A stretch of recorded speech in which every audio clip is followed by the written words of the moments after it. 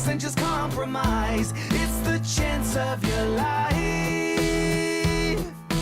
Okay, try to be brave. You have so much to save. Take control of your own life. Right now, every mistake makes you feel like a fake. Take control of your own life. Nothing in life is good. Tied in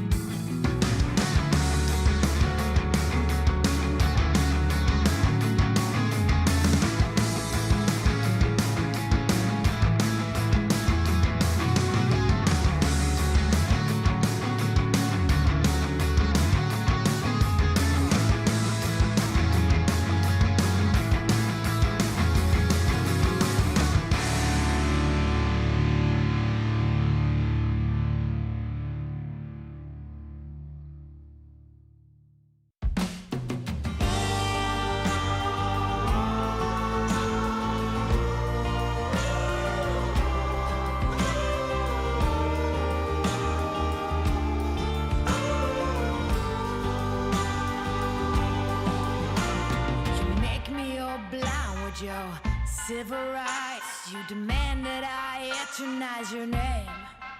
Walk ahead.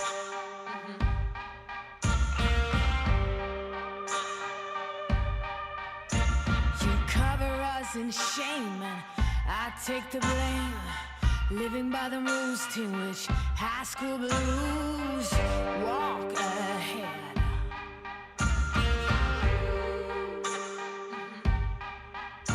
Big cannons keep provoking.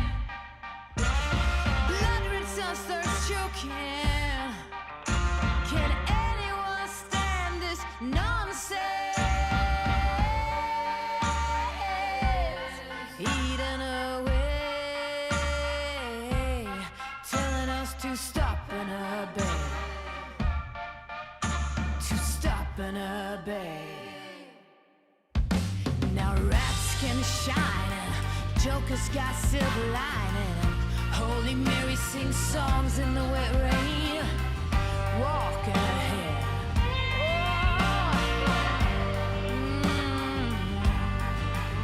Now every new day's a new firearm to my teeth. Call me a liar. Building as you rip. Someone show me someone living a desire.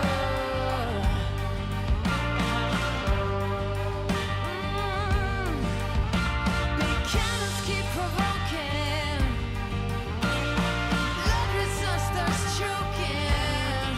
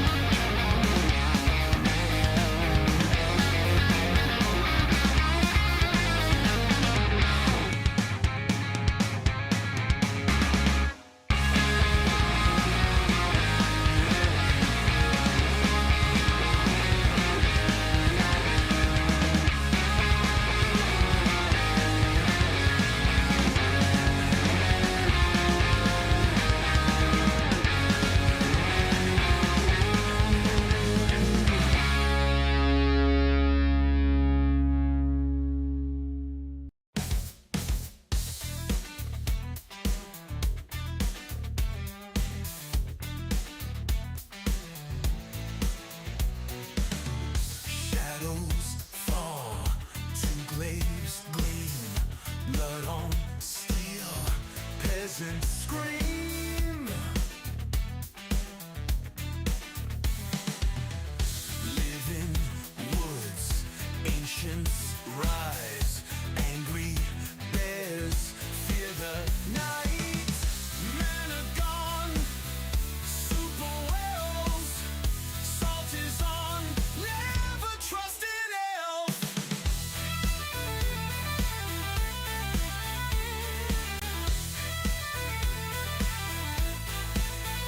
Cold arrow, double staff. What's up, everybody, here on consecutive streaming day number 360. What a day ahead. An awesome day of Warcraft with B Cup playoffs as well as DACH relegation.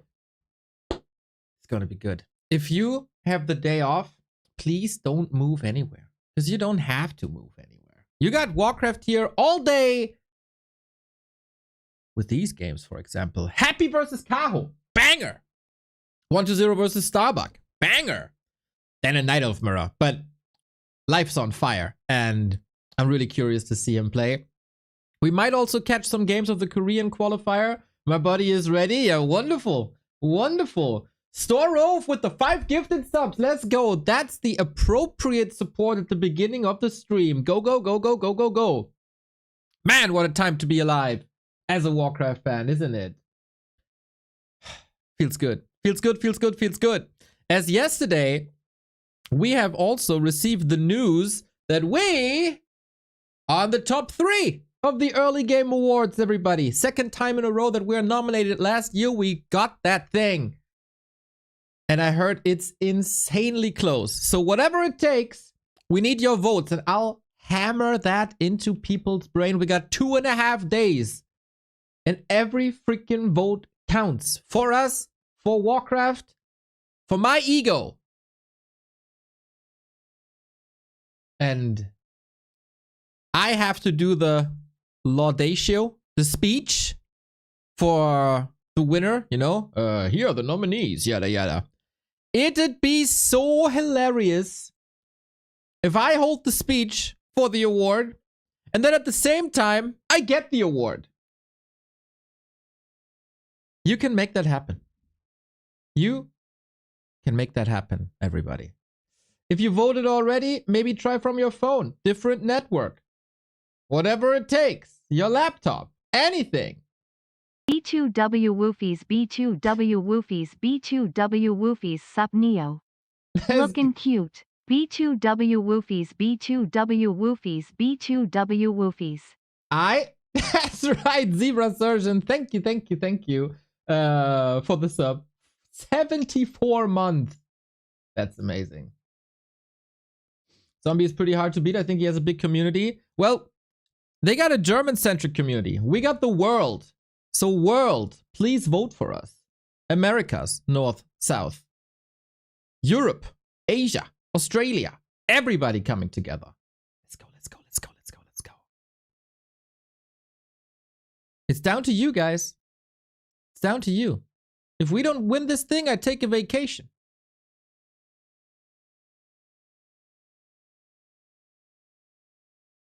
And then who's doing the Warcraft for you?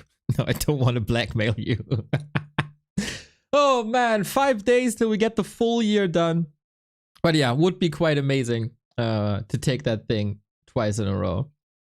So this is B Cup. This means that, oh yeah, you get to the vote with exclamation mark award.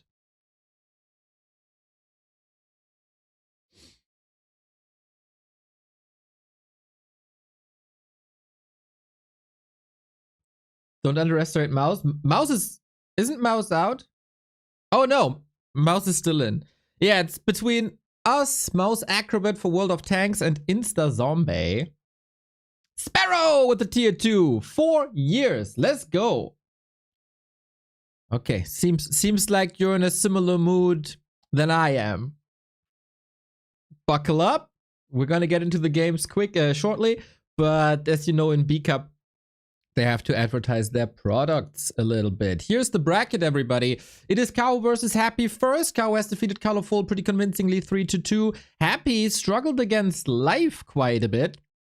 And especially if Life plays his best across the entire series, I think there is a chance for Live to win. And hopefully Kaho took notes. And hopefully Kaho can do even better than Live did. Andra Weezy, thank you for the 13 months. This smells like a hype train to me, everybody. Then we got Starbuck, who defeated Blade. And 120, who had a pretty damn tough time against Moon. One of the best Moon performances that I've seen all year. And the Night Elves are facing each other in the lower bracket. Two still available. Moon then was unfortunately eliminated. This is rough. He played so well against 120. And then he gets eliminated one day later. It's tough. But yeah, Focus Sock still alive. That game is for tomorrow. But until then, we got amazing games. In our Dach relegation, banger matches yesterday night. I truly, truly, truly hope you saw that. Because, like, especially the game between Ente and Francis, again, was an absolute banger. And Toxie is still in the race as well. So we have Toxie versus Francis tonight at 1945. Prior to that, we got lower bracket matches where Ente is up against their Shosh and Shocky plays against Chris. Thank you, Call Me Master. Thank you, Zushikor, for playing. Pretty respectable performance from everyone yesterday. There was barely a match when someone had no chance. So super duper duper duper cool. And only the top two will make it to our highest German, Austria, Switzerland league that we're running from the beginning of March on. What else is up? What's the next call to action? DWCC. It feels like this is flying a little bit under the radar of a lot of people, but this weekend is the start of the DWCC. I want to see you all in the qualifiers. We are this time separate from the CIS region. So the Western qualifier has no Happy, has no Hawk, has no Dice, has no Mr. Winner. It's your chance to make some bucks, everybody. $1,100 for the Western qualifier, 1 slot to the main event. 2 players can advance to the wildcard qualifier, and it all starts this weekend, Saturday and Sunday at 7 p.m. Here are the links.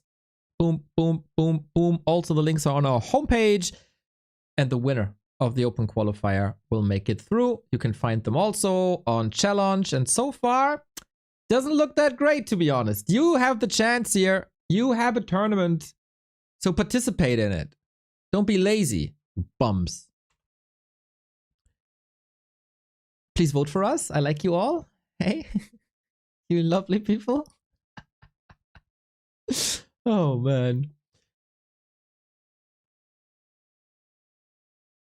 No, not Razorman for the win. No. The fucking cheater. And of course he will not play.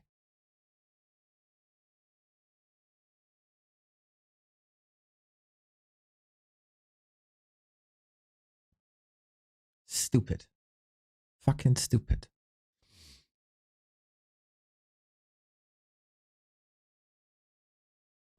Anyway, the B Cup should be ready soon.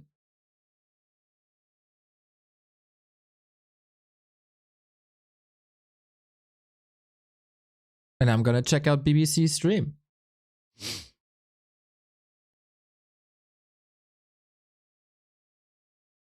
Are they still selling products? Are they getting in the groove? I do have the Flow TV up. So far, no game just yet. That gives me the time to do a little prediction with you guys.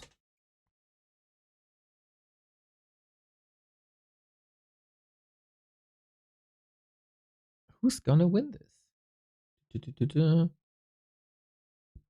Let's do it a little different.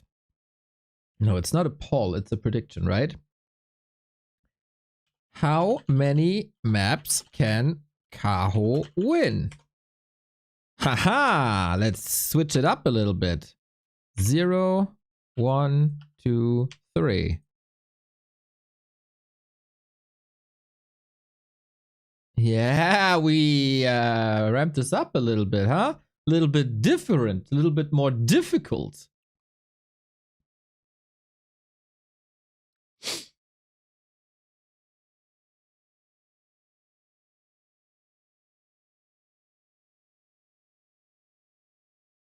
I'm not entirely sure in what shape Kaho is recently. Feels like he took an extended break over Chinese New Year, especially. He lost to Soin versus his orc in, what was it, WSB 3-1, but Soin was on fire that tournament. Won against Moon, had issues versus Labyrinth that should get people worried. Smashed Moon, smashed Lin, but yeah, against Undead, seemingly having a tough time. Last time in the Don't Force Me finals, it was a very clear 3-0, but I think that wasn't the greatest Kaho. So all these results that are more than 2 months old, we shouldn't take into account. So not much game tape, actually, for Happy to go from. And I think Moon and Life are showing the way. If you merge Moon and Life, you pretty much have the perfect Night Elf, I think. Oh, and the game has started. 2 minutes, 30 seconds. Moon with the awareness and the... Oh, that's a poll. That's not the prediction. Moon with the awareness and map control and wisps everywhere. And Life just with the execution. Like, his micro is crazy. So what do you think? One map? 43% think, or 43% of the channel points bet on a win of Kaho. Interesting. Hey, Benny, what's up?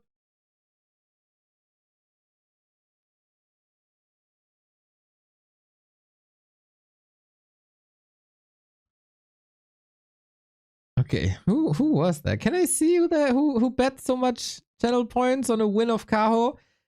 Everyone and its mother said it's gonna be Life. Life is the chosen one. If someone beats Happy as a Night Elf, it has to be Life. What if Kaho now emerges all of a sudden and takes that away? Hopefully he's a bit motivated by more competition in the Chinese Night Elf sphere.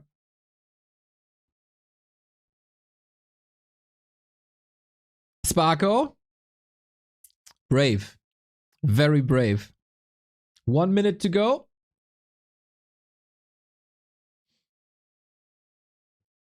Is that ad running or not? I want to have an ad right now. No, it's not. Eh?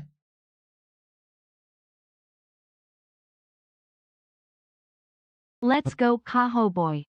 Let's go, Kaho boy. Abstract eer0 else. Thank you, thank you, thank you. Who hit the freaking snooze button?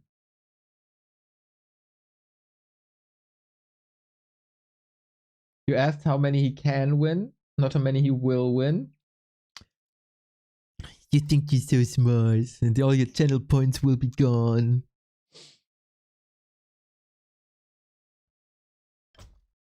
"15 seconds. This could be anywhere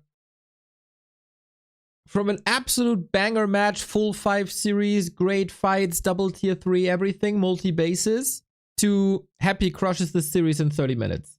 Everything in between is possible here. We obviously hope for the latter. I can tell you that we're kicking things off on Autumn Leaves. And this is the most beautiful sound in the world.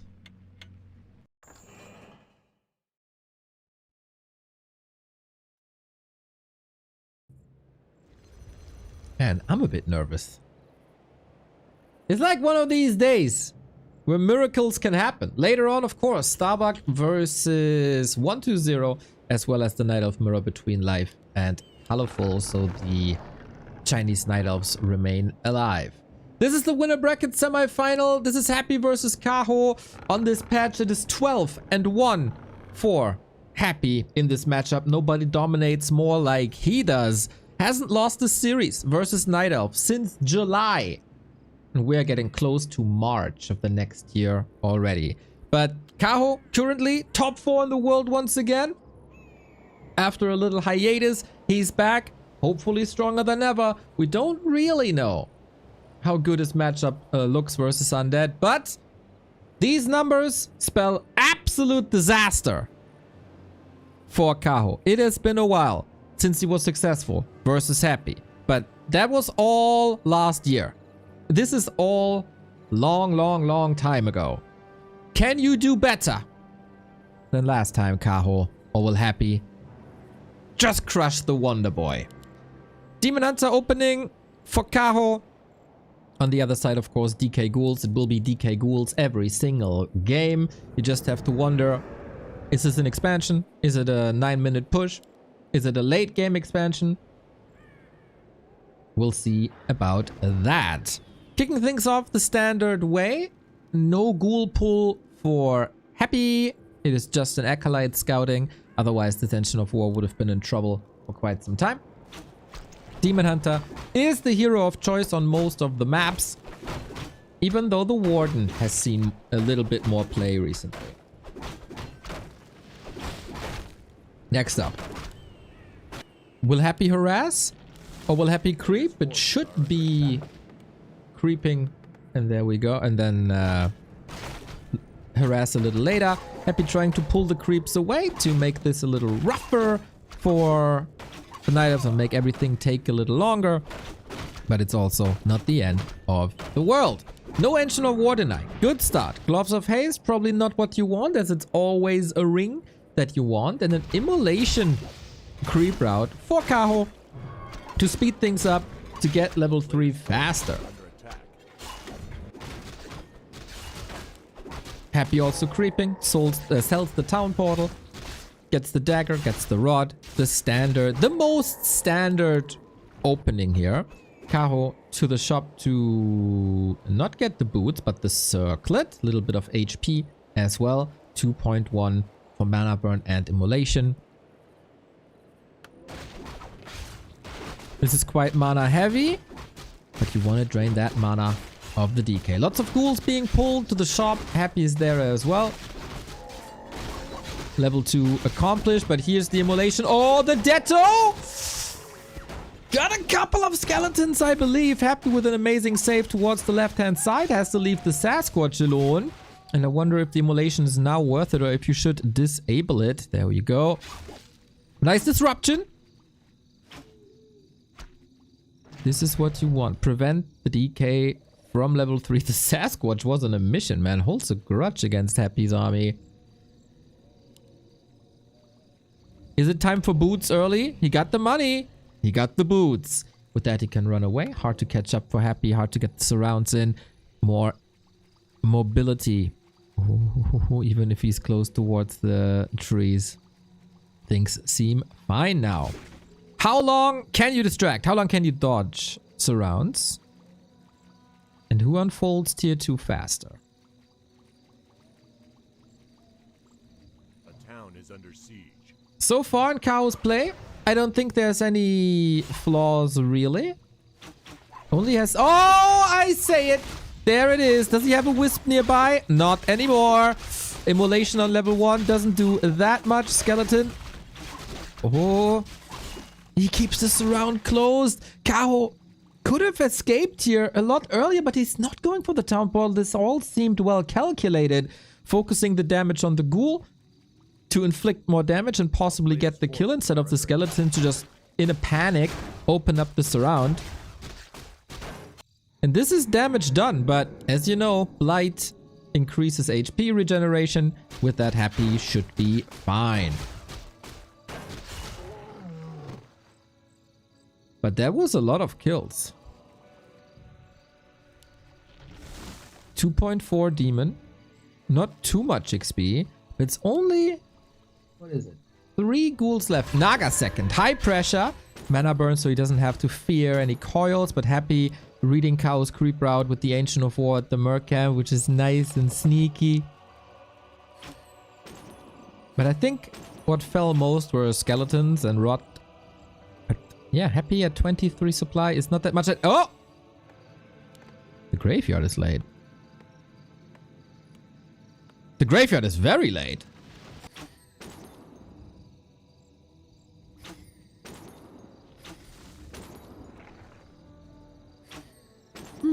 This delays statues. He's also not teching just yet.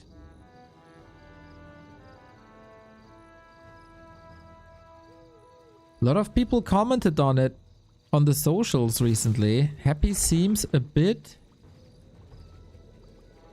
in a slump, not as crisp, not perfect. He seems a bit imperfect. I think that's the way to put it. And for Happy, that is of course far off from the norm then.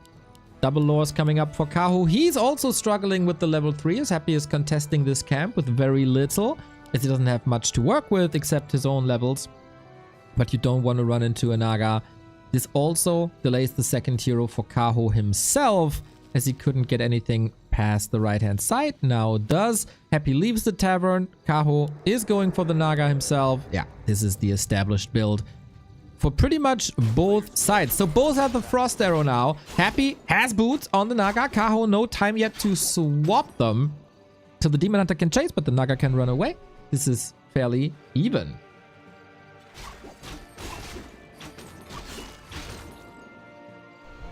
As long as Kaho can burn mana here, I think it's fine if he stays on reasonable mana values, so he doesn't have to use too much Moon Juice because nighttime is over and that also ends the Moon Juice regeneration. Another Ghoul kill, easy. Dryads are coming in and running away from Dryads, and also Naga is quite tough. Wonder if it's a little bit of a mistake by Kaho to not pass the boots to the Naga, but then the Demon Hunter also wants to chase, and now he thinks he has finally some time to creep the Mercenary camp. I feel like Kaho knows exactly what he has to do. He got a lot of game tape recently from very good Night Elf games versus Undead, and he is realizing that. Demon Hunter is taking the camp. Naga is controlling the zone.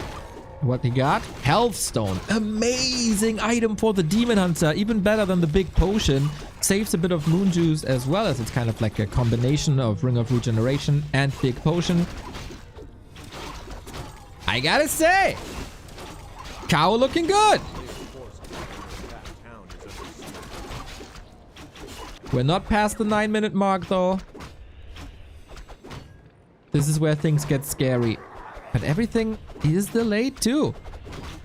The Naga didn't get a single kill. How absurd. How absurd. Not an archer, not a wisp, not a creep.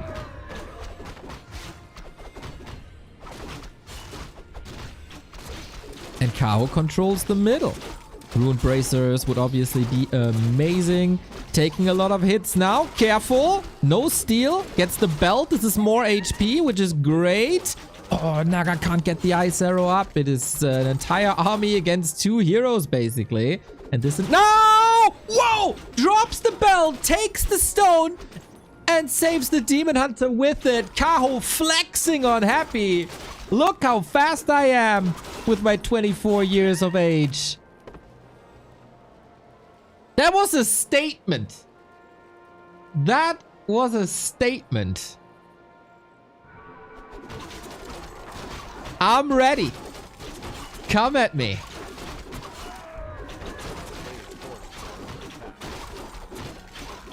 Bro, that was so fast as well. Kaho.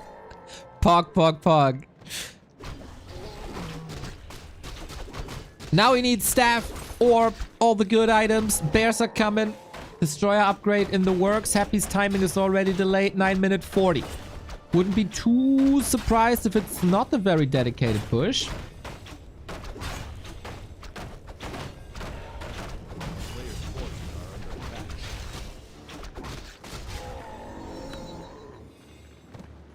He wasted the stone? That kept the Demon Hunter alive, bro.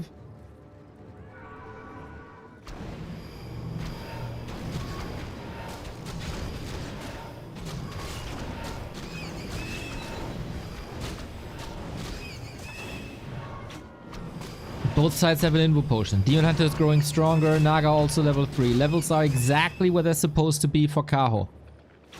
Player's forces are under attack. This is the moment where Happy is usually most dangerous. He leaves an item on the ground as he's feeling pressured with the Fiend intercepted. First coil used. Heavy on the Dryads, low on the Bears. Happy is taking lots of poison damage, and the coil misses as well.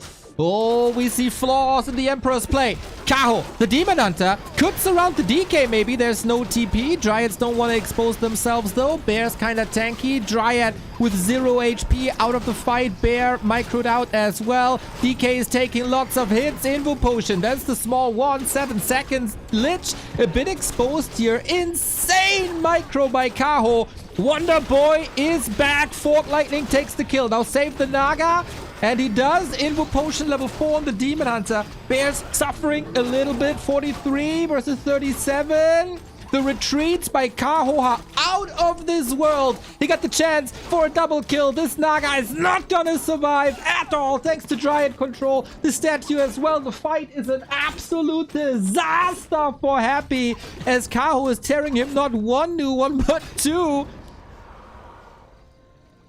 And now what? Reju running. This is a lot of hurt units for Kaho, but he managed to save most of them. Holy moly! He takes the consumable as well. It's the Wand of Mana stealing. Can double down now.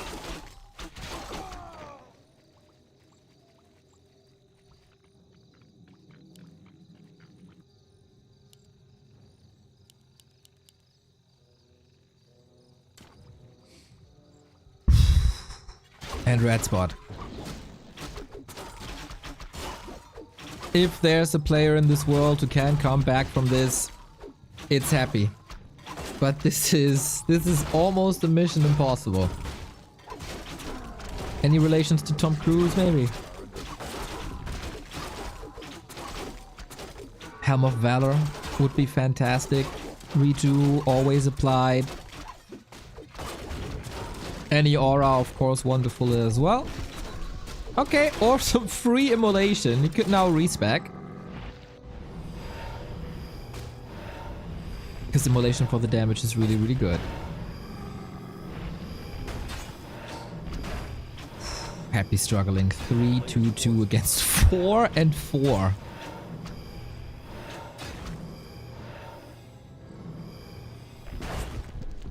Claws plus 12 though. Pimp that ledge. Pimp that Naga. Any tech switches maybe? We got an Ancient of Wind. The crows are coming. That's more like a chicken, huh? Ah, gotta work on that impression. If you give Happy too much time, this might be a mistake. But we got the tech switch done. Number 1 priority. Check mark. We're working on an expo. Happy's on the other side of the map.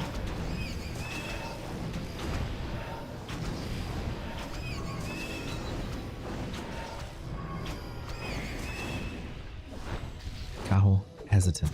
There's involts up for grabs. Demon Hunter level 5 can be a win condition.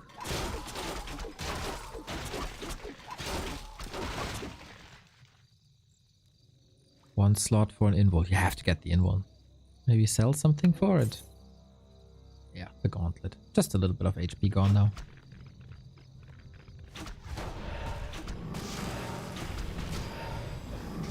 And he stays with immolation despite the Cloak of Flames that was sold. It's a lot of gold though. So understandable. He's allowing Happy to accumulate quite a bit of mana though. We haven't seen any burns. He wants level 5 over everything. And as good as his execution was, maybe you shouldn't allow this. Because Happy is coming. 62 food. Crows, not online yet. Expo, not online yet. Everything that Kaho has invested into recently is not on the battlefield. Happy, master of timings. Master of comebacks. 3 crows up. They can fall with a single Nova 4 combination. Oh, he didn't get the invul. He got the staff. That could bite him. Has to cancel the expo. Happy got the Z-Cloud. Got the A-bombs. All of a sudden, Kaho seems hesitant. Oh damn, he outmaneuvered me a little bit here. He got a lot of XP. I didn't. 5 crows. 6 crows. Happy is completely broke. With another heal scroll here. Heal scroll to counter Nova and counter Fork. And we're fighting in Kaho's base. 3 destroyers.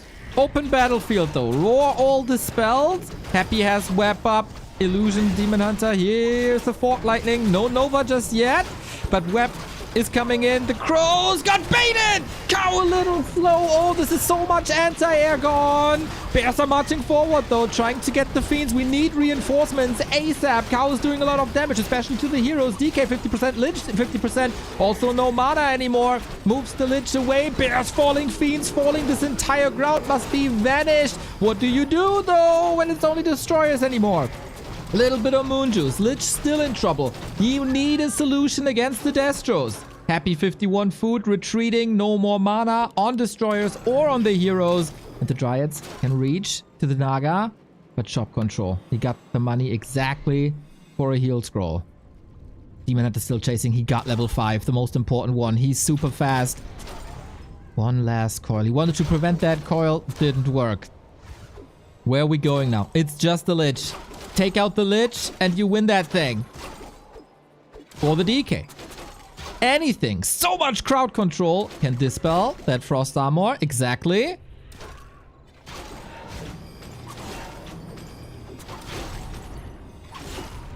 And now we fight into the undead base. Kaho has won fights there before. No expo, just more crows. Demon Hunter cannot redo at the moment. Greedy, got the staff, uses the staff. Disease Cloud working overtime. Demon back though, full HP. That's what the staff was for.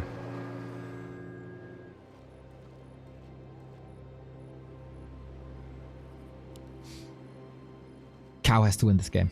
Reward yourself, kid. 4-3-3 heroes unhappy though. We got a second crypt, sell the altar. 3 minutes of mining remaining. And this time the Demon Hunter sticks around. This time the Demon Hunter will burn.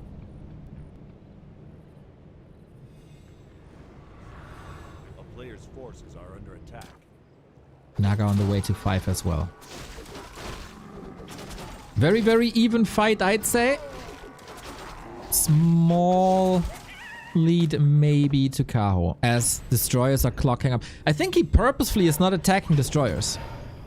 15 food, no mana destroyers.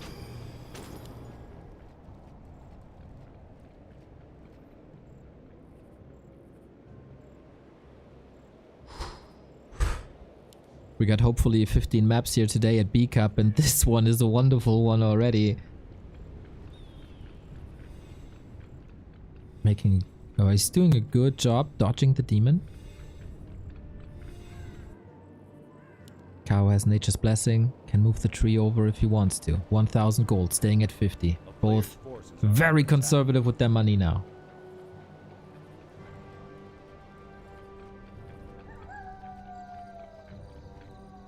Trying to catch reinforcements, but both aren't producing at the moment. We get a shade by Happy.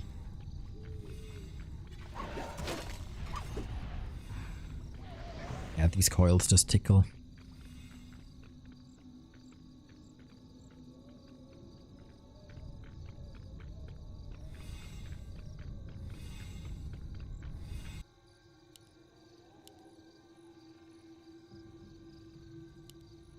One fiend remaining. I like that Kaho is not overshooting on bears. Got one Care Bear for the Roar and Reju. Might need 2 to 3 more. But then at some point they just fodder for the Fork Lightning Nova combo. It's mostly about Dryads. It's mostly about crows. A player's forces are under attack.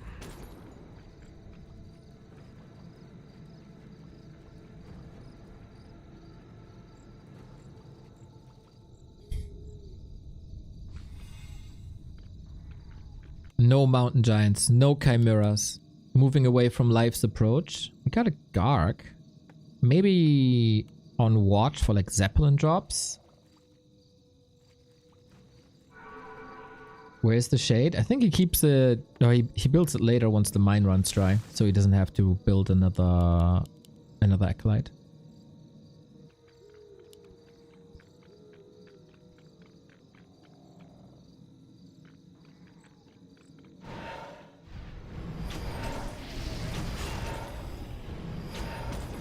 staff out. This would be a classic Night Elf play. Right before the final phase, lose the hero.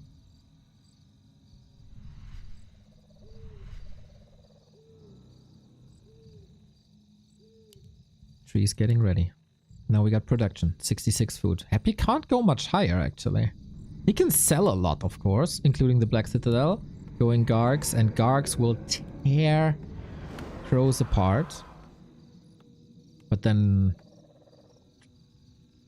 they're only really good against Wisps, Crows, and Dryads. Naga Demon Hunter should be able to deal with it. Problem is that the Naga is not 5.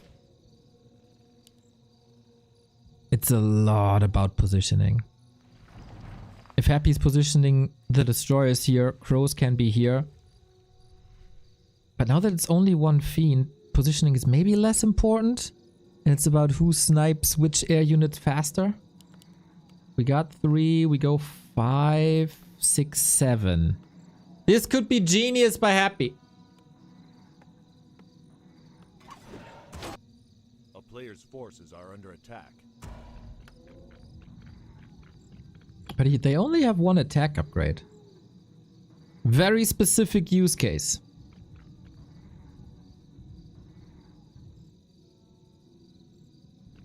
Invul on the Naga. Mana Potion, Heal Scroll by Happy. Oh, it's so close. So close.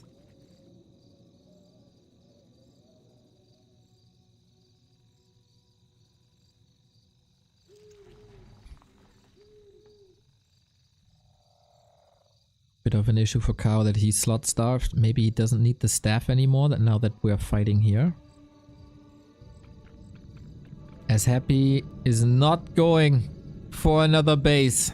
Sells his main, 500 gold, 75 food. Kaho's broke, soon mining. Clearly one player in the defense position, and that is Kaho. If he holds, he wins.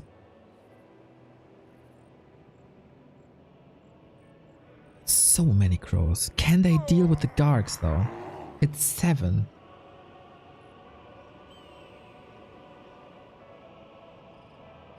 Damage of crows is high. Same for the Gargs, of course. Oh, we got triple heal scroll now! Oh my, Happy! Selling the Black Citadel for 2 additional heal scrolls. This will be tough, my friend. He might still do it. After a disastrous mid-game, he might still do it. Can the crows do the necessary damage? It's so many of them. Gets a snipe, gets another. Good start for Kaho, I'd say. Demon Hunter also taking so many hits. Heal scroll number 1 is gone. The Gargs. Oh, 2 of them remaining. DK! 6 save! The crows are still up and the Gargs have disappeared. Kaho's losing the bears though. DK coming in once again. Chaotic situation. 2 bear kills. He's moving in again with that DK. Maybe a little bit of the bait, but the crows, the flock is chasing. Demon, oh no! Now you regret that info potion. God damn it, Kaho. It was so chaotic. You were so far ahead. And then your carry dies. A town is under siege. Maybe not the end of the world. Maybe there's a chance. He doesn't have the resource at the moment. No mana burn anymore. Tree of Eternity has to live. Has to live. Nova. Potion. Got him. Dryads though. Cannot be nuked. Cannot be Coil Nova. Crows are coming back. He does have Cyclone actually. Could use it soon. Fork Lightning. Reju doing a wonderful job. Do you even need the Demon Hunter here? It's coming back. 90 seconds. Naga is alive and Kaho wins this without the demon. GG. Wonder Boy with the spectacular performance on map 1. Happy sees no way out. Got the hero kill but not the base. And then Kaho is the one mining. Happy got outmaneuvered in the air fight. Clearly. Baiting the Gargs in, moving back with the crows, getting some shots out, then Happy moving back, getting more shots out with Kaho. I thought these Gargs would do a lot better. But Kaho said no. Where is Lin? Kaho said no. Spectacular. Spectacular game by Kaho. And deservedly, the 1-0. Almost gave it out of his hands there by giving Happy some time and letting him catch up in levels, etc. But when it mattered most, he was truly well prepared for that fight. He won that fight against 3 heal scrolls. Amazing. Absolutely amazing.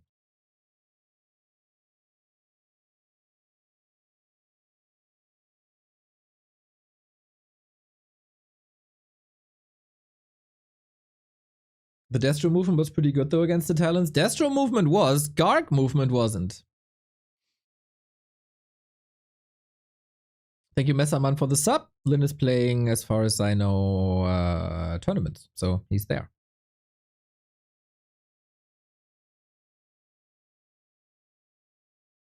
Crazy, crazy, crazy Kaho. When all eyes were on life, maybe he went into that hyperbolic time chamber. And he is now the one to look at. I don't think the Garg transition was wrong. What do you think about it? Because in a straight up fight, they should just win.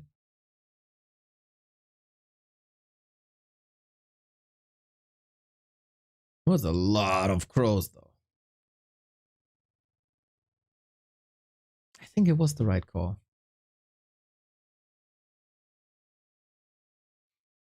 I don't see their second map up just yet.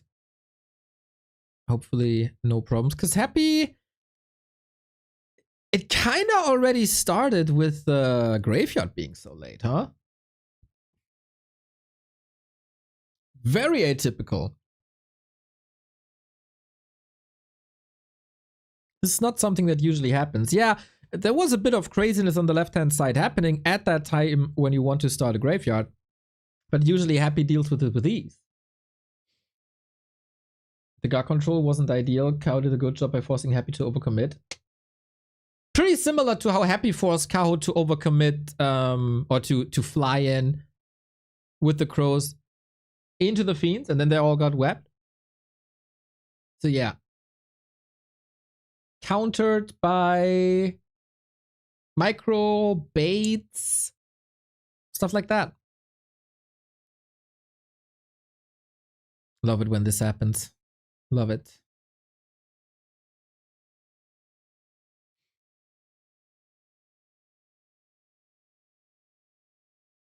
Now, this is, I think, the last times we've seen Happy struggle versus Night Elf was mostly him starting well, then the Night Elf catching up.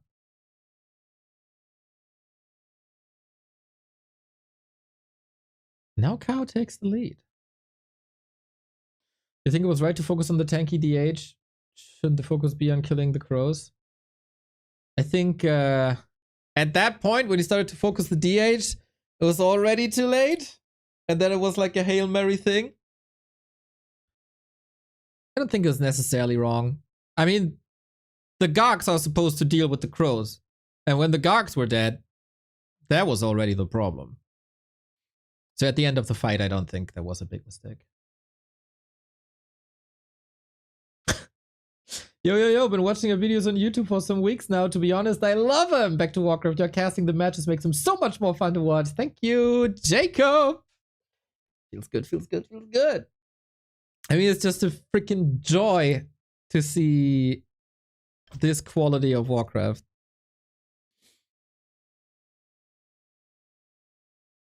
I still don't see a game hosted, though. This is odd.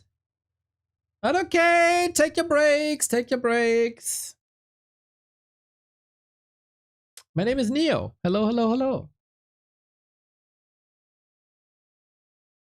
I mean, how can you not be joyous when you see a game like this? Like, how can you not pog out? Maybe Happy is watching the replay. Bez. What sense does it have for Happy to watch a replay? He knows every move inside out anyway. Photographic memory.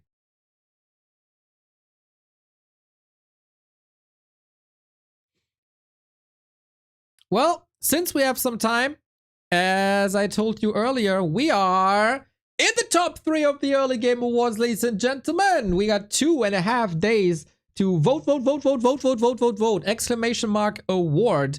We won that title last year. I want to defend it. I wanted second trophy. It is incredibly close, as I've heard. So every single vote with every single device from every single network, we need ya for Warcraft. Please? Pretty please? Use your tablet. Tell your mom. Tell your wife. Tell your kids. Tell them all.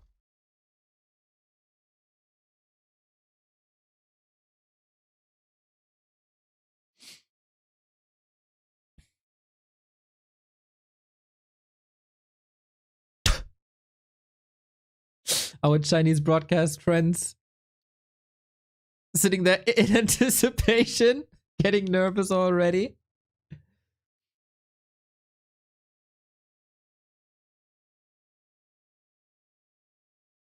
Hopefully everything's alright.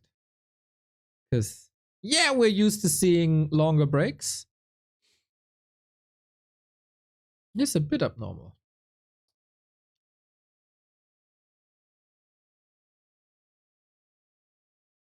Does the award come with money? No. It's just nice appreciation. I mean, if we win, you can all donate to the non-mainstream streamers of the year.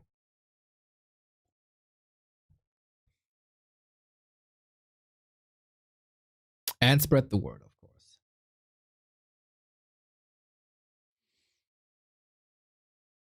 Checking Flow TV. Kaho is not streaming, right? As far as I know. Pin link to that vote page. Smart.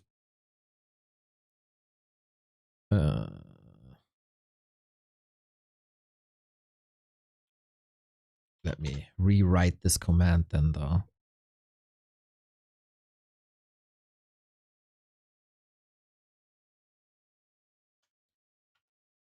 Set award.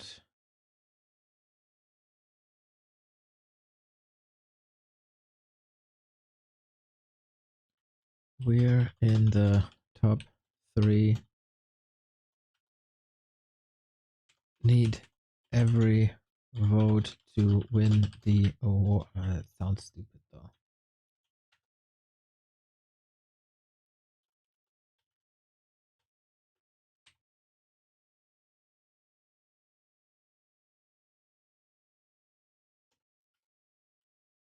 Whatever. Pin. Yes. Very good, very good. It has still not started. Did Happy smash his screen? Smash his mouse? Technical difficulties?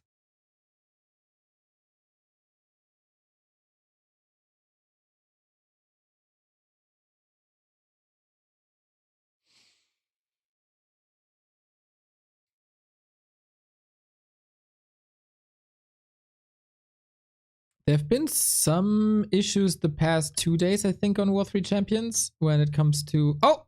No, it hasn't started. When it comes to joining lobbies.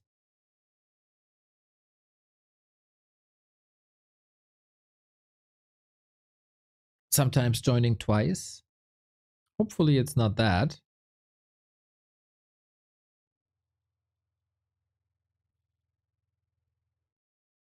As far as I know and from what I can see, there's no reason mentioned in the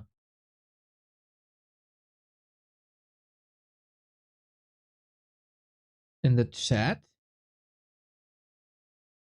Hopefully that's not killing Kaho's momentum.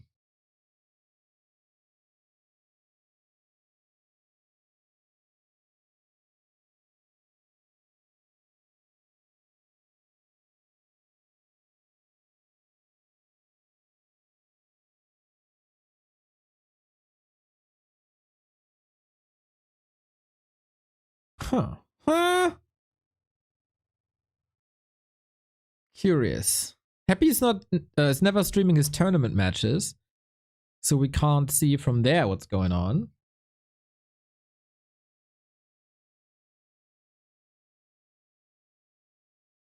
Yeah, I think he just raged. Smashed his head through the screen. Doesn't have a backup. GG. Def win Kaho. Or they started the game and we go next. In exactly 2 minutes. Oh no. It's just up. Okay.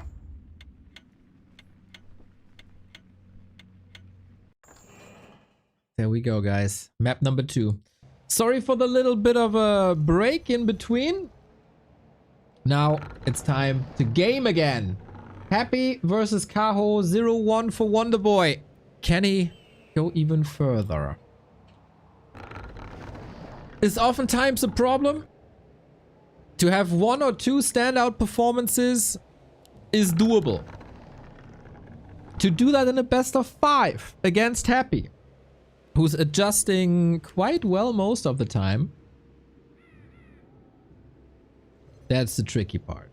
A player's forces are under attack.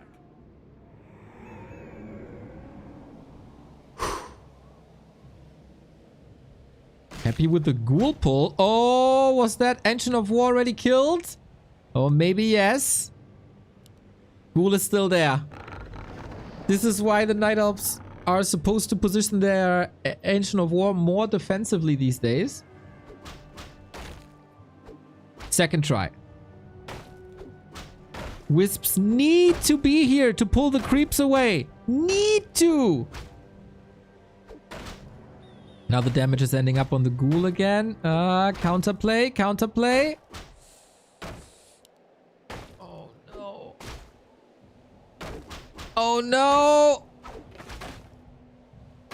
Oh.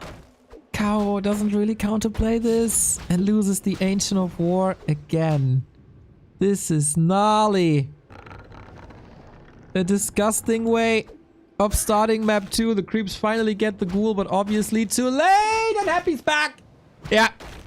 Go next.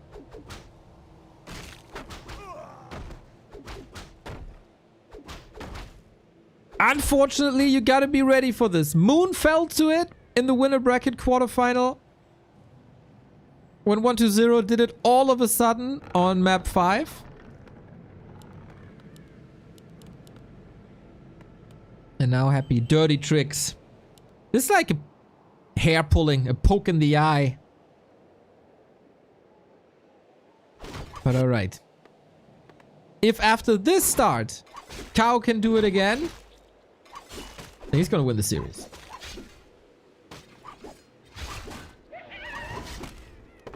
Demon Hunter with the slippers, but DK gets the XP.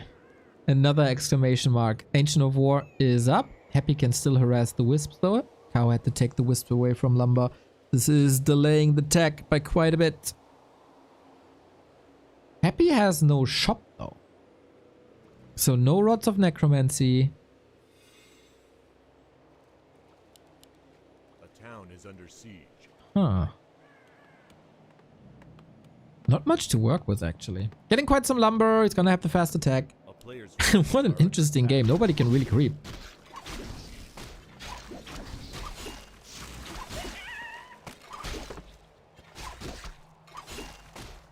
I see Mr. Starbuck in the chat. Good luck, good luck, good luck. I hope you're well prepared for 1-0 later. Absolute class match that I'm looking forward to for quite some time.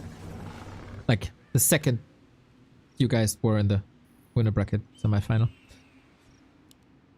Demon Hunter double slippers.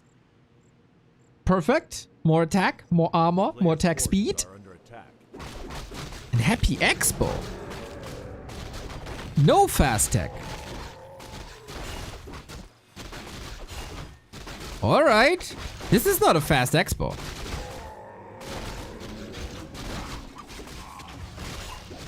Interesting. Maybe a mistake. We'll see. Demon Hunter is doing a lot here. Detonate against one skeleton at the least.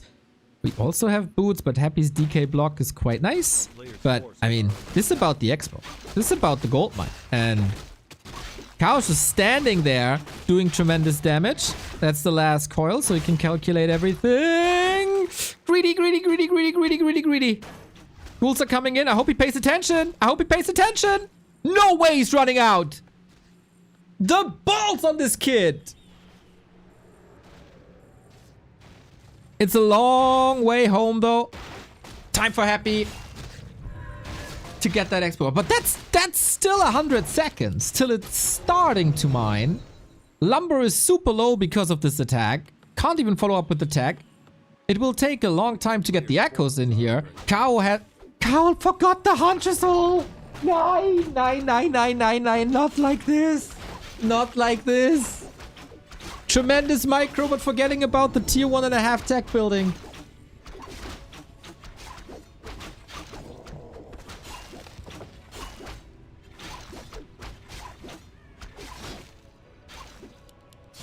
Good scout by Happy. And here comes the ghoul. Yep, here comes the ghoul push. Needs to distract. Needs to keep Kaho busy. Quite some issues now. I don't think he can do anything about it. That's a cancel. He can still expand on the spot, so it might not be that much of a delay. It is the lumber economy safe. And he had to wait for the Hunter Soul to finish anyway. Whew, quite a chaotic game we got to our hands here.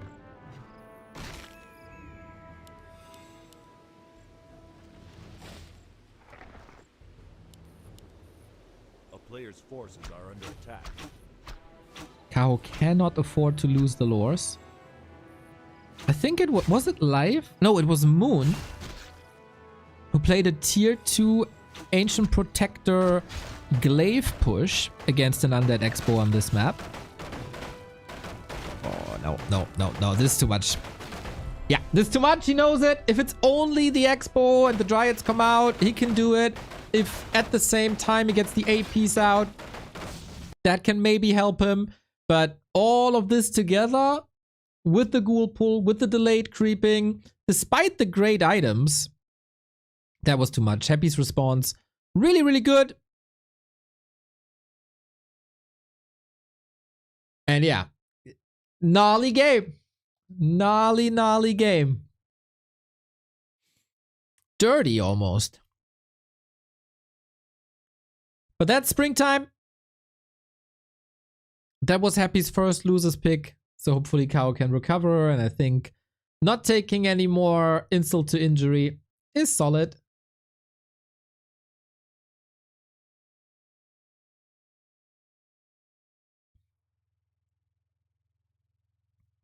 I think it's a solid approach. Just go next.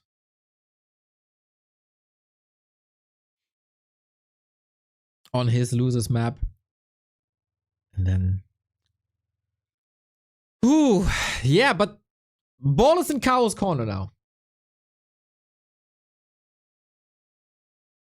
Neo the Man, Koloss der Hüter der Kollegen. Oh, my dude, hope you're doing well. 1-1 it is. But Kaho is surely under pressure. He always has to start in a way that he has to like assume that a ghoul pull can be coming. At least it's out now and it's back in his memory, unlike Moon, who completely forgot about it for the series, and then on map 5, boom, was a little anticlimactic, unfortunately. On, when was it? Sunday, I think.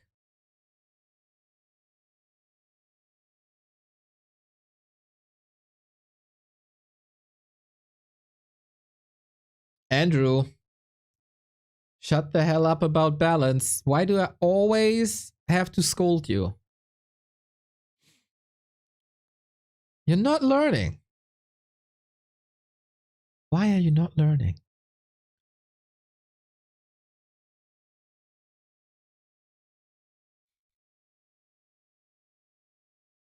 So, about the prediction, 42% of you said Kaho's gonna win one map. That's already done. If Kaho wins one more, that's a lot of channel points to be burned.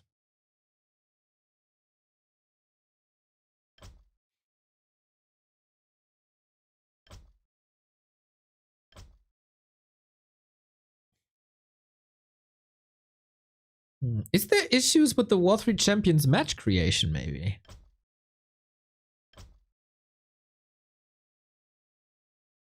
Because everything takes quite a bit.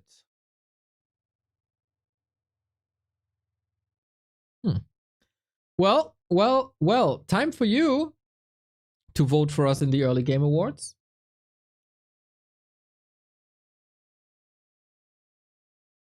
And of course, to sign up for the DWCC that is coming this weekend. Open qualifiers for the Western qualifiers start Saturday. We got $1,100 in the pool for the Western qualifiers, where the Russian players will not be. They got their separate qualifier after bitching and moaning last time. So no Happy, no Hawk, no Dice in the Western qualifier. Time for the Europeans to shine. Time for the Americans to shine. Haven't seen them in quite a while. So get in there. 4 open qualifiers. Oh, the winner advances. Go grab some money. What model mod are you using? Exclamation mark Kenshin.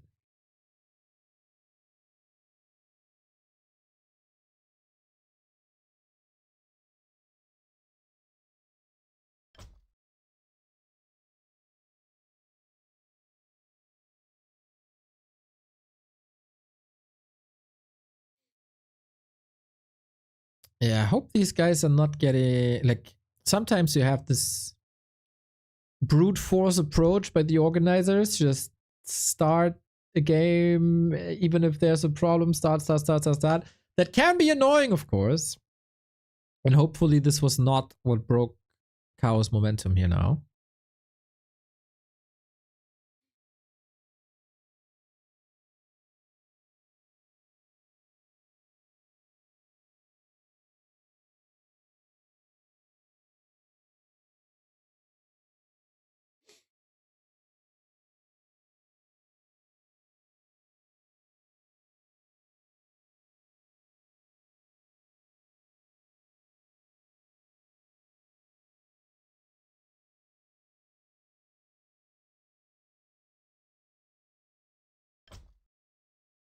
I'm refreshing like a madman, but I don't see any changes.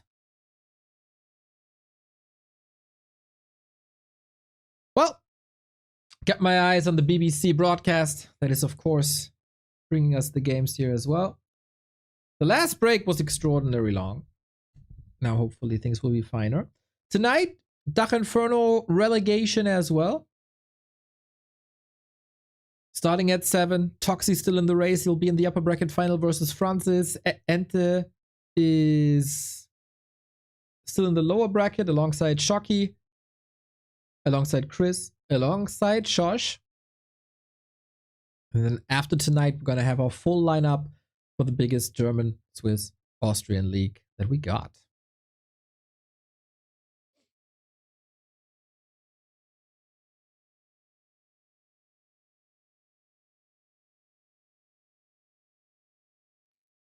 Oh, seems like we're getting readier. Oh wow, now I got every game there twice. Every game in Flow TV is displayed there twice. Okay, seems like it's fixed. Echo Isles is the game, everybody. Ooh, this has been a guarantee for amazing matches in the past couple of weeks. Whether it's Moon, or Lawlight, or Colorful, or especially Live, this is, or has become, the #1 Night Elf map after Vetoes.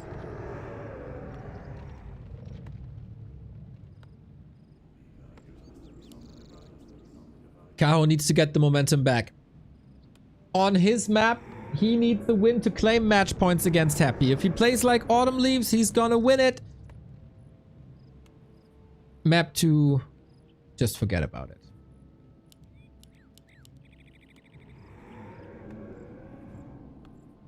Starting DK Ghouls. Is there a chance for a Kaho Warden?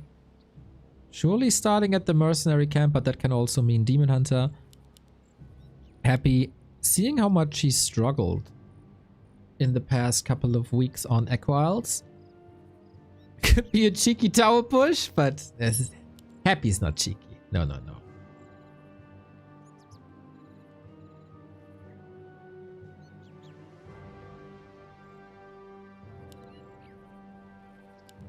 And Demon Hunter is the reliable choice, understandably so.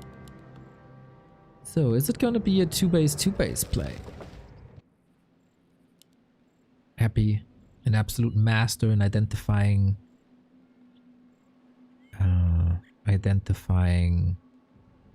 expansion positions and expansion timings.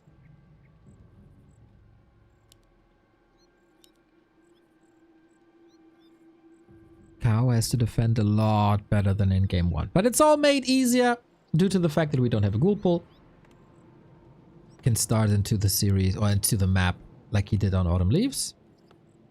And then hoping for a good item. There's not even an acolyte around to steal anything, right? It's very calm.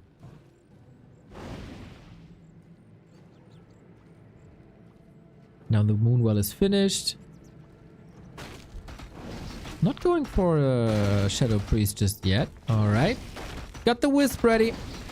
Happy sells the TP. Only going for 1 skull, interestingly. Please don't deny. Thank you. What do you got? Ring of Protection +5. Huge damage mitigation on the Demon Hunter, who's already at 9 armor. There's a lot of chances for rings here. And later on, it's very good boost for the bank, for the budget.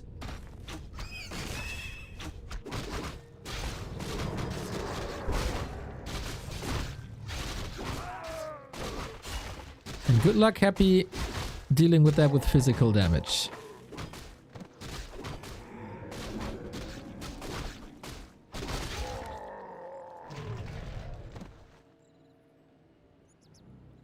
Demon Hunter got the circlet as well. We all know Happy likes to dress up as a little princess on his heroes with lots of circlets stacked up on each other. But no boots just yet.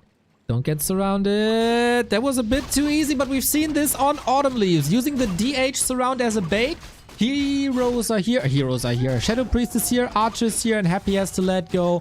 50% of the damage done. He probably saw that Ring of Protection. Like, nah, probably not. Wisp. Block.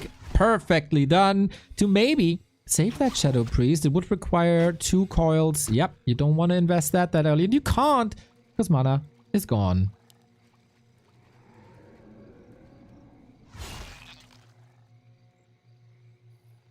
Berserker for damage. Tree coming. After this surround, I don't think Happy has the forces to rush across. Everything's hurt here. Things are still healing here. And... oh, he was low on lumber. He can only build the Haunted now. Kaho is actually, when it comes to like progress, actually ahead. By a lot. Yeah, he has to walk over and all, but...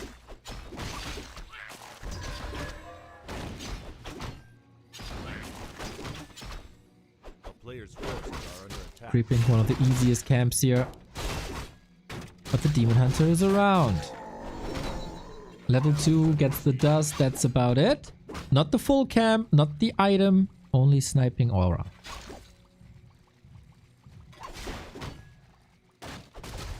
This time, no support by Shadow Priest, no mana either. I don't think that's on purpose here. Yeah. Happy gets the second surround of this game. And forces a TP. It bought time. That's what it did.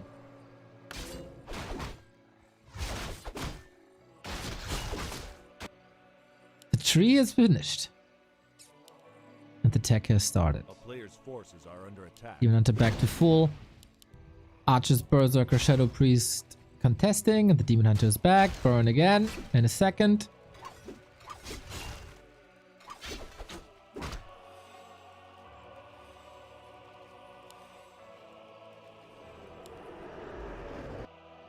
And with that, both players should get their second base up, but Happy ain't done here yet. Got the lumber that he needs for the tech, so pulling ghouls. So much map control. Kaho gotta be careful, no TP anymore. Cannot get surrounded now. So much pressure. So much pressure. It's so many ghouls.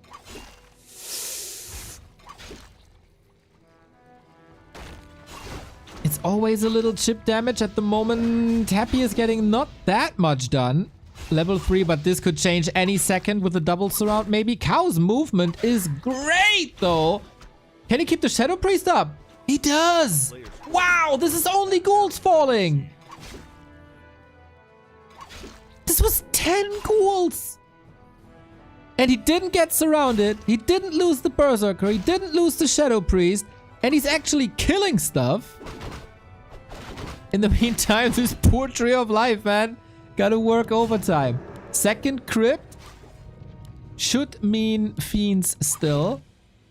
Okay, now the Berserker is here. Oh, you really don't want to uproot? What is this?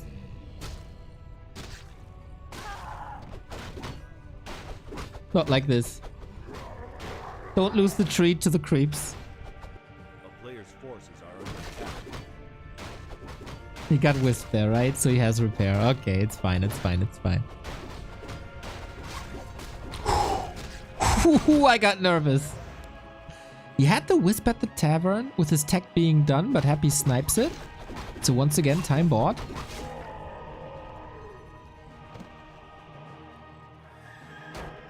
Happy doesn't know this, I guess. Invis play. But this was seen, right? I think it was seen. Panda or Naga? We've seen both. He will be exposed to a lot. That makes the Panda better. Player's forces are under attack. Panda it is. Yeah. On Echo Ults, this has been proven to be a very good weapon. It's less about tempo. He will have more time due to Happy expanding again.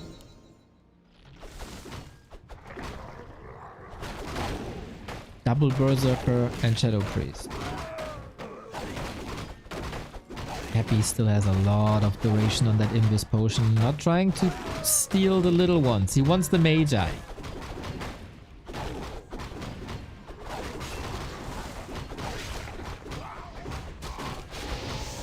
Ref for 1 kill. Double Slaughterhouse coming up for Happy as well as the tier 3 tech has started. But in tech, Kaho's ahead. And Kaho is playing this incredibly patient. So Invis potion is gone. Is there a coil? There is now. 200. Yeah, he keeps the Magi above 200. So there's no steal. Invul potion so the demon can't burn. Jesus Christ. Quite an investment. Got to get the potion for it. And bites the circlet on top. Lovely, lovely, lovely. Amazing gameplay by both of them. Kaho making sure that the Ogre Magi is not falling below the threshold. Happy making sure that despite the counterplay, his Invis potion is paying off. But it was an Invis and an Invul potion for the greater healing and the XP. Slows the Panda down a little bit. Alright. Second heal scroll already. Against the Panda. So valuable. I feel like Kaho has to make sure to get enough wisps. This is an easy trap that Night Elves can't fall into. You got 10 wisps on gold. This map has no shredder, so you really, really, really need a lot of lumber. We saw it with Life versus Happy in the winner bracket quarterfinal. A huge surplus of gold, but he could never build the big army. Heal potion sold, why? There will not be as much hero focus due to Kaho not picking a Naga. The damage will be far more spread onto units. And the heal potion is worth a lot. So trading it for the heal scrolls, which are unique and both players want them, is I think a good choice. I think from an observer perspective, people underestimate how much gold these consumables give you.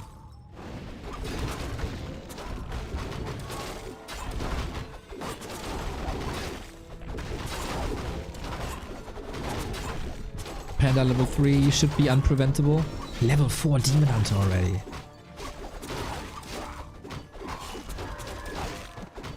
Good progress. 2.9.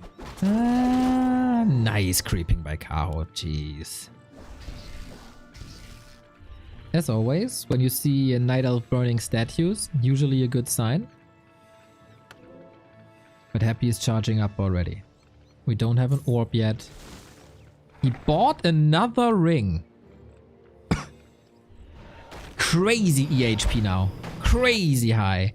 Even keeps the ring +5. I think it's oftentimes worth it to sell the ring +5 and get a ring +4. Because the ring +5 gives you so much gold and the ring +4 is rather cheap. Here's the push. We have an orb, but on the panda, 4.3 again. Excellent creeping by Kaho. Excellent. Panda in trouble. Doesn't have a staff. Coil. And he saves here. You cannot allow this. Town portal to save him. Oh my god. This is an emergency. But so far, so good. Needs another redo. Nova, more damage. Panda's overwhelmed, it seems. Needs the Demon Hunter's help. Moon Juice all empty for the Panda. Kaho, this is way too chaotic. Is it? Happy storming into the base with lots of bear, lots of ghouls, lots of fiends. And the Panda is benched for so long, or should be. Invo Potion, Drunken Haze, Breath of Fire. Finally, there's some structure to this fight, but Happy seemingly overwhelming. Doesn't want to wait until the Night Elf expansion has paid off. Now the redo finally gets him into a decent shape. Demon Hunter in the back. No more mana for Happy. From here on out, the fight could go to the Night Elf if Kaho micros this well. The heal scroll was sweet, or the Moon Juice, whatever it was, keeping the Berserker alive. Happy running out of mana, but Kaho running out of space, maybe running out of potions. He needs production ASAP. It's all very, very tight-knit. Happy's focusing on that shop. Has to give it up. Oh, this was a bad, bad, bad engagement for Kaho. Out of position. Panda caught off guard. And now the Moonwells are falling. This is already incredibly expensive. Panda has so much mana. Has to make it work. Double orb is up. How good is the sustain? Kaho needs to build Moonwells at the expansion. Absolutely has to. He cannot rebuild any losses. And Happy is towering over him. Takes the momentum in this series. Exploiting every single mistake. And found his mojo again. This base is ravaged.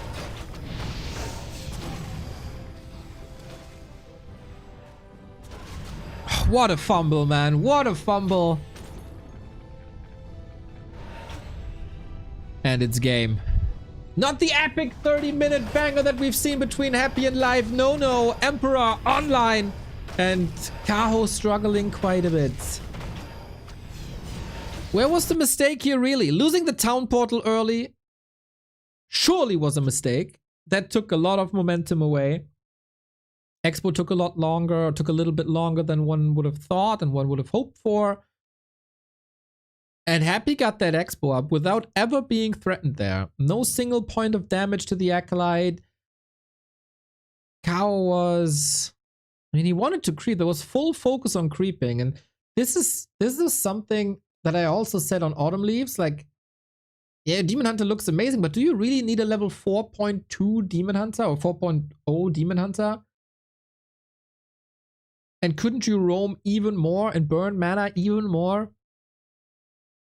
Double heal scroll, fantastic, of course. Nice plays by Happy with the Invis potion into Invul potion to get the so important Magi.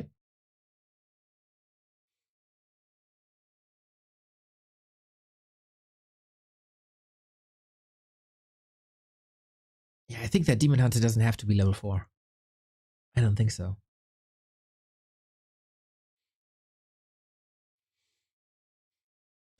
And this was the big loser's pick for Kaho. That hurts. But let me remind you. Life pushed Happy to a full out best of 5 up until the last map, and he was down 0-2.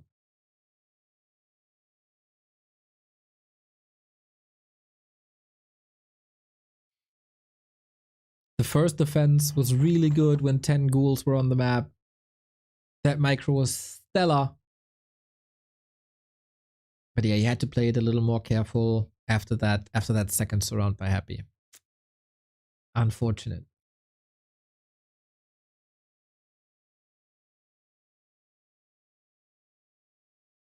Makes sense to ignore the expo, rather creep, because Night Elf cannot stop the expo. You might be able to delay it for a little bit, but not much either.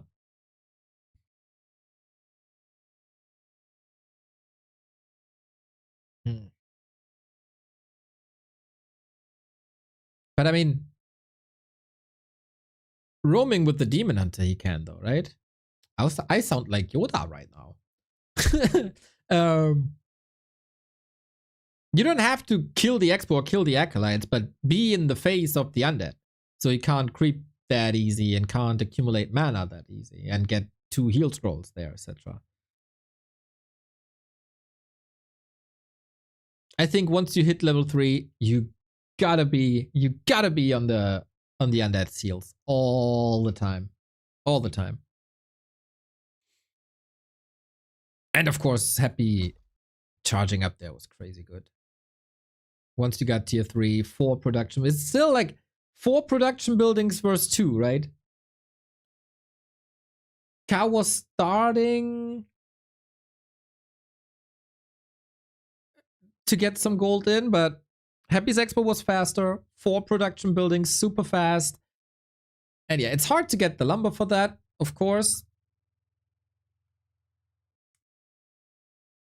But then it's just so much more production, so much quicker, and you have your win condition a lot earlier. It is what it is. I hope there will be a solution to the Night Elf production problem soon. Because they need a big army, they need 3 upgrades, and they only have 2 buildings.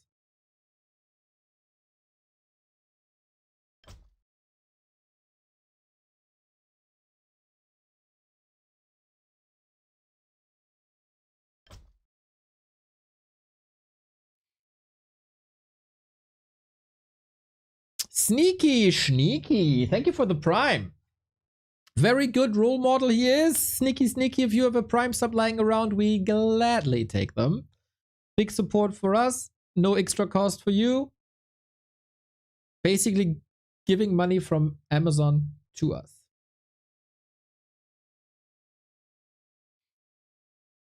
It is Prime time. Right on.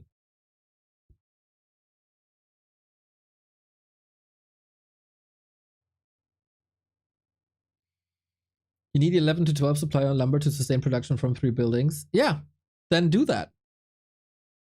I might be a little bit ignorant here, but Echo Owls oftentimes revolves around the big fights, and it's not that rare to get to 100 supply, and everybody, I think, knows that. So you don't have to bank on 50, I think. Alexan has returned. Thank you for the Prime time. Prime time. December Hap coming in with the Prime. Prime time. No GG. No GG. I don't know. I think it's an essential flaw. Like, look at the game of Happy vs. Life on Monday, Tuesday. 2,000 gold, 100 lumber. Yeah. This wasn't the case here. But it happens frequently. Hey, Sashok. What's up? We got the next game. Twisted freaking Meadows. The best Meadows. The best twist. Oh, let's twist again.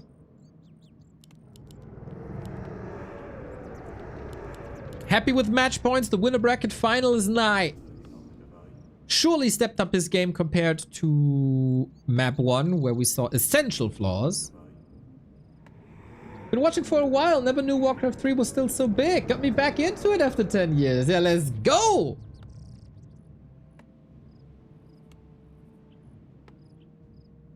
Yep.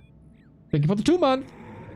I heard it's prime time. Right on. Prime time for Prime map with 2 Prime players and some Prime community support for a scrub like me. Is it Warden? Or is it twisted with the Demon Hunter? Kaho's Warden has always been underwhelming. Is that still the case?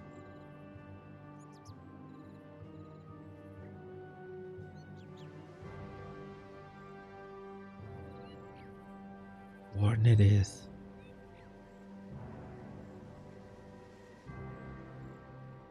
Do you think that due to map size, Echo Isles is one of the worst maps for Night Elf against Undead? No. Echo Isles is the best map for Undead, for Night Elf versus Undead. Because you can get the expo up and level to 3-3 quickly. The best maps of Night Elves in the past 6 months have always been Echo Isles. Hey, Albertus! Thank you for the 7 months.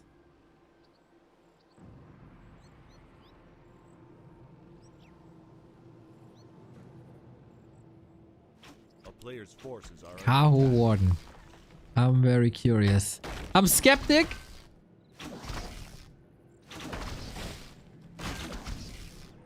I'm skeptic but hopeful. If Kaho goes down here, he goes down to the lower bracket. What's the play? Fan of Knives and Shadow Strike, both amazing spells. I think they have to be paired with Blink. Fan of Knives against Ghouls, Shadow Strike versus Heroes.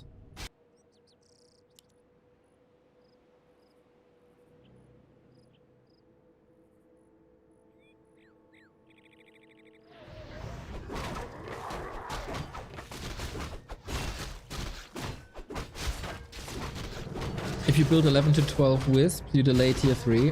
But can't you just build them at the expo? What's the problem there?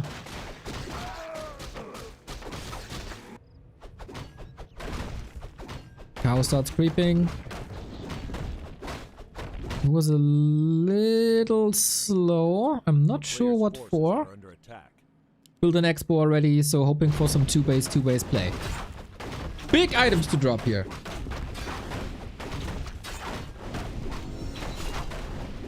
Scroll of the Beast, not one of them. Not one of them.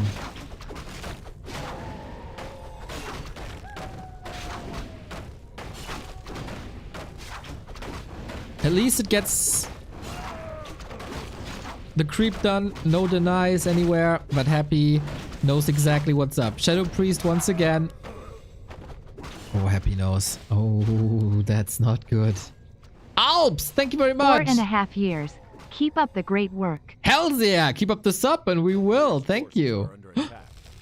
Was about to say, is Happy turning away? Nope. Great scout, great kill. No chance to hold this at all. Also scouting on the right hand side if there's maybe a backup, while at the same time harassing. Happy's multitasking. It's getting crazy. Kaho trying to make this as expensive as possible. Happy has no TP, of course, and it is Shadow Strike. But there's also lots of coils, of course, in the absence of a Demon Hunter. A player's forces are under attack. To me, it feels like the Ghoul pull on Springtime ruined the entire series.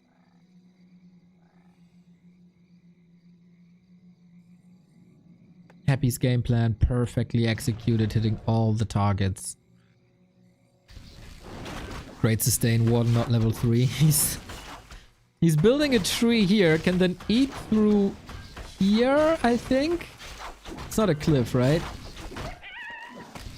Happy is speculating that Kaho's already at the gold mine, which is not the case. So smart dodge, I guess. Warden not level 3. Oh, level 3 would be such a huge help. Hold on. Let the mercs do the thing.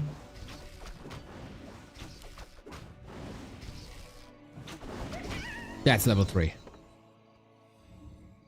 Little bit of a momentum shift here. Can he pummel the DK now with constant shadow strikes? That's the goal. I've seen this work. Pure hero focus, but Happy responds with the boots. This is smart.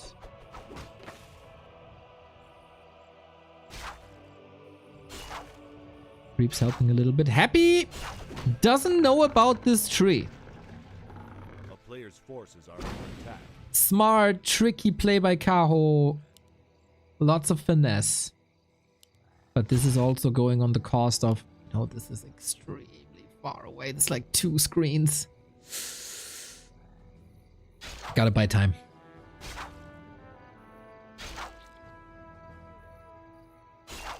Gotta buy time. Oh my god, the ghoul positioning is so good.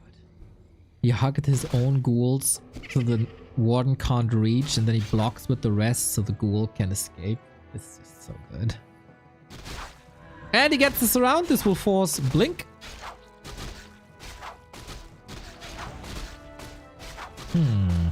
Stays in there for a lot of HP. This keeps Happy stuck at the bottom side of the map. Can blink. Can blink. Should blink. Oh no! God damn it! So unnecessary!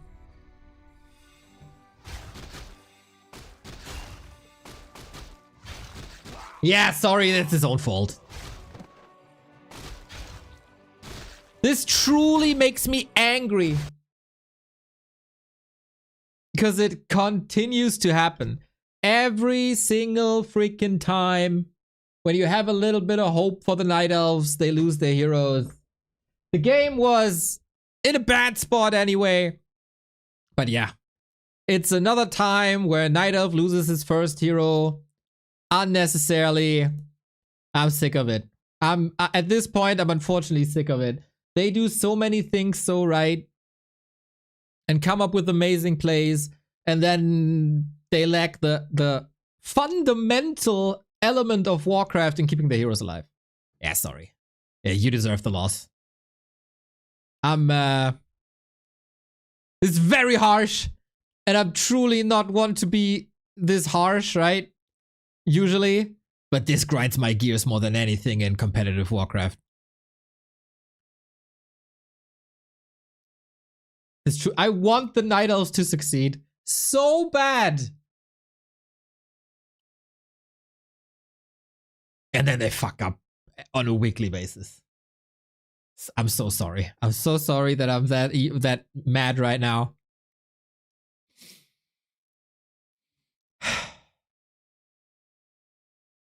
Well deserved by Happy. Great great composure. Because game 1 was a disaster for him, right? It was truly, there were mistakes there, hiccups, mistakes like a late graveyard. The fights were, for his standards, pretty poor.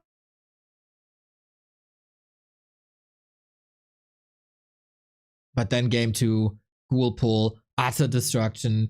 Game 3, Expo uncontested, Ghoul Flood, surrounds, boom, boom, big 4-unit push, boom, kill, Twisted Meadows, like read the game so well.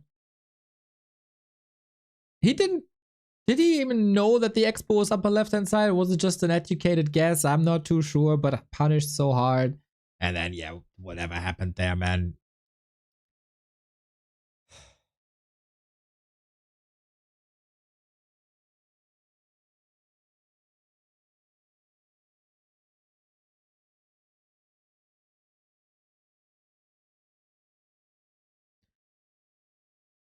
Yeah. Night Elves will hate on me again.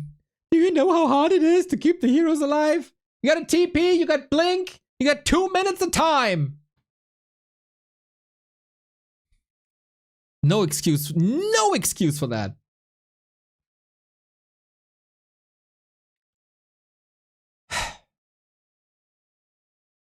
Sorry, too passionate about this.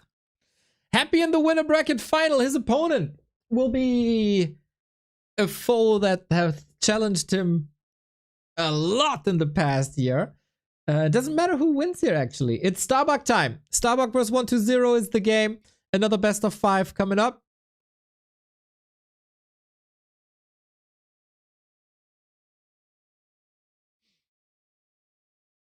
That was on the blink animation time. He clicked in a fraction of seconds too late. Yeah. But it doesn't have to be that close.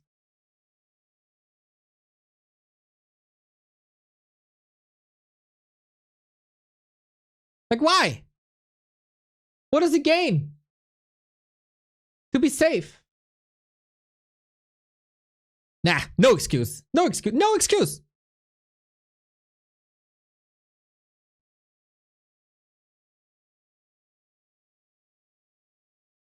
So mad. So mad.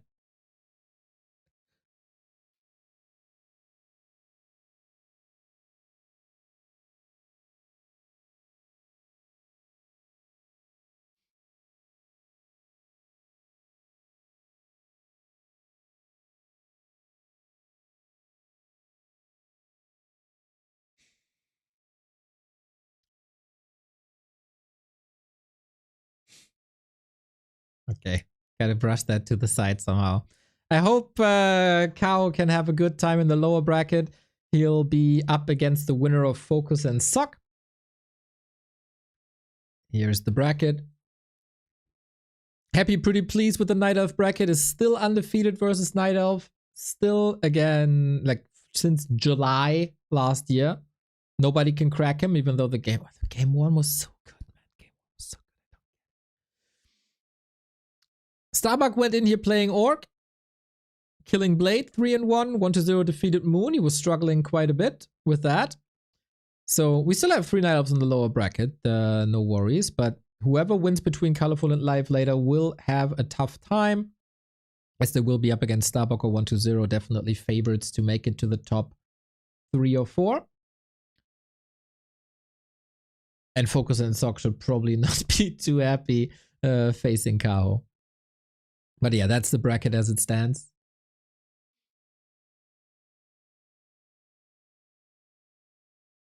And for Starbuck, I didn't see the games versus Blade. I saw most of the games versus Hawk. He was struggling quite a bit versus Hawk. Hawk played really, really well, though. So hopefully Starbuck knows what to do.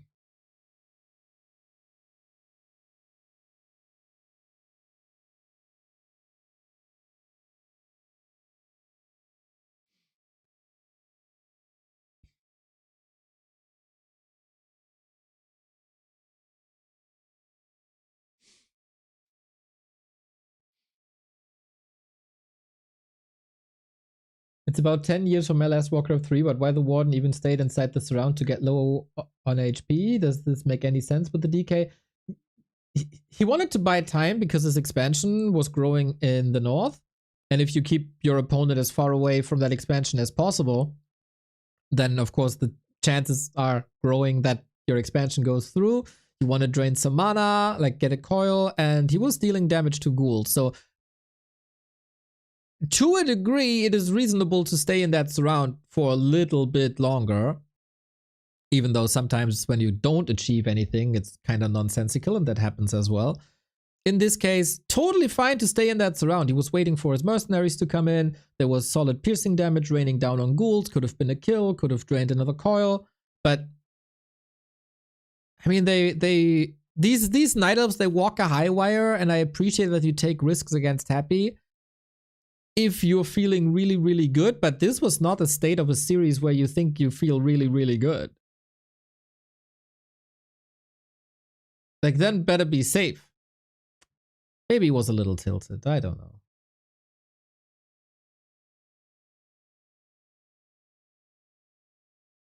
He was blocked by ghouls before and should have just blinked past them. That's a good point, actually, but I don't know how much mana was available. Smokey, glad to have you back. And if you have any other questions, always let us know. Welcoming the returning players with open arms, hopefully.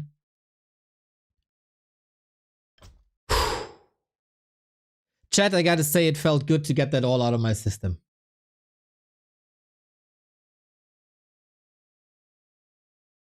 That was necessary. It's been growing in me for such a long time.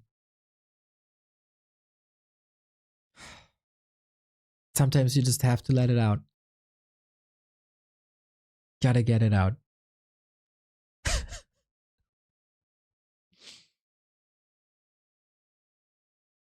So our Chinese friends are advertising their beef jerky or whatever that is. You guys can vote for us. And please, please, please vote for us. We're in the top 3 of the early game awards, which we won last year. And I want to defend that thing We got crazy competition, of course, but top 3, I was told that it's like double-digit votes that separate one, like rank 1 from rank 3. So every freaking vote matters. Exclamation mark award, non-mainstream streamer 2025, back to Warcraft. That's your vote. I unfortunately can't because I voted already. We got 2 days and 10 hours. Please, we need a sprint towards the finish line. Bring that thing home. I'm gonna refill my mug of coffee and then we'll be right back.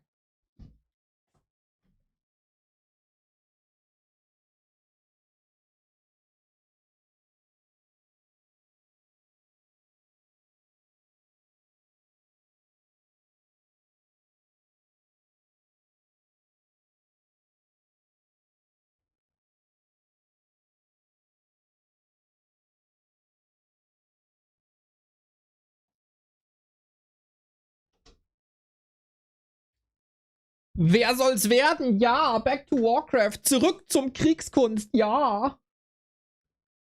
Vote, vote, vote, vote, vote. Yeah, we might not have as big of a community as Mouse Acrobat and Zombie.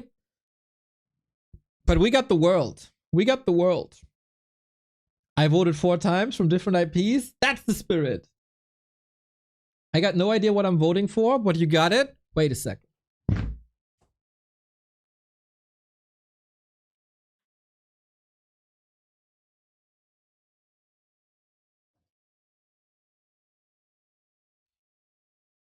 This is what you're voting for. Hey, hey. There we go. Non-mainstreamer of the year. This wonderful, wonderful trophy. It's so shiny. It's so good. It's so sexy. And I want a second one. It's so alone here. So, I want it. I want it, I want it, I want it.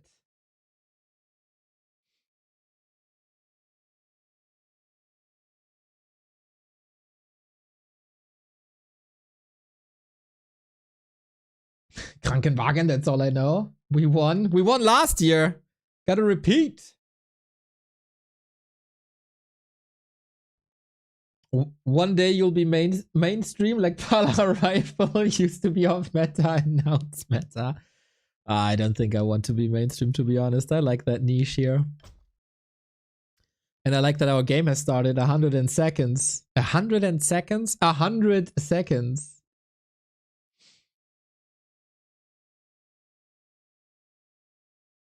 How awesome is Carnival in Wiesmoor? I haven't been in Wiesmoor in a long time, and I'm not a guy to celebrate Carnival. I got a lot of clowns in my chat. I don't need Carnival.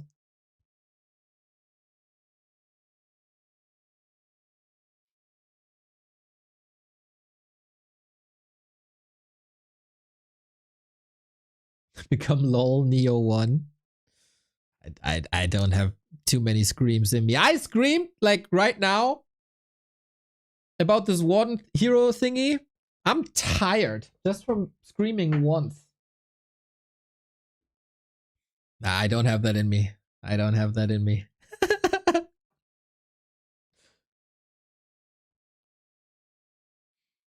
40 seconds. Excuse me? Sharky, you're excused. I don't know for what, but you are.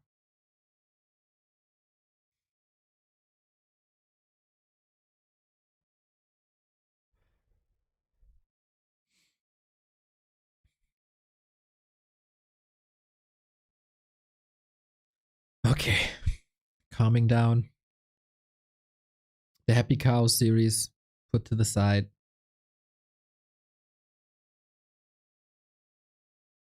5 seconds.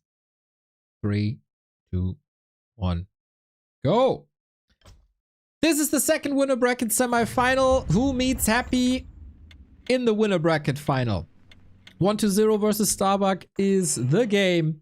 And we got our tail of the tape right here. On this patch, it is 3-1 for 1-2-0 versus Starbuck. Historically, also quite a bit of a lead for the Necromancer. But how good is 1-2-0's anti-Pally rifle? I haven't seen that matchup in quite some time, so I'm very, very curious how to approach this. Because Starbuck, whenever he can, he will be going Pally Rifle. Or will there be mind games? It surely is a Pally Rifle alert. We take a look at the recent results between them. In the Grilled Shrimp Cup final was a 2-1. Before that, in the Ancient of Wonders finals, it was a 2-1 for the other player. In the B Cup, quite some time ago, when they met in the best of 7, it was a clear 4-1. But since then, a lot of time has passed and a lot of refinement has been done to the Pally Rifles. So, Starbuck 1-0. Who survives in the winner bracket? We got Turtle Rock as an opener, and everybody knows this was a horrible, horrible, horrible map for humans forever. That is because they were reliant on an expansion, and Turtle Rock is hard to expand on. But with the new Pally Rifle build, this is all a thing of the past. I see Mr. Bucky is following in the footsteps of a Toxie, going with the early Paladin into rifles. The latest development of the Pally Rifle University, the fast Pally technology, gives you a little bit more presence. And 1-0, Lich first. So many undeads have tried to find a reliable strategy against the Pally Rifle. Nothing really sticks thus far. Slumpka, thank you for the 84 month. That's crazy, man. That is 7 years, my dude. Thank you, thank you, thank you. Lich finished. Gonna follow it up with ghouls. And a 6th acolyte.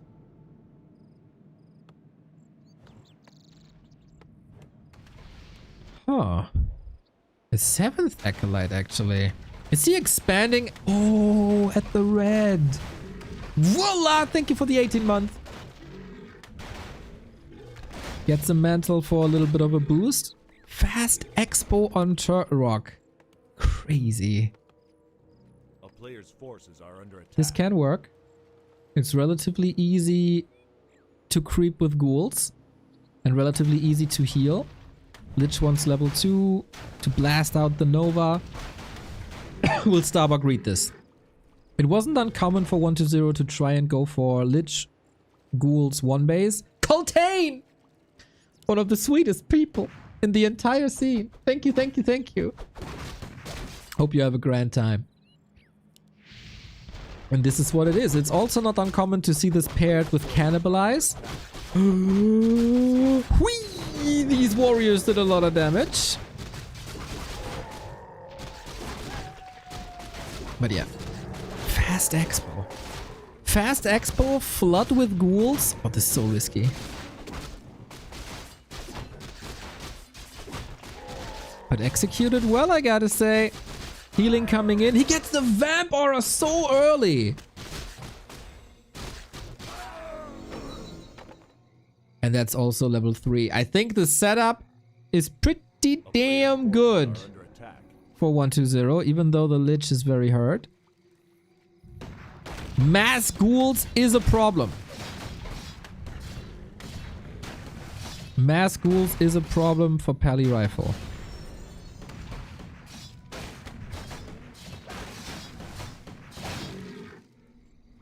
But will we get there? Did 1-0 watch Carson streams, who's starting to play undead to find a solution? To be the theory crafter that everybody's looking up to. Lich is fragile and he doesn't have coils available, of course. Going graveyard now. He didn't have the lumber to tech anyway, so this was like spare resources. Maybe a second crypt would have made more sense. But then you can update spirit towers instead of narrow towers. I'm not sure if that's a big difference though. 1-0 kept the bone chime, so Starbuck will definitely know the expo's up. Oh yes, big true. Big true. That's a great tell. True. Chat again, so smart. Nova hits. Pato says Scourge Bone Chimes is trash versus rifles. I mean, depends on what you compare it to. I think it's not horrible. It's a lot about chip damage, right? Up until... There's a lot of single target damage, so... I see where you're coming from. I don't think it's trash.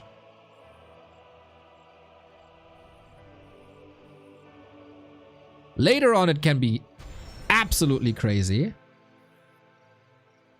But to get there is the point.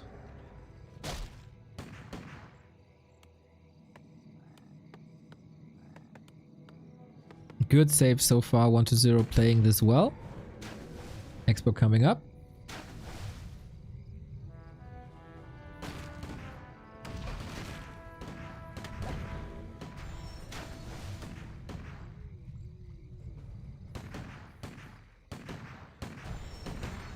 Draining a lot of Holy Light here. That was the last one. Making creeping harder. Might force an early shop, which he got already. Long rifle ready. And the ghouls. Oh, he wants to creep? Wow, dragging out the turtle. Gets the boots. Not bad, actually. Pally not level 3. The Blood Mage is coming. Little bit of a Nova. This ghoul will fall, but denied. One more Ritual Dagger to deny maybe another. But the Pally has the Holy Light again. Nice, nice, nice. But 1-0 slows down Starbuck as much as you can, I think. His Expo is paying off. He goes double crypt. And the tech is at 60% already. The Blood Devil is coming. Oh, the Blonde Devil is coming. Yeah, it is. It's both, right? I agree that it's the devil.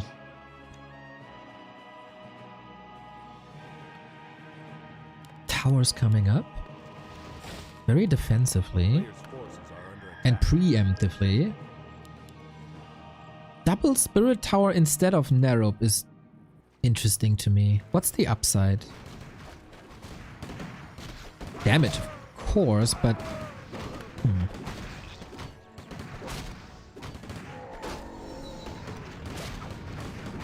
I don't really see it just yet.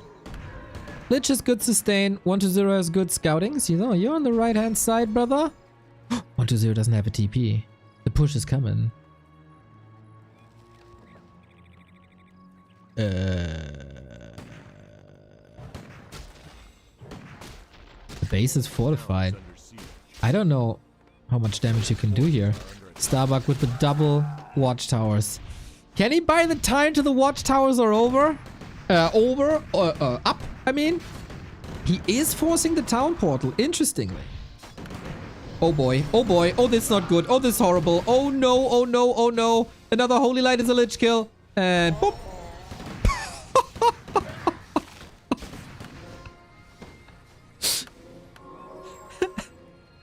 The town is under siege. That was a present. That was quite a present. But hey, both know each other quite a bit from the Dubai lands.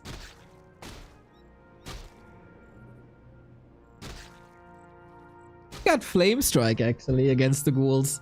That's also a thing, right? Whenever you think you have an answer to the Pally Rifle, they come up with something new, whether that's an early Paladin or a tier 3 or an Expo, or in this case going Flame Strike instead of Banish. A couple of ghouls have to hold here now. This crypt will never... I think 1-0 should just make the expansion the main base. And give up the main base. Expo got towers now. 1-0 still no TP. It's a base trade. And... what is the point of the Spirit Towers?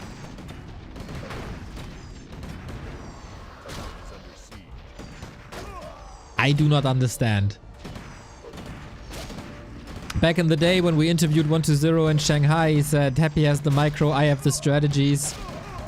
I gotta say, I kinda question the strategy.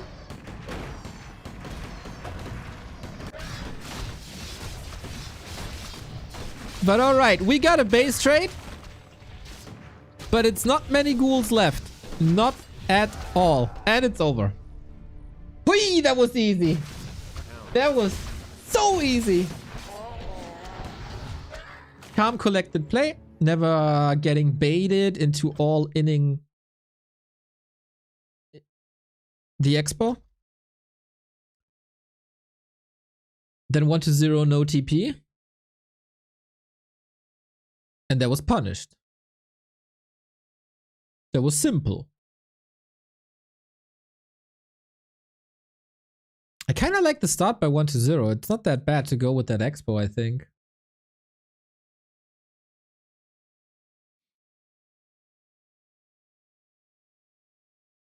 But yeah, if it comes as a surprise, it's surely better.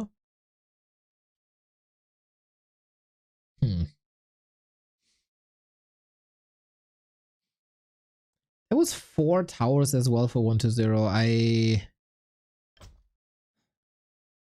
I'm looking at chat, like if there's a reasonable explanation, but...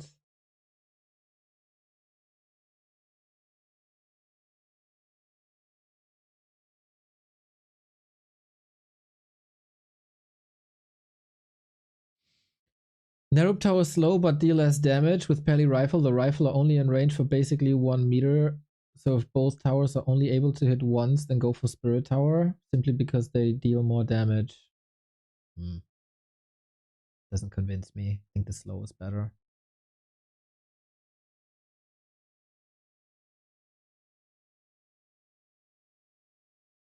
I have yet to see someone play the Darkness strat with Dreadlord second.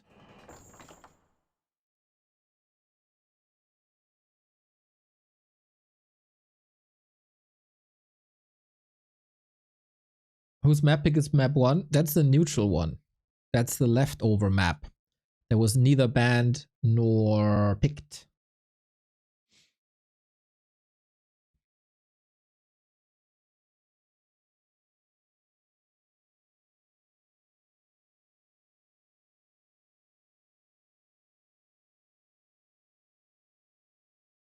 Slow does nothing. Why would you make a narrow? Why would you waste 600 gold on the Spirit Towers?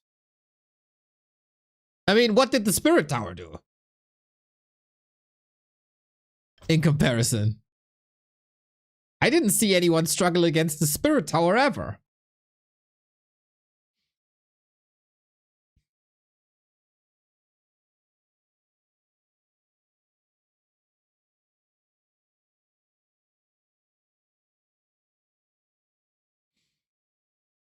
Yeah, I still think 1 base, tier 3, Firelord, or the Dreadlord approach are what works best. I don't hate the Ghoul Flood. I think the Ghoul Flood can work as well.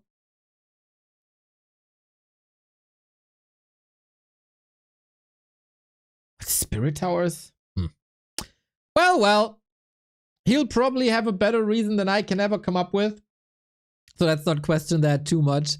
Next map is Springtime. This is the birthplace of the Firelord strategy, as happy as displayed. In 2 minutes we go live.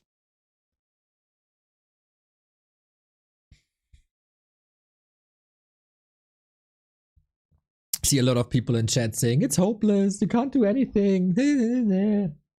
That is obviously nonsense. As there are solutions against everything, always.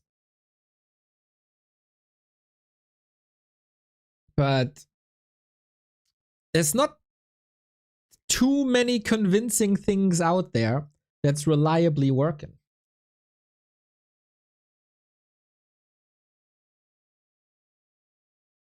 I think people are learning extremely slow how to play against Pally Rifle.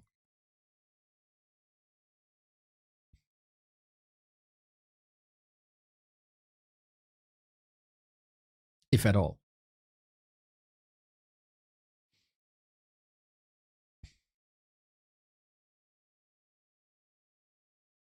Sheik had a good idea to play DK Expo vs Starbuck in the weekly cup. Would love to see that. Yeah, I remember a couple of weeks ago you were a big fan.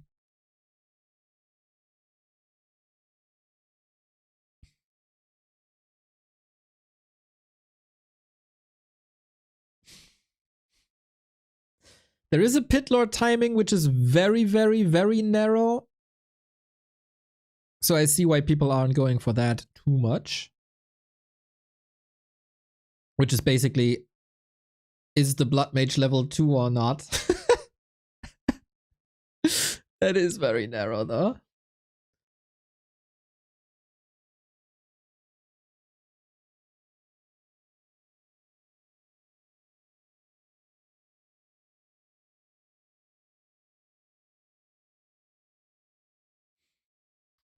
Okay, springtime. 120's map pick, please show us the way on how to do this. 120 clearly was experimenting here on Turtle Rock.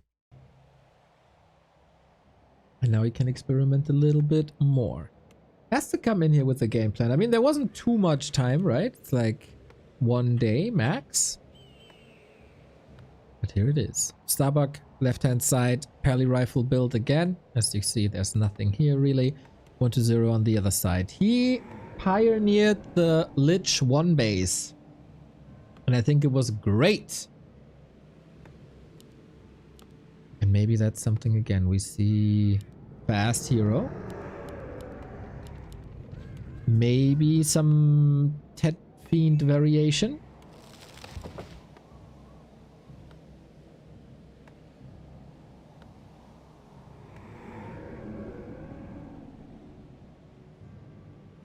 Lots of approaches.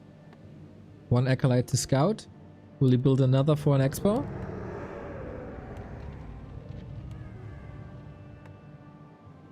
Don't think so. So...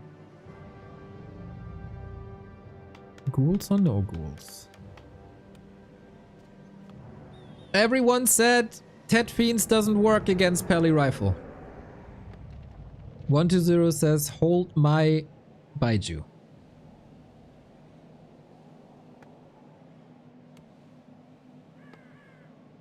It's DK first. It's Tet Fiends.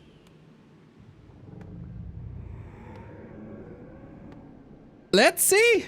Let's see. I think this has to be... how do you play this? A bit disruptive in the early stages, trying to prevent level 3 and 2. And then there's a long... That's the thing, right? There's a long power void for the Tet Fiends between the early DK Raz and the arrival at tier 3. So pretty much that exact time is where you're weak. And this is where Pally Rifle can gain the momentum. I see why people are very critical of this. BSK, thank you for the sub.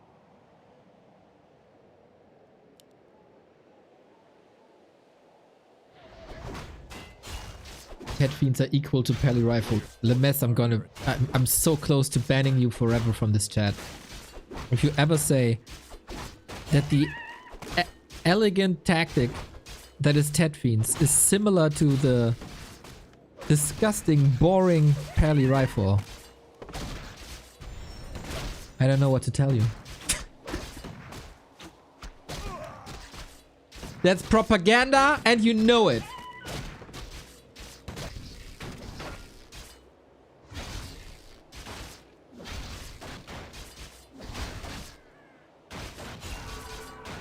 Nah. If there's propaganda in the chat, neutral Neo has to be put to the side.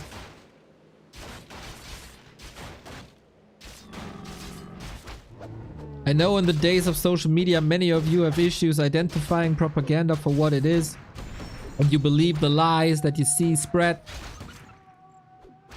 like a virus. But don't fall for it, guys. Don't fall for it.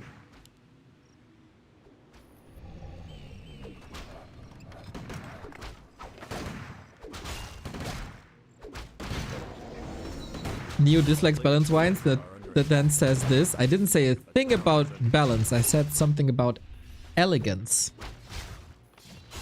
But apparently you're not listening. As always.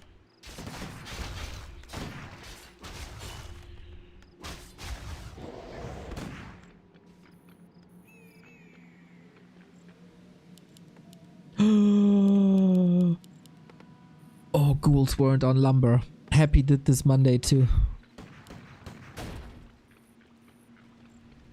Not good. But hey, keeps the Pally at level 2, get his own DK2 level 2 with some in parallel creeping.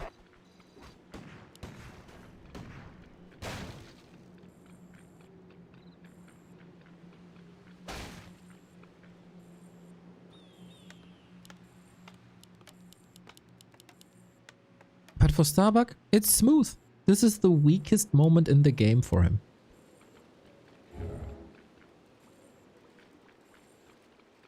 But it doesn't look like it, really.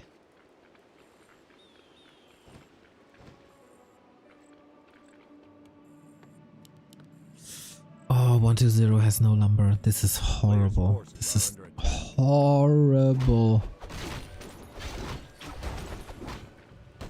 Naga second kinda means no Fire Lord. That's also not great. Gets help. And no Holy Light for the rifle. Interesting that Ensnare Bucky ran into it.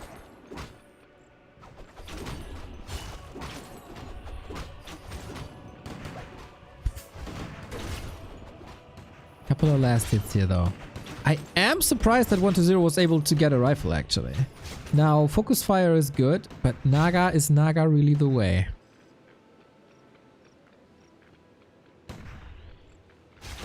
Either no Firelord or no Lich.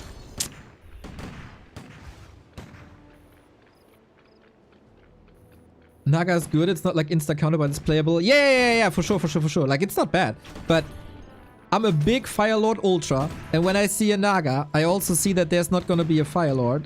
So my heart bleeds lava.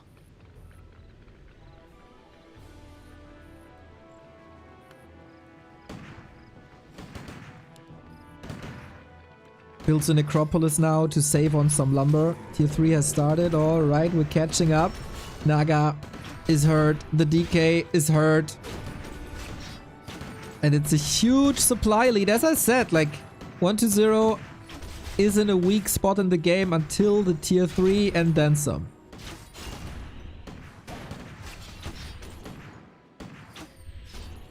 And you see the lack of statues every step of the way. Good pressure on the heroes. Now, no potions here. He has the gold. And here comes the Blood Mage. Endless mana. The devil has arrived. This tech could, like, to be honest, this tech could have almost been finished. And now he loses the Necro and he can only do one statue. Disaster. Yeah, this was all due to the 2 ghouls. All of it. The entire game. I would have loved to play this out, but this just... Starbuck sees... Wait, you effed up, man. You effed up. Let me school you.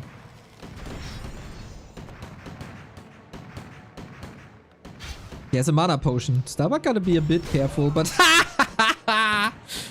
who fears a coil when there is... Holy Light. Brutal. 120 clueless and sloppy. And Starbuck solid.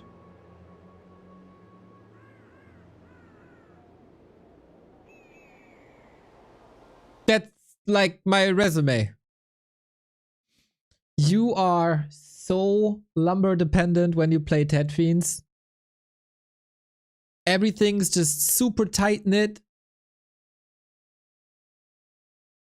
It's the thing about like split seconds timing wise. And then 2 ghouls weren't mining. Not allowed. This has nothing to do with heroes, units, spells, interaction. This is literally one player gathers the resources. The other player doesn't gather the resources. Like,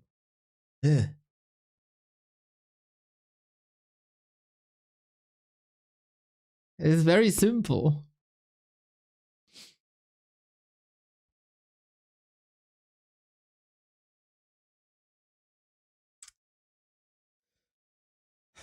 Mr. Wonder Brown, it is lovely to see you. Are you planning on doing a stream in the next 2 days? I might be asking you for a little favor.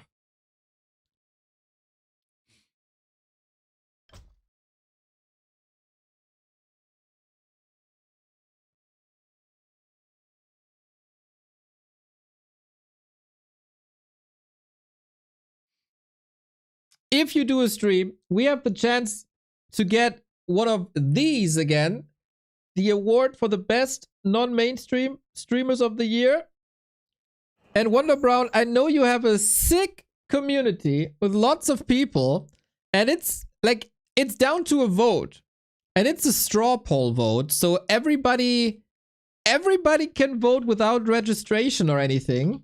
So if we could get a little bit of help from your community, it's like, it's between, we need every single vote that we could get. So if you could maybe ask your community to help us out, that would be awesome. There's the link in the chat.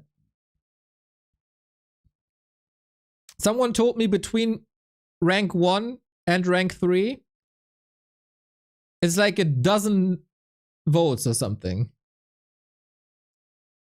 No problem. Thank you, Captain. Yeah, we need every vote we can get.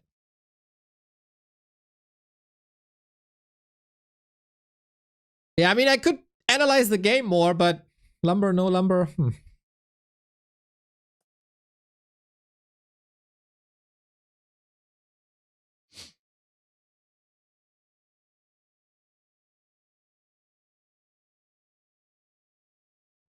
1-0 seems a bit clueless. He has to start turning this around now on the next map, Concealed Hill. Wonder if we see a non-pally rifle game by Starbuck. I mean, why would he?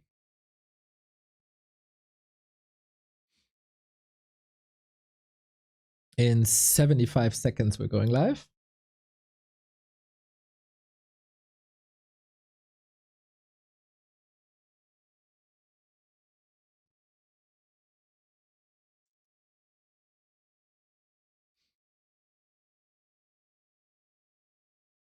Lack of lumber was irrelevant.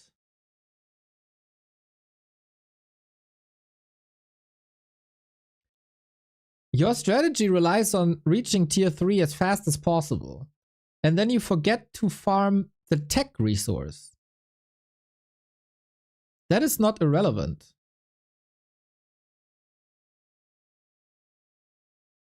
That's like registering for a 100-meter sprint and then take a hammer and whack at your knee.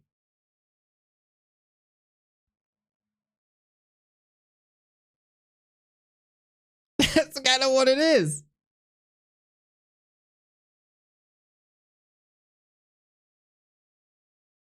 Ten seconds. Hopefully another approach.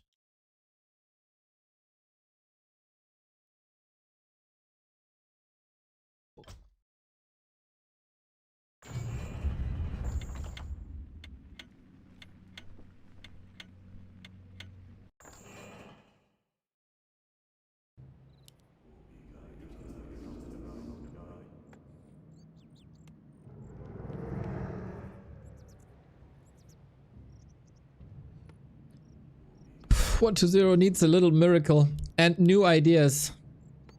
That's for sure. Because whatever he tried isn't working. Is it maybe a Crypt Lord? Is it maybe a Dread? Is it something we haven't seen before? Or is it more of the same?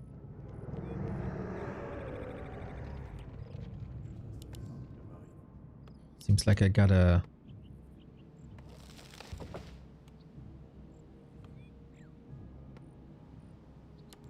overlay bug.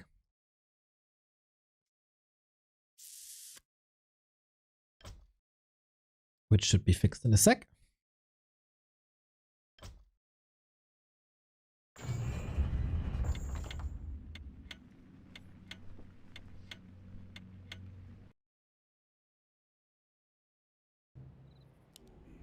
Now it's working. Wonderful. It would be quite impressive if Starbuck advances into the winner bracket final with a 3-0 against the second best undead in the world. But to be fair, 1-0 has dropped quite a bit recently. He's barely in the top 10 anymore. Labby has surpassed him as second best undead, right? Like ranking wise. But rejoice, rejoice. We see variety. No pally rifle here on Concealed. It is the Archmage. And with that, 1-0 Maybe there's a breath of life in him afterwards. This has oftentimes been expansions, but you could also play a rifle push on Starbuck's side.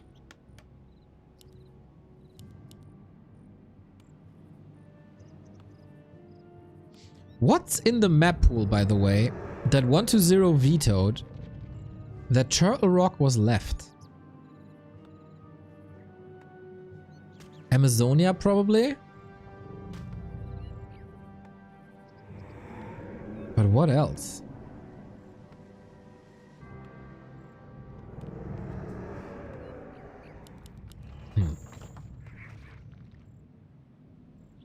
Maybe the problem started right there. It is Ted Fiends once again.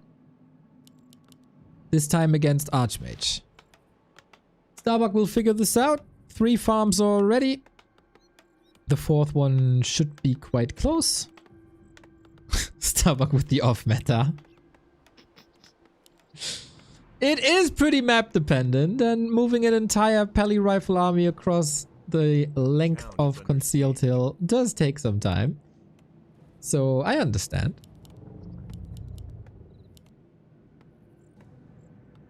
One to zero's Ted Fiends though. Do we understand that?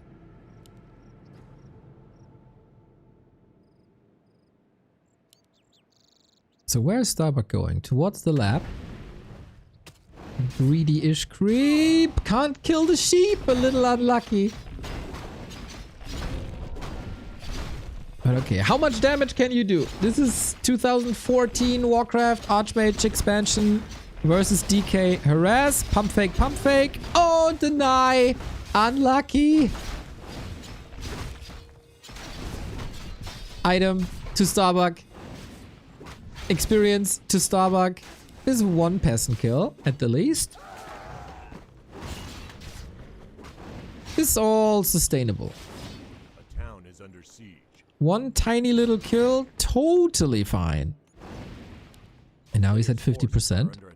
He has to come back for that expo harass, no?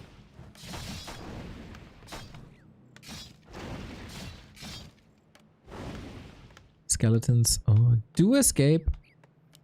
So he's not feeding level 2, but Starbuck not teching just yet. Gets another creep spot for the Brilliant Aura. This is some time for the tech. Fiend is at home. I was about to say, what's he doing there? Defending against the annoying footman. Okay, that's sweet.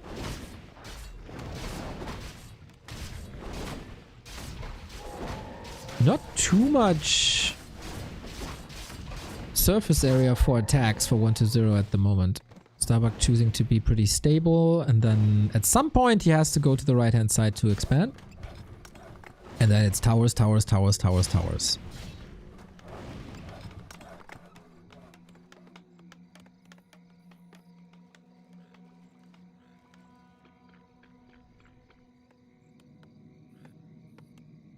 Had to check if the lumber is growing, but yes it is.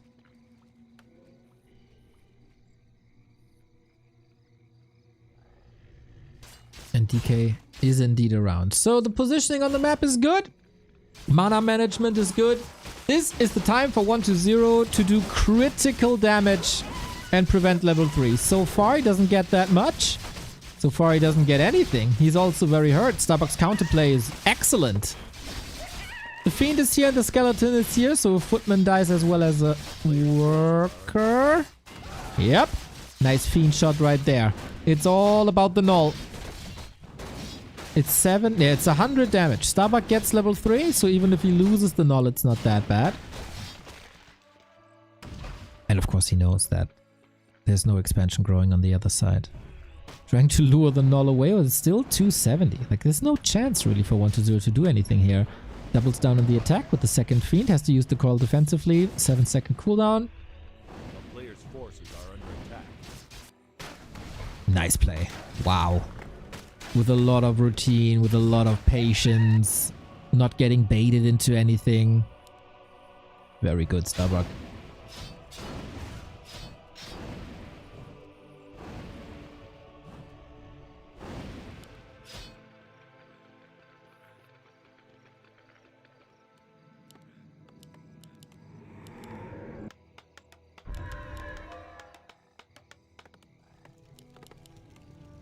And now it's time to tech. And now it's time to tower. Once this is done, of course. Attack.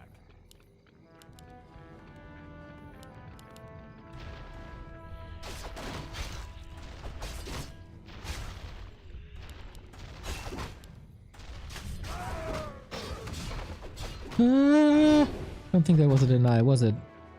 1.7 only. No movement speed aura yet. Lich is out. That helps. 1-0 needs some recovery. Needs some HP. Starbuck is in full control. As long as 1-0 is here and it's contested and creeping and it's been slowed down, Forces are under attack. everything's fine.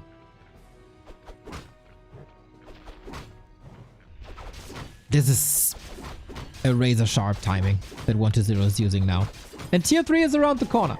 This is working a lot better than before. Starbuck though, the confidence. Like, yeah, I mean, I know you're like 2 meters away, but I really want that consumable. That might bite him. Shredder is here. Zeppelin would be amazing. Colnova locked and loaded. Archmage. Invo potion at the ready. Oh, he truly wants this golem. He wants this golem. Gets the golem. Went of mana stealing as well. And can ride off into the sunset. With footmen killed, 2 of them. This was expensive, but lots of XP stolen. A player's forces are under attack. With the water elemental against the rock golem. He's not even feeling too forced into too many towers, does he? Only getting the lumber mill now. I really like that shredder. If you can afford it, why ever not?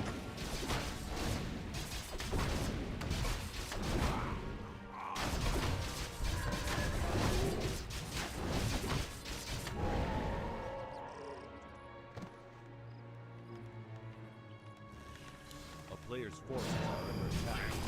But destroyer upgrade is coming. The 4th ziggurat as well.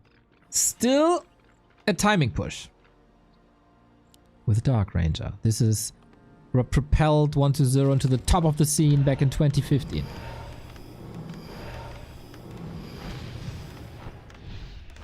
town is under siege.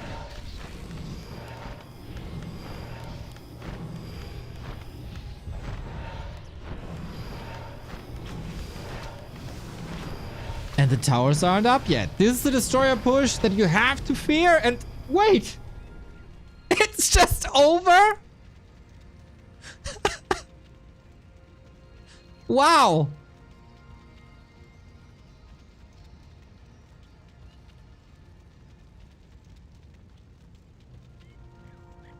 Wow!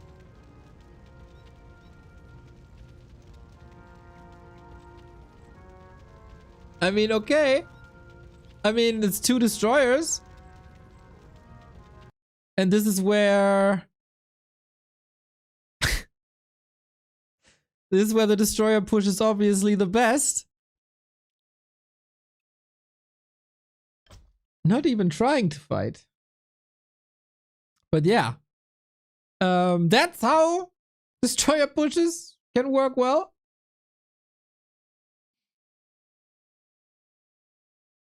And I guess Starbuck just wants to play Pally Rifle. Everything else too hard. Well, good to see. Good to see that 1-0 gets himself on the board. Very underwhelming for the viewers, of course. Maybe a little bit too greedy. Maybe Lumbermill was a bit late.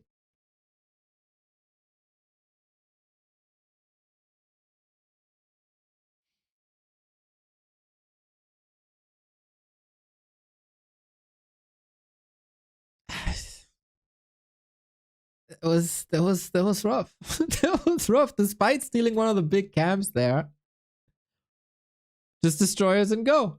And 1-0 is the best Tetfiend player in the world by a landslide.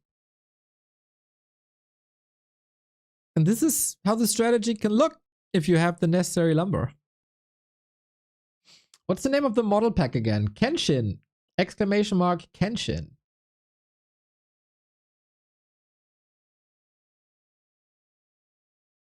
Were the towers all too late? This was Textbook Ted Fiends.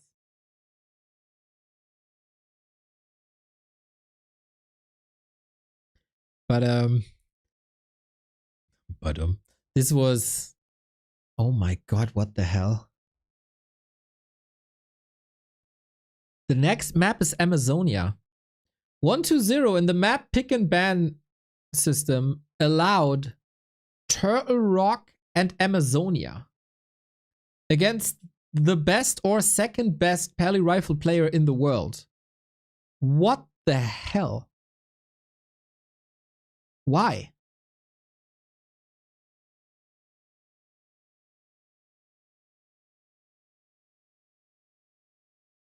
What did he ban?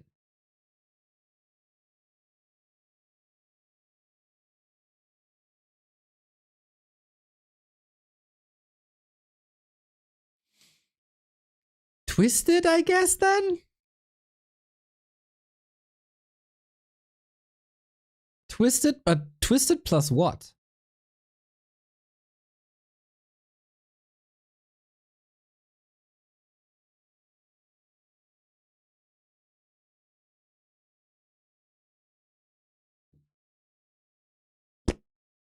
Questions! Lots of questions! But okay.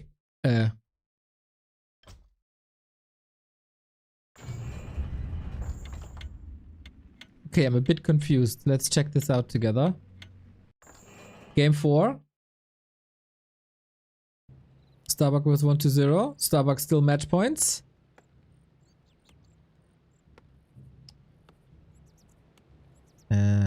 Damn, overlay bugging again. The synergy of our overlay and War 3 champions isn't the greatest. What the? Oh, okay, 1-0 apparently not ready. Okay, so it doesn't matter if our overlay bugs or not. This is a regame, everybody.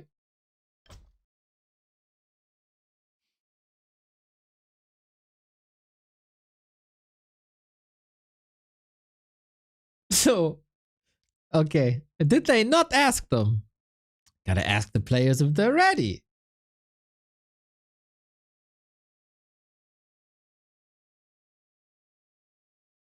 Happens.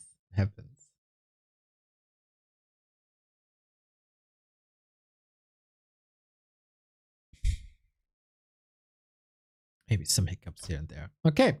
1 minute. And then we're ready to go. I truly hope he has a solution for Amazonia.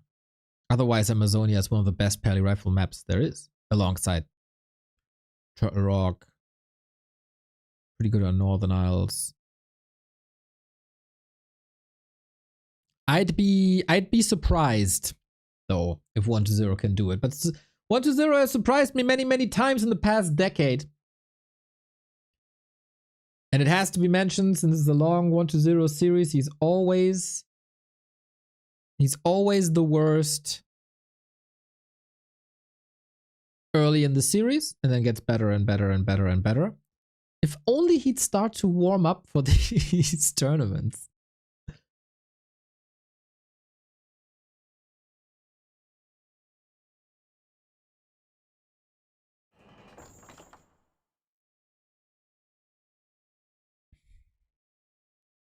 What's with the 1-0 and the cat lore?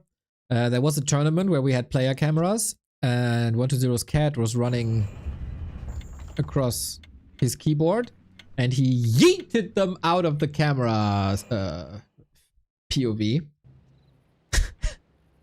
He yeeted them across the room. It wasn't even funny.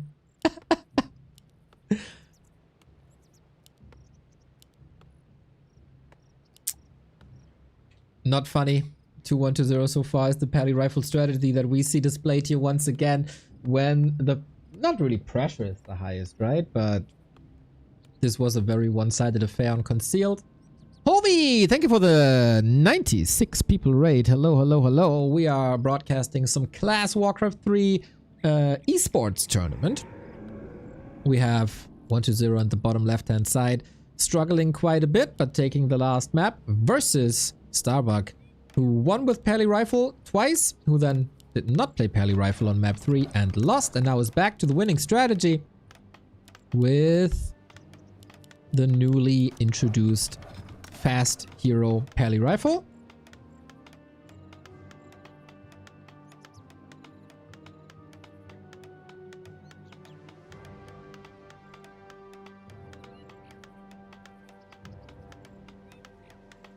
One to zero is always the worst. Hey, I didn't say it like that.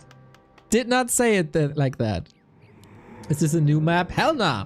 It's a pretty old map that got reintroduced into Chinese tournaments, which this is the map that we hated on most in the past decade, because maps here were incredibly boring due to the way the map is structured and plays out.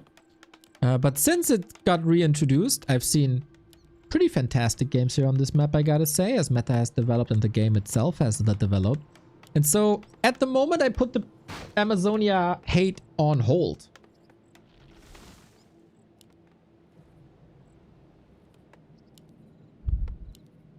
It is Lich again. Don't tell me he's expanding here.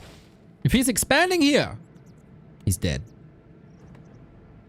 It's so hard to creep. It's so easy to get there and so fast to get there.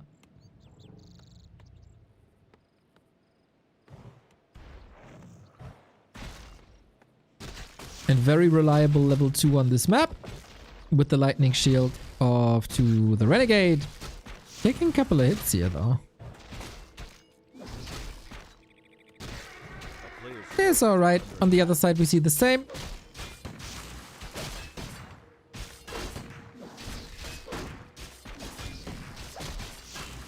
No denies, right?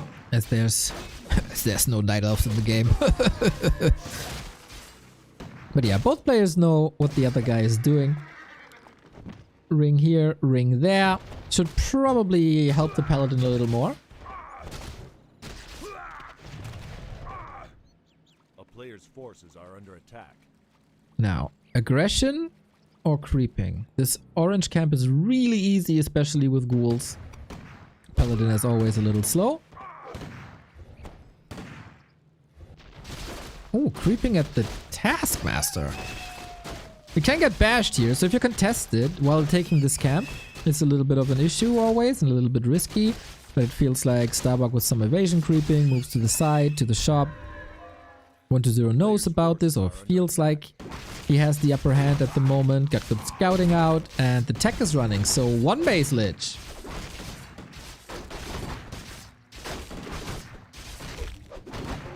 Oh, if he gets that last hit. But no. Gets it here. That's level 3. Super fast level 3, actually. And maybe it was with the reason that 120 allowed this map to be played when I thought, you thought, that it's an exquisite Pally Rifle map. Because that level 3 works out well for the Lich. Forces are under attack.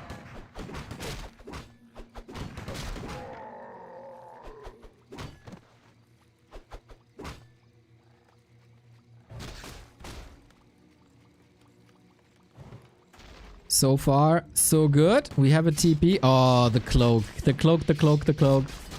Has to get out of the shadows, though. Nice damage spread. One rifle was able to be healed with Holy Light. The other one was so hurt, though, that the ghouls can pick him up. Holy Light at the ready again, but similar situation with this rifle being hurt. But ghouls suffering. Gotta get out of gun range. Hey, 120 all of a sudden fighting, competitive. Getting kills.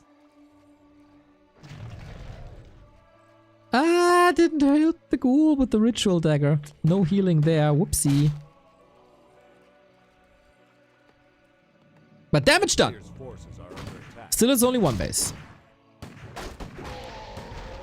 Nice steal as well, preventing level 3. 120 all of a sudden on fire. And this is, it's so similar to the series versus Moon, where he also struggled in the early stages, and then all of a sudden, game 4, game 5.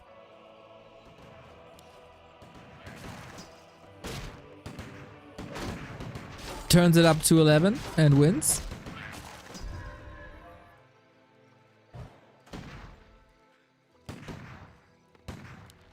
Gotta be careful with that Lich, though. Could be baptized twice soon. But saves the mana, even though the devil is coming.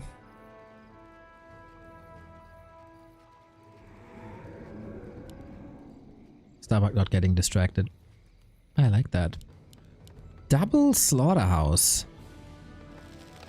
Oh, is he racing towards a destroyer push against the base? Or is he seriously going A-bombs?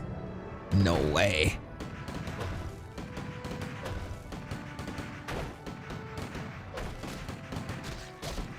Pressure off of that slaughterhouse. It might just finish, but at what cost is the question. 1-0 is very broke with the first statues. That's not a real tell yet, because you always need statues. A player's forces are under attack.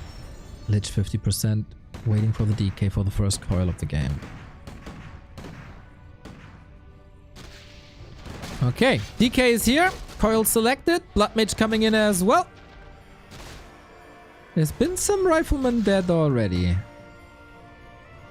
But yeah, this is the pain point.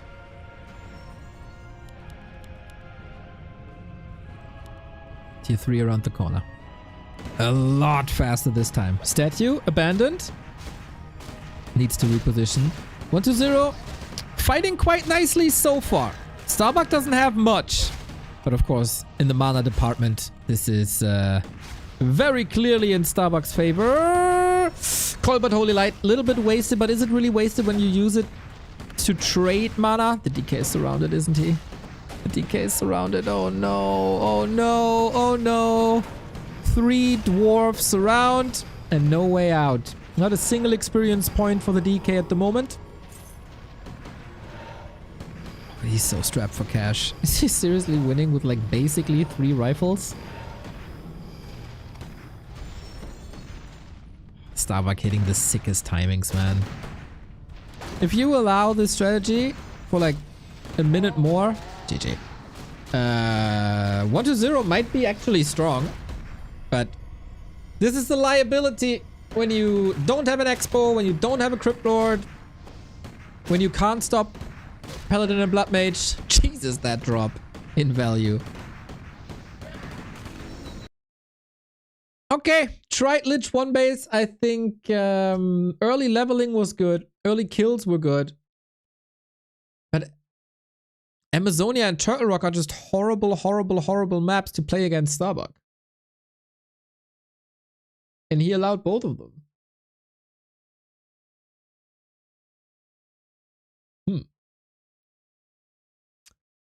Less than 3. Thank you, Gorf, for the 13-month. Not the banger that we were hoping for, to be honest. Pretty one-sided. It feels like this was a very experimental series for 1-0. Which is odd in a winner bracket semi-final. I didn't see a clear game plan. Like, let's throw everything on the wall and see what sticks. Starbuck was okay, I think. Like, it wasn't even great play. It didn't need great play. Now we'll see tomorrow the true challenge. When Starbuck is in the winner bracket versus Happy. A CIS EU winner bracket final. Very, very, very rare. But today they were clearly the better players with a lot fewer flaws in this. And that means 1-0 is in the bracket with Colorful and Life. And especially 1-0 and Life are the biggest threat, or were called the biggest threat, for Happy in this tournament. And they might clash if Colorful doesn't ruin the party. So maybe is Starbuck the biggest threat to Happy? Starbuck has had some top 3 runs before. Never a grand final, if I'm not mistaken. He got that chance tomorrow, or is it tomorrow or is it the day after? Oh no, it's actually the day after. So yeah, that's the bracket. Happy versus Starbuck upper bracket final. Colorful and Life against 120, and Focus and Sock versus Kaho. Kaho has shown that with great play, he can be a threat. Life has shown this multiple times. Starbuck with the Pally Rifle for sure as well, even though Happy is like 5 levels better against Pally Rifle than 120 is, and that was clear today. Sock, Focus, both underdogs. I trust them to do a good top 3 run, but that's where it ends for them. Like, there's no chance they get into the grand final IMO. Same could be said for Colorful. But yeah.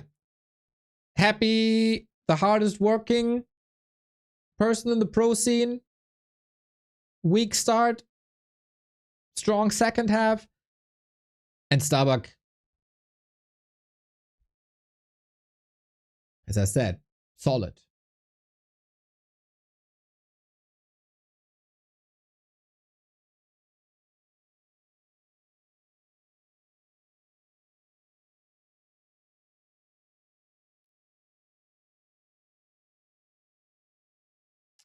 That means we're gonna determine 120's opponent next in Colorful versus Life. This is coming up. Let's check out dwcc, which is, I think, running at the same time. The Korean qualifier. Seems like today it was a bit... Wait, where is it? A bit faster than yesterday. Moon and Remind made it out yesterday versus Luna. And today... Oh, Lawlight defeats Labby. Nice to see. 2-0-2-0 even.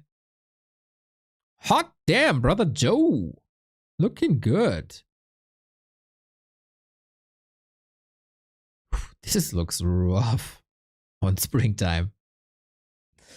Cool to see. So, in the DWCC for Korea, which goes tomorrow actually, at the same time as B Cup.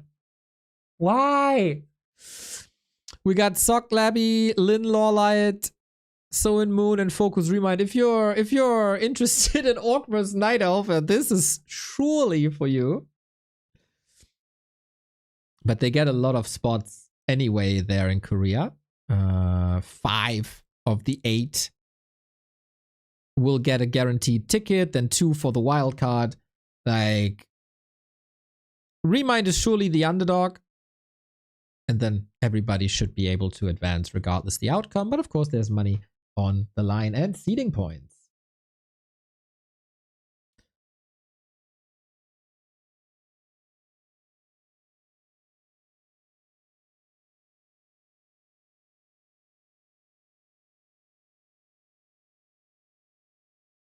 All right, I gotta take a leak, everybody. For you, time to get your votes in. We're nominated as the best non-mainstream streamers, and we're in the top freaking 3. And the difference between rank 1 and rank 3 is like a dozen or 2 dozen votes. So every single vote you cast helps us a ton. I'll be right back.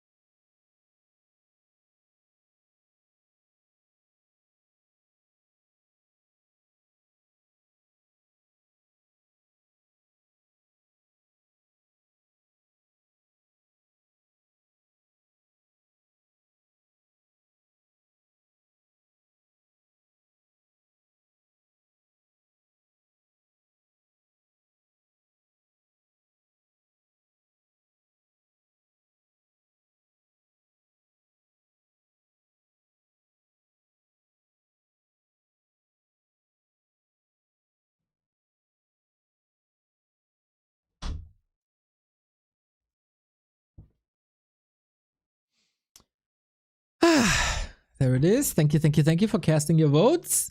2 days left and 10 hours. Speaking of DWCC that we had in Korea. We start our journey into the Western qualifier for DWCC on Saturday. Join us. Carson is going to cast it for you. The qualifier links. There's 4 open qualifiers.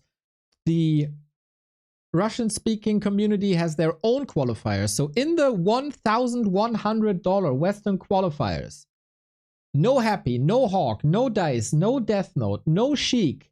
Time for you to grab some money, everybody. The qualifier links are here, there, Saturday, Sunday, the next 2 weeks. Hope to see you all there. God damn it, if you don't show up, I'm gonna be really, really angry.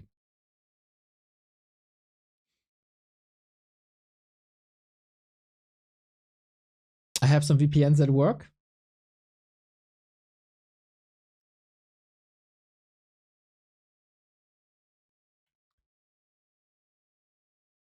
I obviously never read that, but thank you.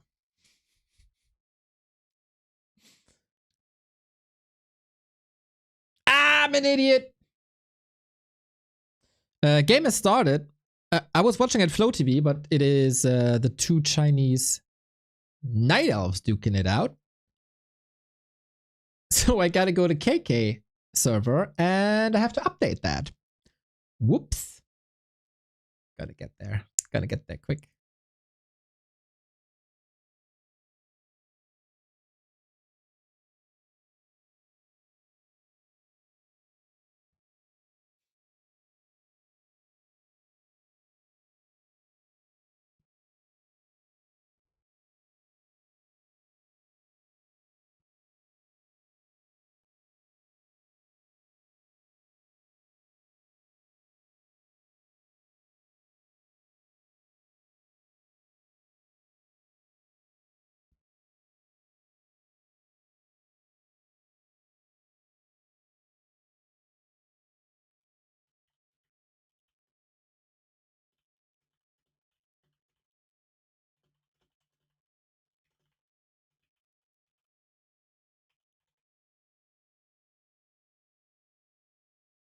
Huh? I think I'm logging in. Logged it. Oh, am I?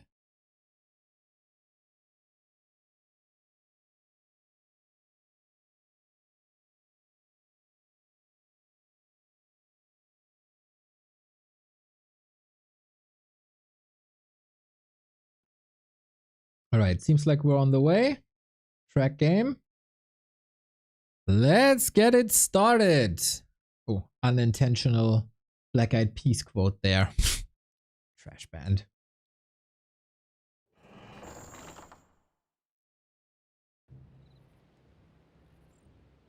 It seems like we're good.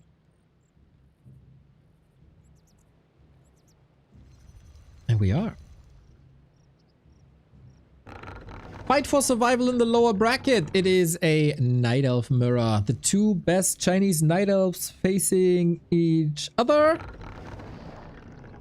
Had I said, if not seeing the Kaho game earlier. Life versus Colorful. And oh shit. They both have Chinese characters that are not displayed. Okay, life is bottom. So it's flipped. There we go. All right, now I got it. And here's your game, everybody. Colorful on the upper right-hand side. Life in the bottom left-hand side. Best of 5. First to 3 we start on Amazonia. And this has been Bear Mirror since its inception. We've had some fun ones here by going into chimeras, but that's usually rare. Neutral ground, the strongest Night Elf map in the pool, I guess. This is why it has been reintroduced to give the Night Elf a little bit of help in the map pool. Now 130 is over and now I can get rid of these boxes. AI was wrong. Bucky speedrunning till finals now. What did AI say? Did I miss something?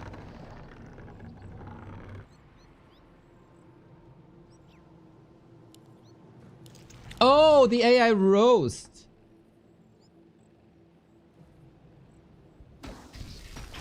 Ah, yes. Yeah, maybe Starbuck fueled by this. Maybe, yeah. I kind of forgot. Alrighty, it's Demon Hunter. As expected, Lightning Shield creep as always. And we swinging away. Thanks for giving a bit of momentum to our early game award vote. I see you all trying your best, and since it's so super duper mega close, I appreciate that a ton.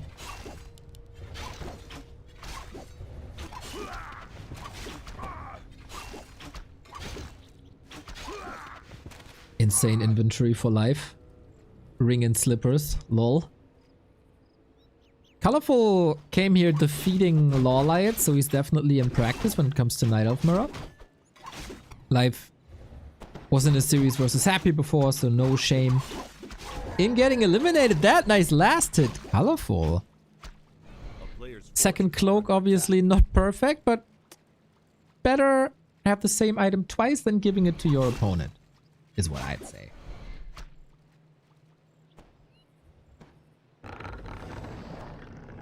Yeah, Starbuck happy on Saturday, same day as the DWCC Western qualifier starts. This is gonna be a banger, and then the finals, of course, on Sunday.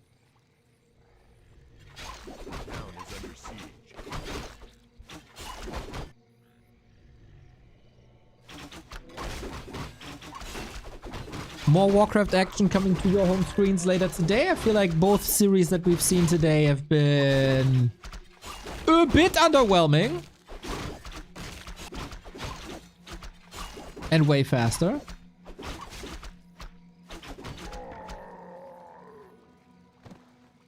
You know I'm gonna do 3, you know, unless we need one more. I mean, we are rallying our troops. I can only imagine our... not our contestants, our rivals in the vote will rally their troops as well. So, whatever you can, man. We take all the support.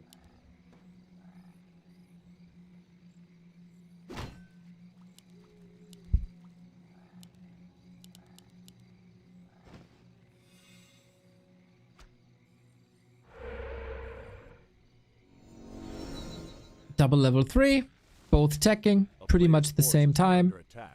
Huntress all on time. If you already voted, ask yourself, did you vote with your phone?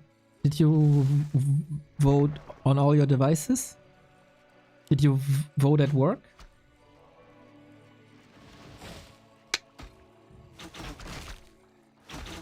Gotta ask yourself the questions, guys.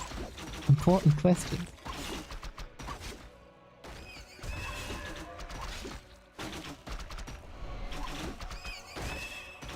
A player's forces are under attack.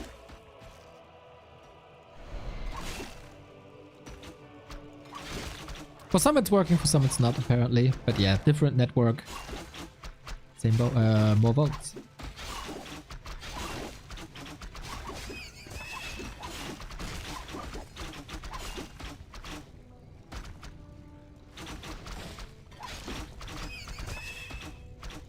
Life is taking the advantage when it comes to levels. No second heroes just yet, huh? We're waiting for keepers? Yeah. But damn, this is a strong Life.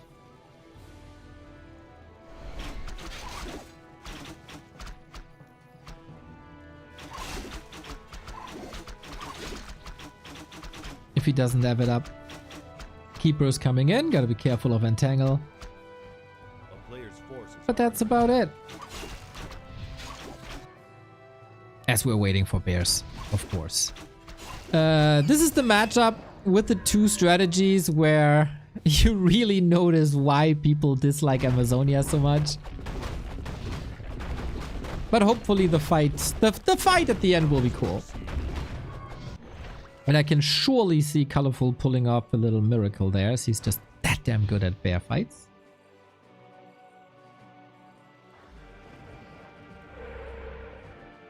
but both players were playing around the entangle timing quite nicely, then disengaged from each other.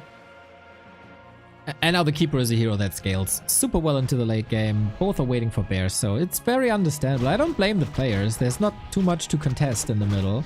That's why nobody is clashing on Amazonia ever. Except if your game plan is to go super heavy on the opponent's shop control, then it can be fun.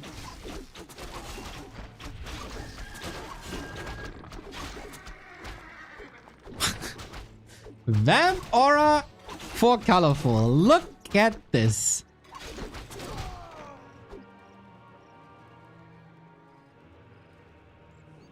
A player's forces are under attack. That's really good for Bear Mirror. That's the best you can get for Bear Mirror. So he's taking a bit of an advantage right now with the first Dryad kill. With the second Dryad kill, this seems a bit too easy. Greater healing on life. Trying to go for the demon. He has no TP.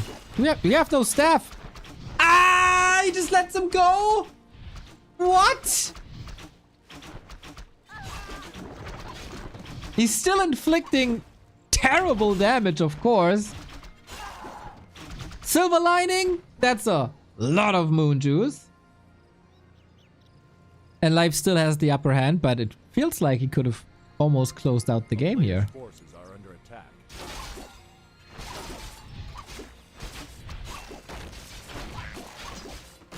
Oh, what a missed opportunity. Unfortunate.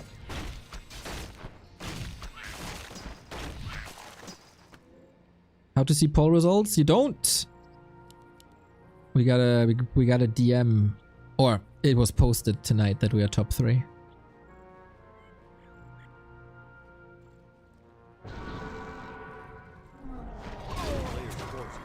And we're already better than one of the largest Diablo and Path of Exile creators in Germany, so that's good. You did well. Top 3 is good.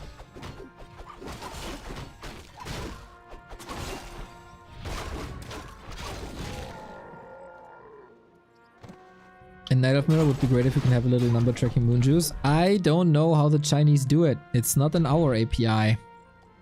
As far as I know. We were looking for it. A player's forces Couldn't find are it, under though. attack.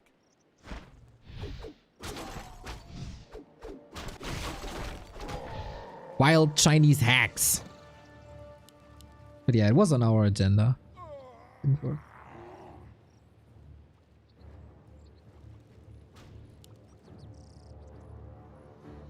So, can colorful with the Vamp Aura make a difference here?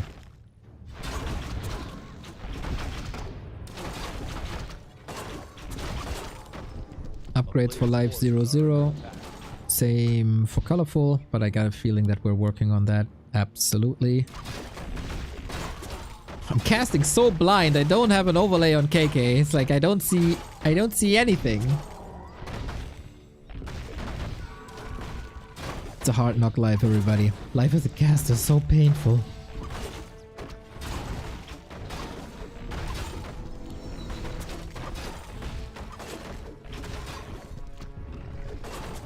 Yeah, and then the age-old question on Amazonia when the map is empty. Why ever leave the base?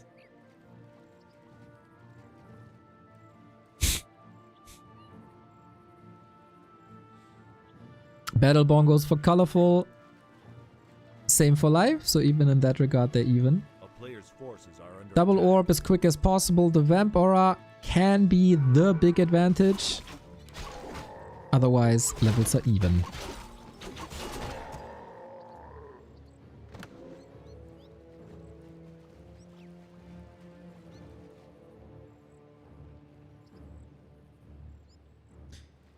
So, how's the weather, everybody? How was your week so far? Do you have anything positive to report?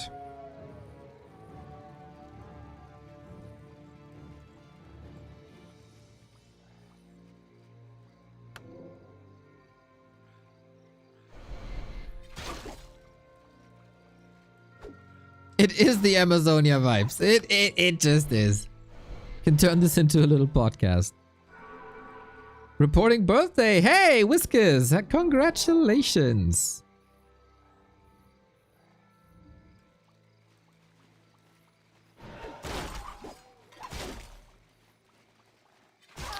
We're optimizing our army a little bit by killing archers.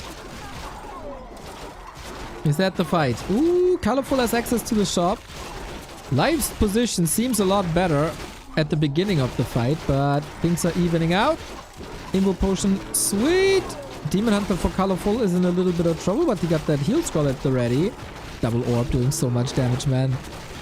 Massive, massive factor. Very even fight now, but the bears are all hurt. Who has the better raw reju staff micro? Colorful got a retreat. That would mean he gives up the shop to life, but the hero is still under pressure. Goes for the staff, had that save. Dispel on the entangle so the bear doesn't fall. And it's still even. Now time for to recover.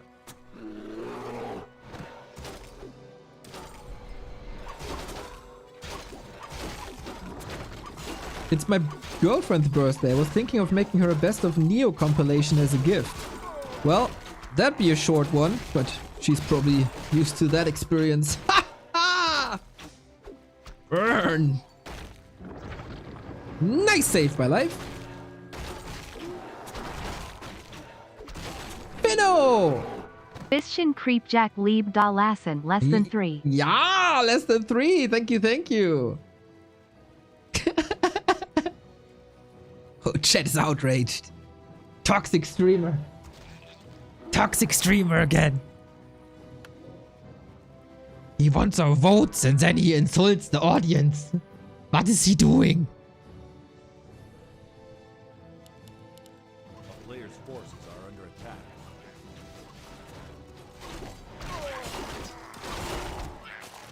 Gonna make a new Warcraft 3 War 3 Champions account and snipe you?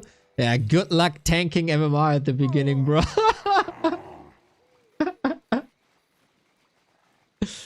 That escalated quickly. Hell yeah. I know a thing about... Whatever. You know what I'm saying.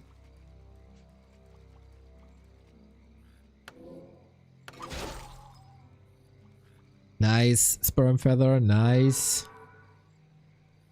We're literally hugging the trees. Yeah, sometimes when it's a stalemate on this map, you go for a Zeppelin, drop the base, and get rid of the tier 3 building. So, yep.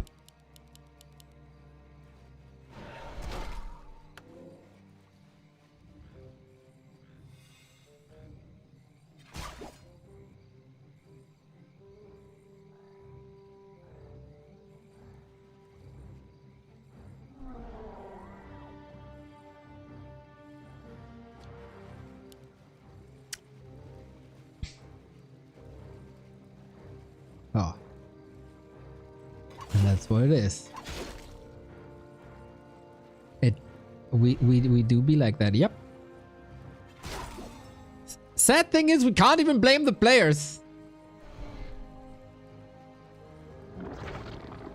Colorful is breaking up Keep, so he has a little bit of momentum. Next fight right there, but Life shouldn't take this, and he knows it.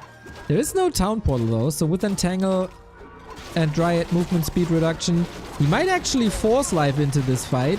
Or nice reju over the Entangle, so there wasn't much damage done, and if you dispel everything.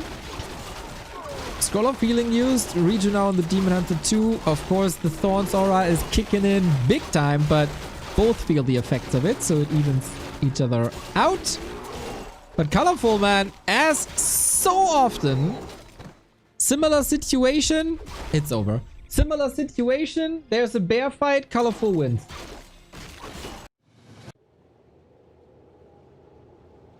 That's just, he just has the better bear fights.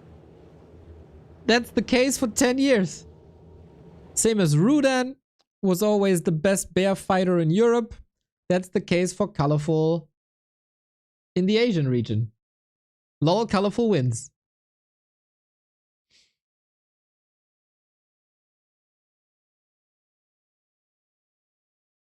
Vampire, of course, good.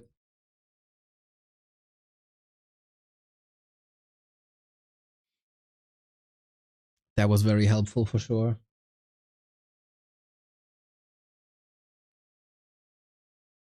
This, I mean, Night Elf Mirror and Amazonia. That's far and wide the most hated matchup and match combo you could possibly get. So Don't be surprised. It's always been this way in China, while other regions try to experiment a little, mass range, etc. No chance for the Chinese to move away from their bear mirror. No chance.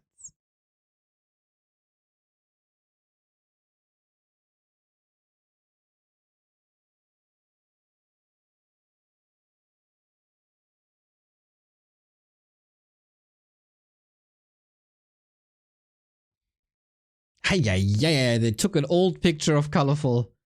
That's like NEXT or GCS. Oh, you didn't see it, did you? That picture is like 10 years old.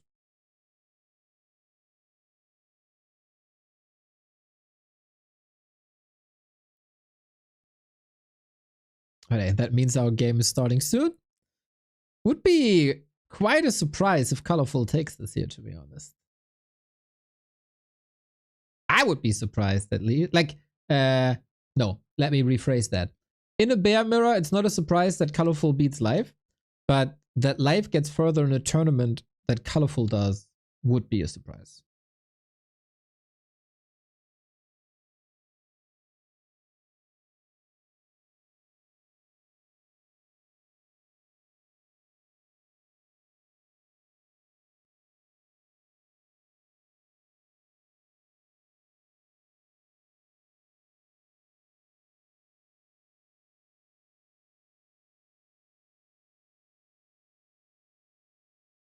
Is Colorful the best Night Elf? I don't think so, but he's the best bear mirror player.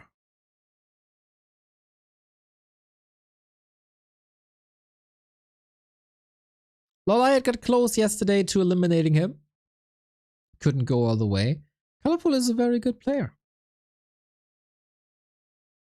Anyone knows if the Kenshin mod works with the new classic hero skins? Nope. Can go one or the other. One overrides the other. Wait, no. It does work. Does it?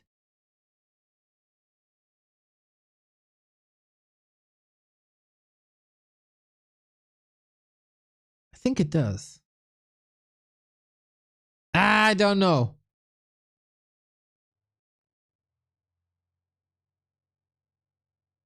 Yeah, you'll find out. You'll find out. You'll find out. Can't remember. I probably saw it yesterday somewhere.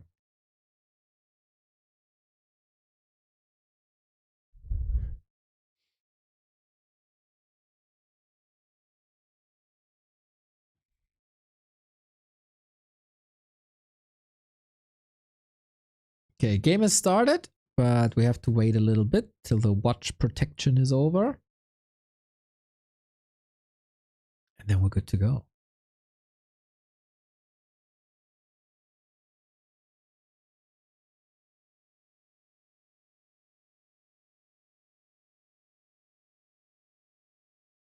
Later tonight, we got Dach Inferno relegation. That's gonna be freaking hot. Toxie versus Francis in the winner bracket. In the lower bracket, we got the returning Ente and Shocky. We also got Shosh, who played really well yesterday, as well as Chris, who did very well as well. Still unable to join the game. See, and only 2 can make it out of the qualifier, so it's really, really, really hard to say. It's gonna be super cool. I'm very excited for our German league. Banger games yesterday.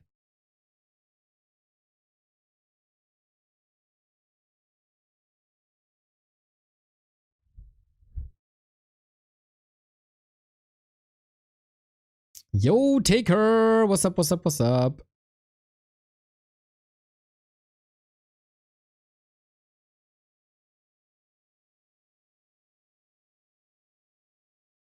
Alrighty, game starting. This time we're on Tidehunters, which is hopefully a bit more explosive than what the lads showed us before.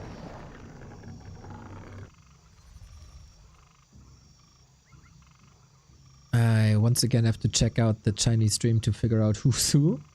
Life in the red. Colorful in the yellow. Life in the red means life is left hand side. Okay, colorful with the lead. Spawning in the bottom right hand side. Still all the chances in the world for life to turn this around. 1 or 2 adjustments, a little bit less lucky for colorful at the item drops when it comes to Vamp Aura, and then it's a whole different game. Huh? What are we pinging at here? Not much, I guess. Yeah, this will be Demon Hunters again. I can't remember a Chinese Night Elf Mirror without double Demon Hunter. They're not even playing too much Potom. Kaho was experimenting with Potom a little bit, I feel. But nah. Since the days of Suho, they're not moving away from this.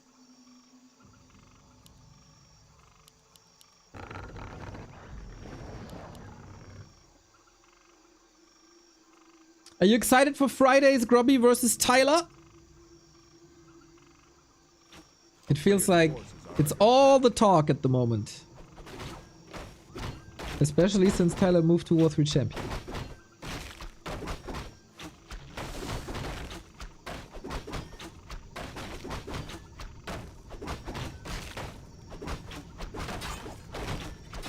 What time is that? I don't know. I want to figure that out too. Nobody was able to tell me yet. I would assume 10 PM European time.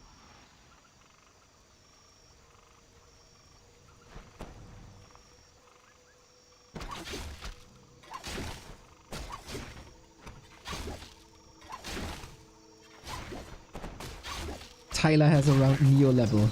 You're gonna get banned, bruh. I'd whoop that kid easy.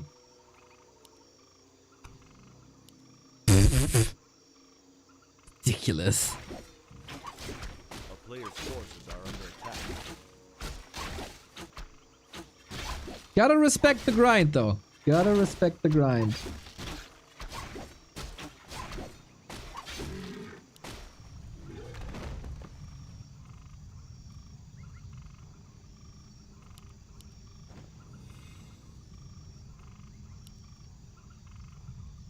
Double ring for life, ring and claws for colorful, probably the better mix. MMR is just a number, doesn't matter. A player's forces are under attack.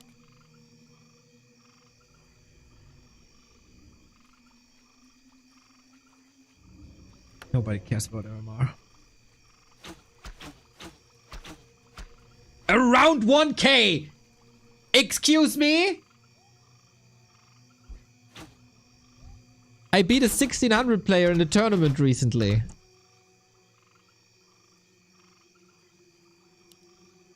That's how I measure my Warcraft strength. A player's forces are under attack.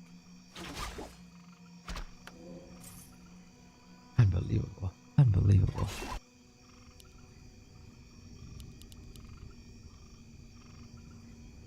Tyler is around 1K. Ah, yes.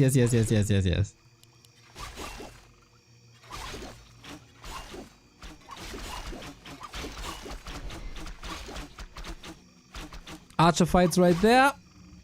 But yeah, colorful I guess has the better inventory, but actually I'm not sure. We got 12 extra armor on Life's Demon Hunter. Good for the young lad to always wear protection. A lot. 3 layers may be a bit extreme, but hey. Whatever floats your boat, brother.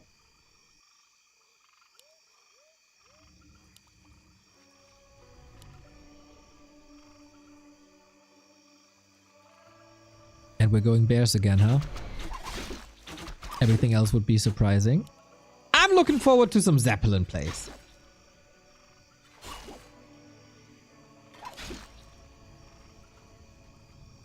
shrink, shrink, shrink. Sweet blood, man. That was swift, Mr. Colorful.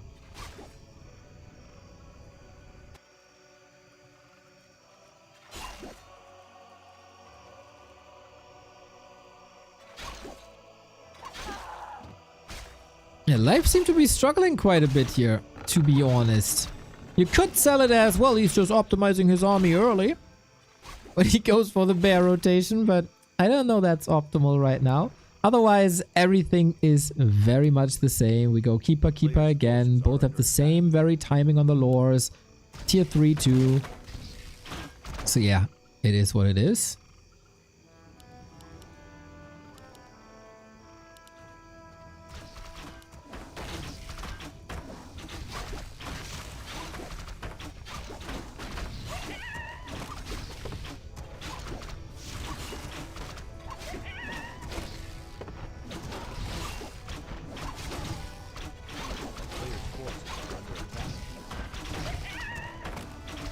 There's one spot on the map for Vamp Aura.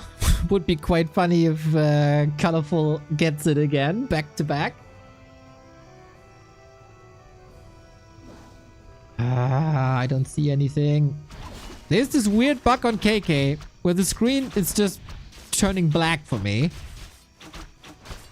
And then I have to click out of that window and click in it again. And then I can see stuff. But yeah, the camera is obviously ass during that time.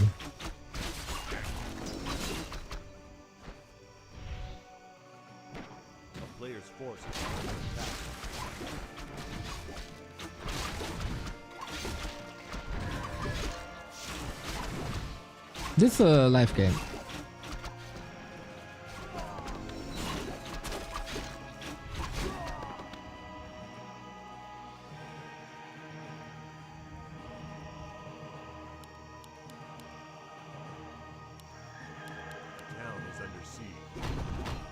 Calm before the storm, everybody. Wisps falling, both of them. +2 on the kill counter for this brave rock golem.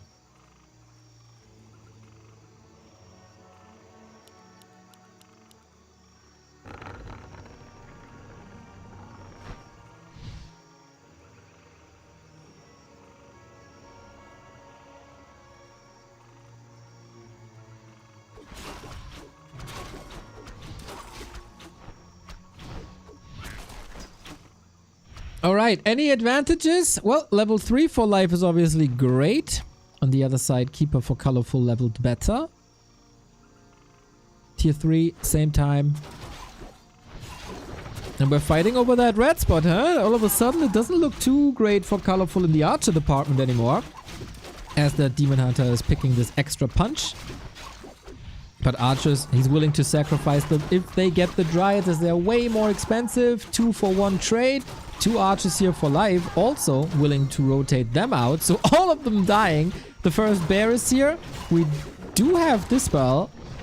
Or do we? Yes, we do on both sides. New Reju should be getting rid of, and is Quick Fingers. Good execution.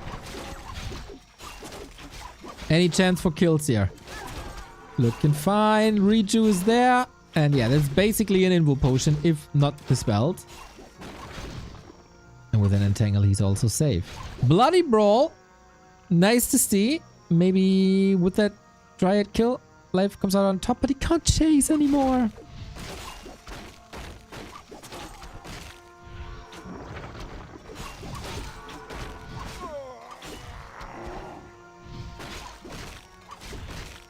Yeah, this looks a million times better for life. Completely wrecking colorful, to be honest. Who got his heroes and 2 bears and a dryad, and that's pretty much it. Life healed up. Lost a lot of his moon juice, but it turns nighttime soon, I guess. Is back at 50. Gets his red spot finally, and then gets further and further ahead in the experience department. Colorful. Gambling for that sweet, sweet Vamp Aura now. This could help him, save him, not sure. Devotion Aura also fantastic, as it's a lot about units. Is Knight of Mirror the most unit-centric matchup we have? Probably, right? It's oftentimes like, we know when a matchup is like hero-centric. But Bear Mirror is Bear Mirror. It's not Demon Hunter Keeper Mirror. Just Bear Mirror. Even in Breaker Mirror, it's a lot about Archmage and Mountain King levels, right? I feel like Demon Hunter levels rarely matter outside the early skirmishes. Keeper levels obviously important.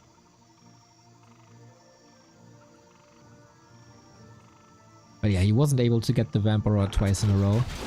Maybe going for the marketplace? Like, something on sale?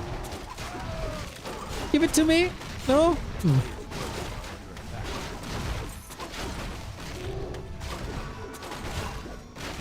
No signs of an expo, no signs of Chimera roosts. I still wonder, and I wonder this for like 15 years. Wouldn't it be nice to mix talents in?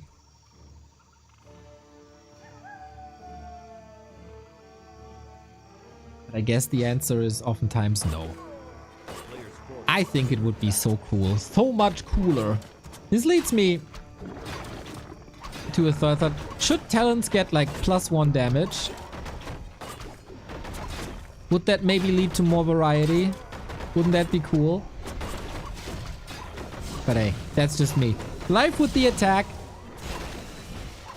Gets the double moon wells. Damage is done. Town portal home. Worth the trade for sure.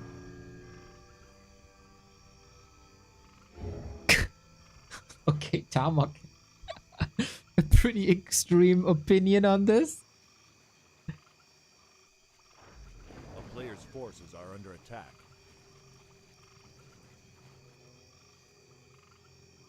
I was about to say life is running away with this game. I'm more tempted to say life is crawling away with the game. It's like glacial speed.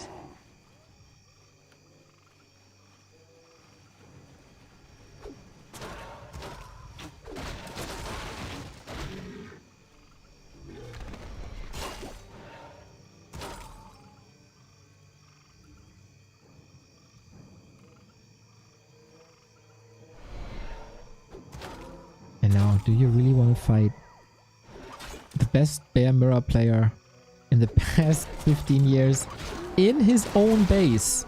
Wait, he morphs every single bear? He just morphed every single bear. What a waste of mana! Well, anyway, might still be enough. 50 food and home turf advantage. Life losing the first bear, but the concave in the north is so good. Keeper levels are even. We don't have heal scrolls on either side. So maybe Colorful is doing it. Gets another kill. 1-for-1 trade on the left hand side. 2 more bears down soon on the right hand side. And yeah, it feels like the northern concave has decided this fight for now at least. Yeah, with the Demon Hunter this low. Very little moon wells. Nice interception. Keeper. Careful. Gotta get that potion. Potential for a 12 supply swing in a second. Oh, life. No. No, no, no, no, no, no, no, no. Oh my god. Oh my god. What are you doing? Ankh triggered. Alright. That was unnecessary. He's going in again. Despite the 2 rings. Colorful! Colorful!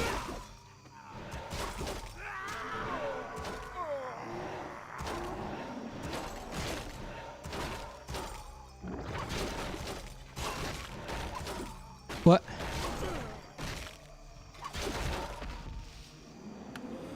I don't know what to say.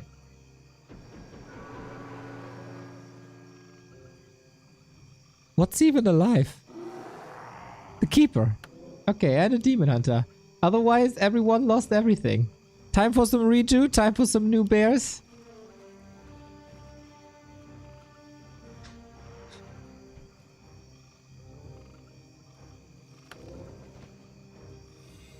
A player's forces are under attack.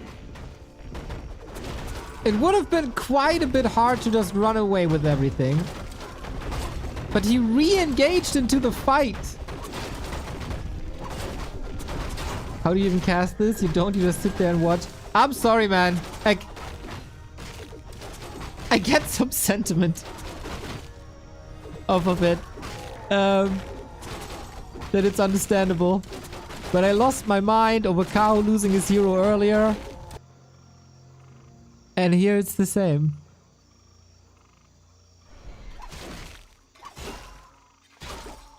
Why did he re-engage? Must have been a gigantic misclick. To like not eliminate the herd bears out of the group and then A-click back into the fight. Bro, I can't.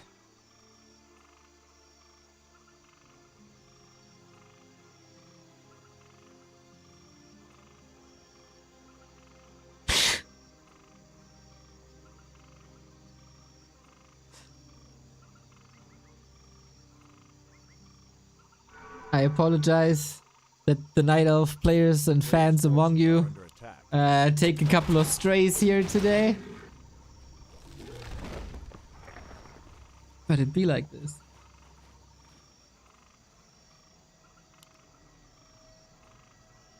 I feel like we lost 95% of our Night Elf viewership anyway. For stating facts!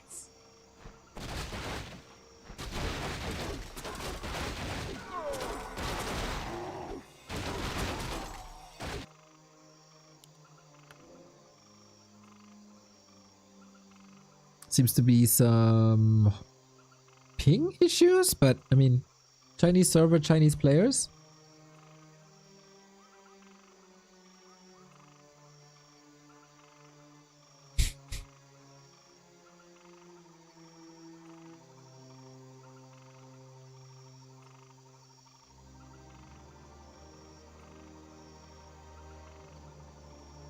A player's forces are Medusa, Medusa.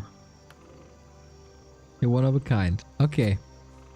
Can he still bring it home?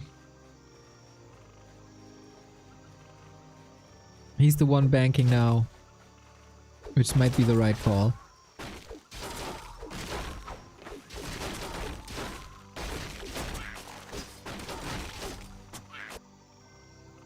Demon Hunter on the high ground. Ready to chase. At least he gets in for now. Solid burn, actually.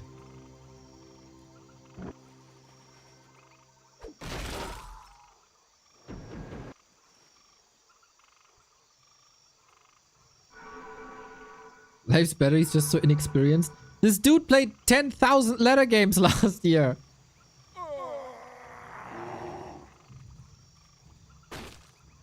And he played competitively 10 years ago as well. It's not that he's a super fresh kid on the block.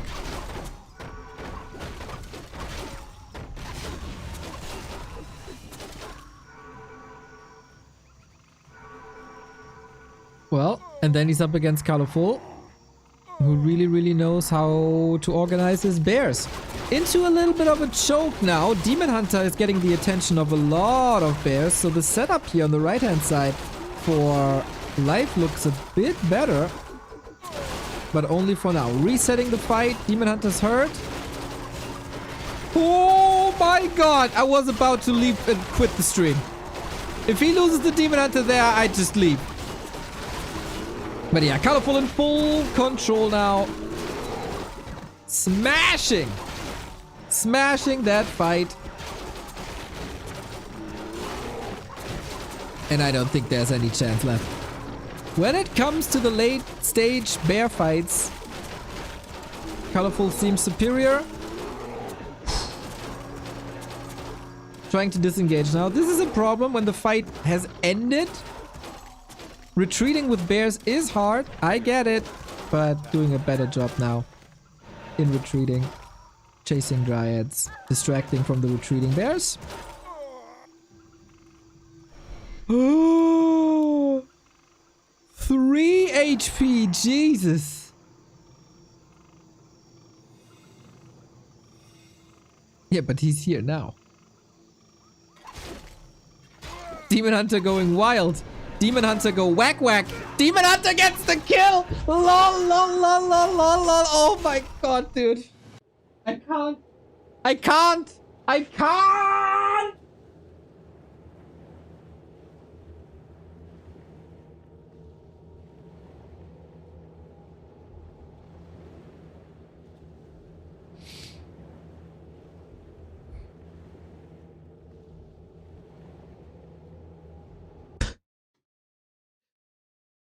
What the hell? What is this?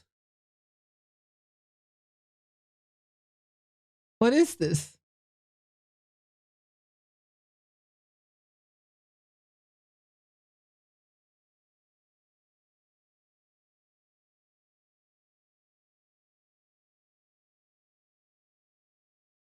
I'm losing my mind. You saw that as well, right? Colorful owns the fight. Like super dominantly. And then I don't know if he's narcoleptic or whatever. But he saw the Demon Hunter there on the right hand side with the mana burn. You saw that too, right? He knew exactly where he was. And then he just puts everything he has left on a silver platter. Here, life, take it.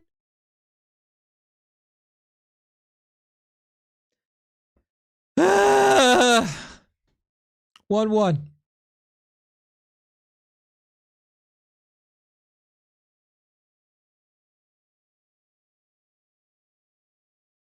But hey, good for life. Good for life. To see the win condition. To realize this is happening. Not everybody would have done this. A couple of people would have probably tapped out after the bear fight. Oh, I don't have bears anymore. Colorful got bears. I got no chance. No, lol, lol. But he had a Demon Hunter and a dream. And then he had the win. It's alright. At least we got some entertaining moments.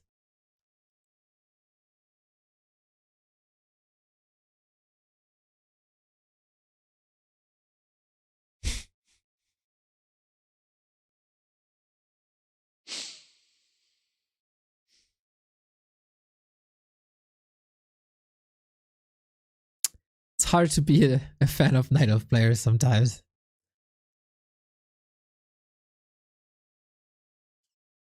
I get that.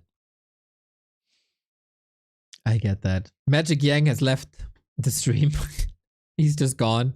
Like, I can't do this anymore. BBC, pay me all you want, but I'm out. I'm out. Nice chair, though.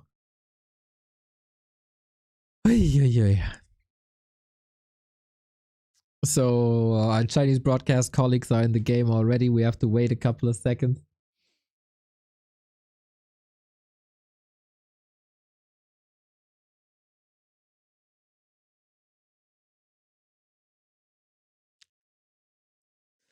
And I can only... We got 3 maps left, right? So, either the lads step it up now, and we're gonna have a fun series,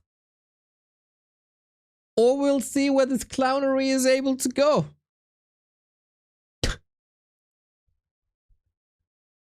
Sky's the limit.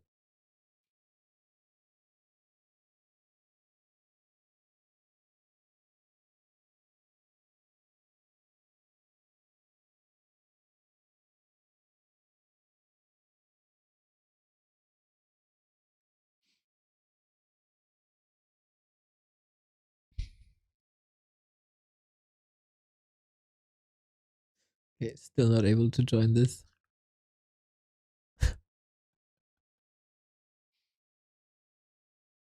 I have a distracting question. Please, please, please, please, please, please.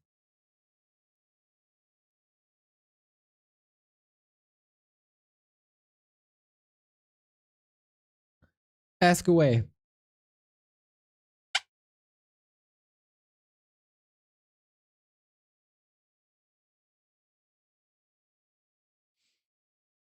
What's the most heartbreaking hero death sound? I mean, it's obviously the Demon Hunter. because he always does so well, and I'm always rooting for him. And then I'm like, okay, go, one more swing, it's all gonna be good. And then he dies, and everything's in shambles, and you hear this. Oh!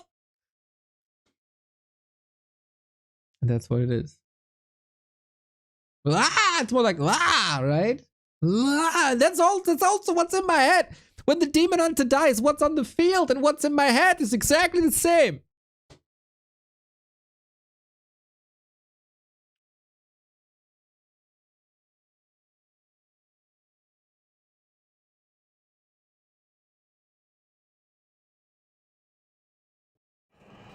I said DH, yes.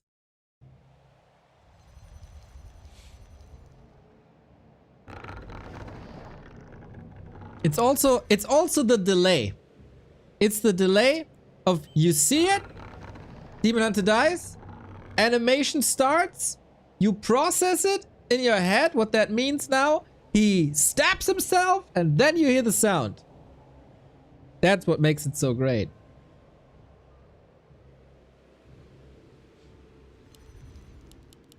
Map 3, everybody, in this wonderful, wonderful, very entertaining Night of Mirror. We got colorful on the left-hand side in the blue, and life at the bottom right in the red.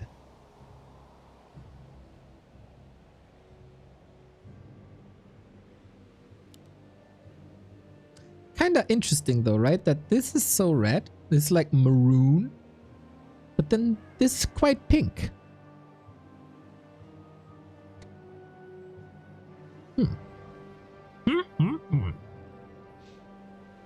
At least it's not violet today. Otherwise, I would go violent. Are you from Germany? Yes. Greetings. Like your Warcraft cast, please cast Grubby's tournament. There might be a scheduling conflict, but we are talking. Manuel and I. Buddies slide into each other DMs. Day in, day out.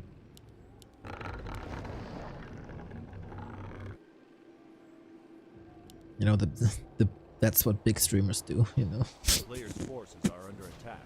I'm super excited to see Dandy play.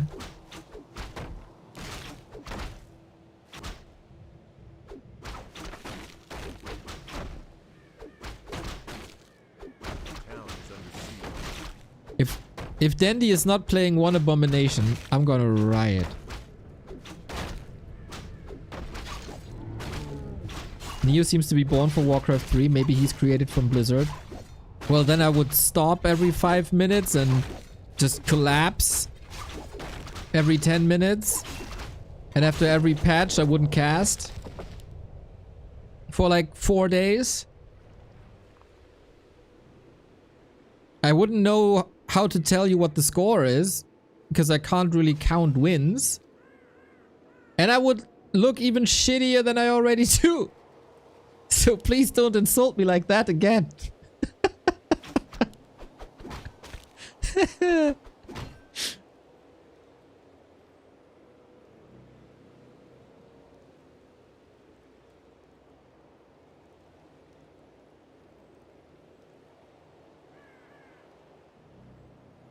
I mean...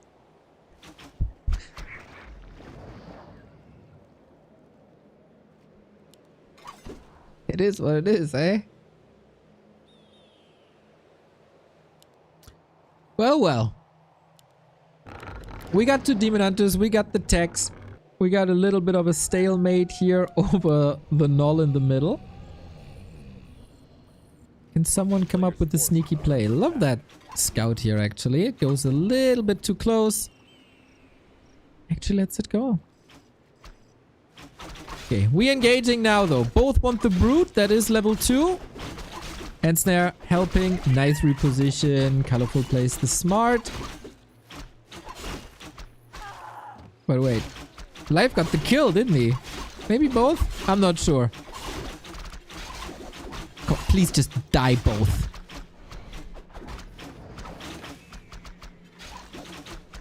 Nah, I think we're good here. I think we're good.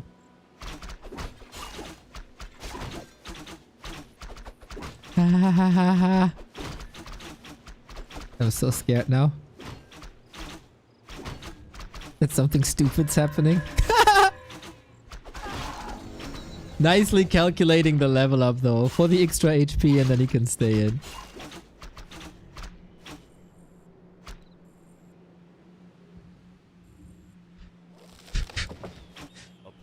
It's actually quite entertaining now that we've seen so many mistakes by both players that anything can happen at any time.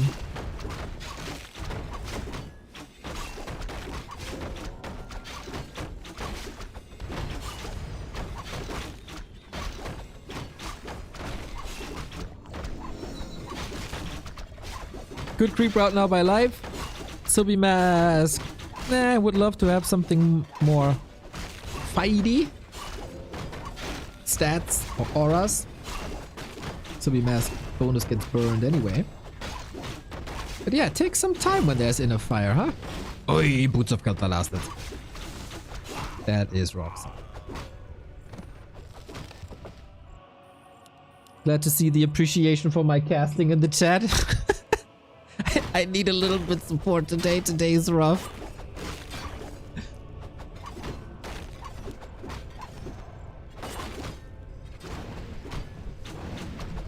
Rough.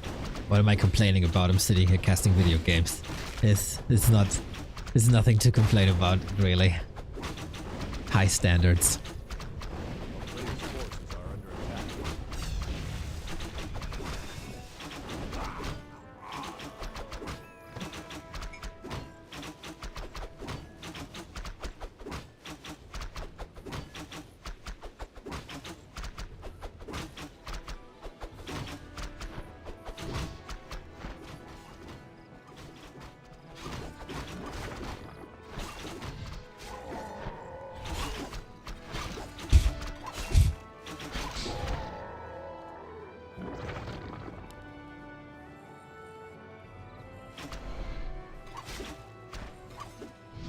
Okay.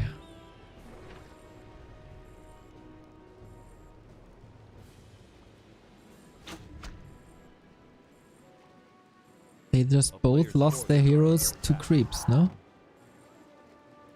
The hero, the Ancient of War.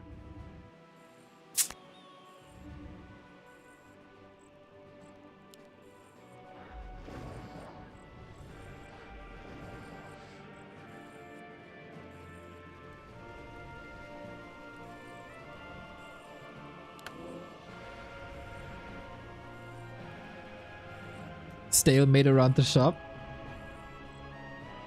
If Neo cast yesterday Elfmera, he would have lost it by now. What happened yesterday?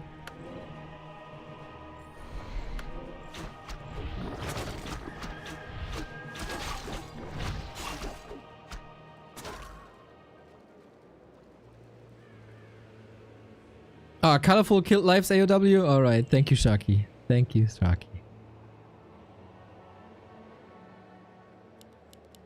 Yo, Soul 8 man, did you give up casting the series as well or what?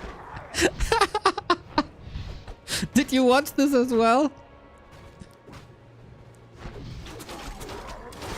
Thank you for the raid. It's a pleasure. Scroll of the Beast, of course, a very unfortunate item. Off we go. The creeps are backstabbing Colorful. There's not too much he can do about it, but Life just swing, loses the Keeper, only level 1. But this, of course, grande XP for Colorful, who plays this fight quite a bit better, I gotta say, if he's not overcommitting now. He has no TP and no staff, so no staff.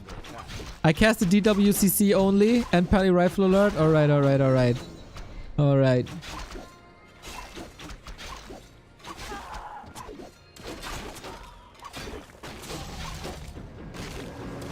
Oh. Yeah, this is a funny series, Mr. 8-Man. A player's forces are under attack. I'm having some challenges. Mr. Neo, prediction for Happy vs Starbuck in B Cup, please. The heart prediction or the brain prediction is the question.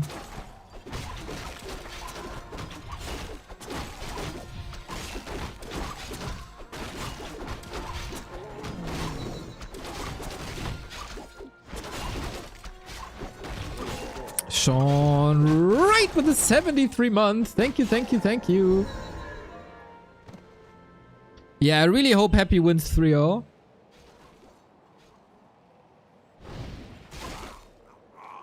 I do think...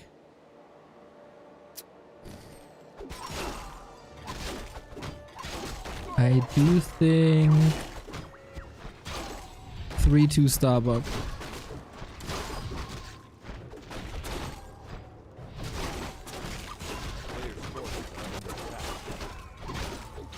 But it's gonna be a very, very, very different series than today. That's for sure.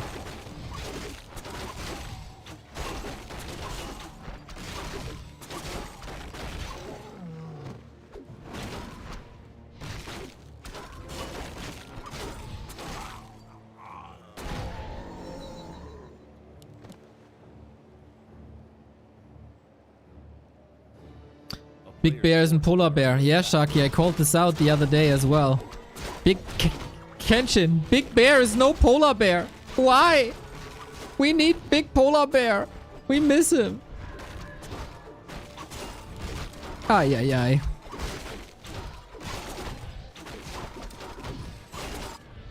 ay. I mean, it's the classic creeping again, huh? Up until pretty much now, I guess. Now the big question, who breaks upkeep first? A player's forces are under attack.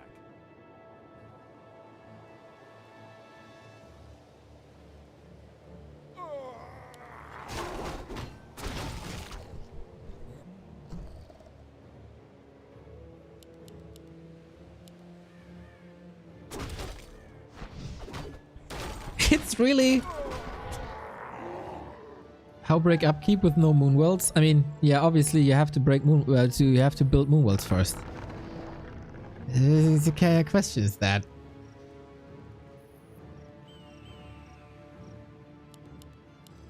But you gotta get the upgrades in, try to stay as passive as possible. There's also no Zeppelin plays, right? No Sapper plays. Nothing. Nothing. It's incredibly uninspired. But that's Chinese Night of Mirror, guys. It is.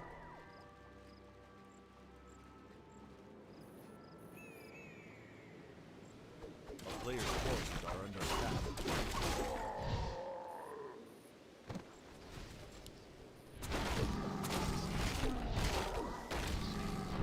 The good thing is, though, that we are fighting for the non-mainstream streamers award, and this is so much time for you to cast your vote if you didn't do that already. Exclamation mark award.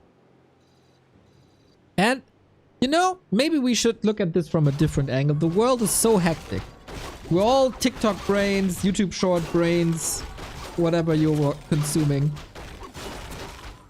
Maybe sometimes things take a little while.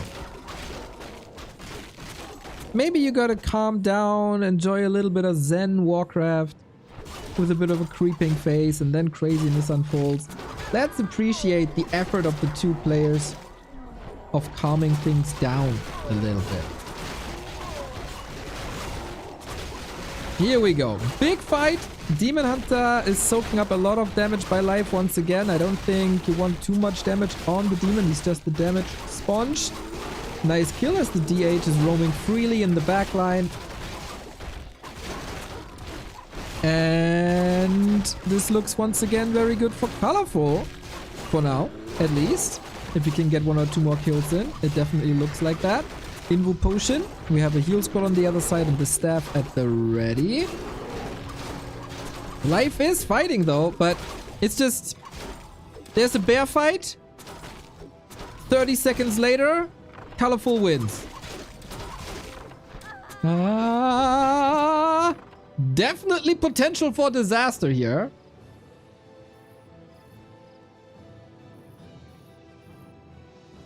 Can he reach? Yup. That's what I like to see a Zeppelin in this series. This is very good, very good. We're making progress. It would be fitting for this series if this Zeppelin is crashing. No? It would be picture perfect. And to be honest, I feel like that's the best chance that life got. You're not winning these fights, bro. A town is under siege. A player's forces are under attack. Colorful lost 1 bear, Life lost 3. Yeah, Life was attacking the Demon Hunter for a long time, and Colorful was attacking the bears. And so, if you attack the bears, they die. Next time Mr. 8man will complain about Ted Fiend Mirror, I will ask him to watch this series. Mr. Vez, we all know that Ted Fiend Mirror is the best mirror. It is the fencing of Warcraft 3. Only true gentlemen play Ted Fiend Mirror. With all its nuances. And all the different timings.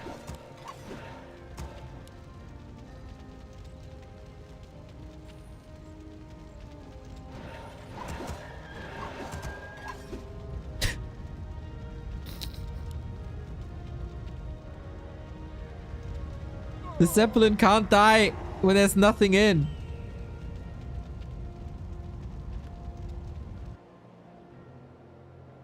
Well said. Yep, thank you, thank you. The entire chat is with us on this.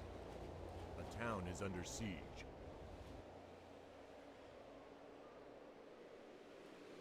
Very good, very happy for the Zeppelin pilot. He survives.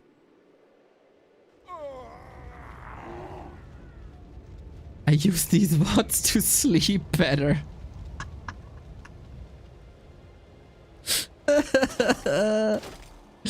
It's fine. There are moments that are entertaining.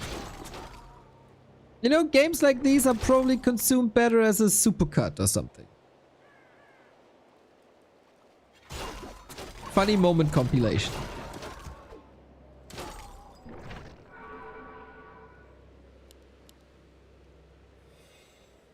We also have to appreciate that we don't have to watch Ballista War. What? Ballista War is the best. I don't know why there's so much hate against Glaive Thrower War. Glaive Thrower War is high damage, high lethality. So whenever you hit something, stuff dies, which is good. That is progress. You can't heal everything up again in no time. I mean, you can repair, but then, you know, the Wisps are also attackable. And usually you have Zeppelins in play, and then we got Ballista Wars, and we pick them up and we dodge shots, etc. Hot take! Glaive Thrower War, best Night Elf Mirror style.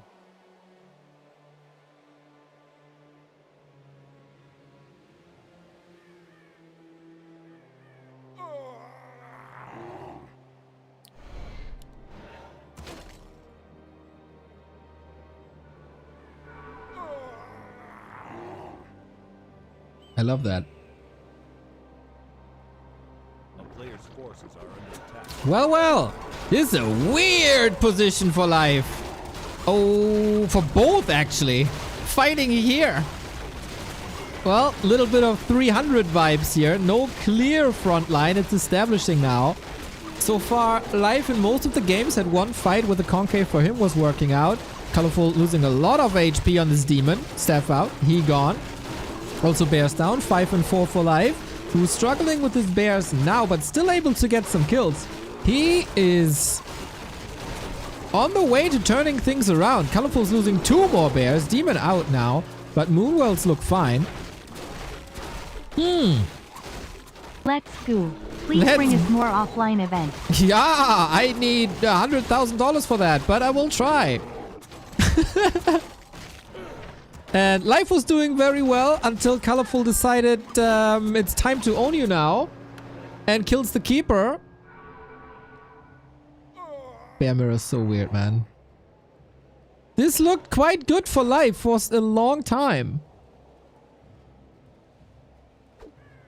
And then he lost 30 food.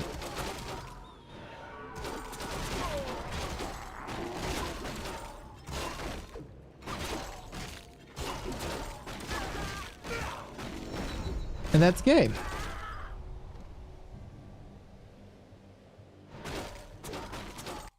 GG. Colorful takes it home. 2 and 1.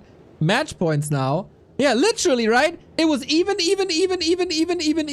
Boom, 20 food dead. What the hell?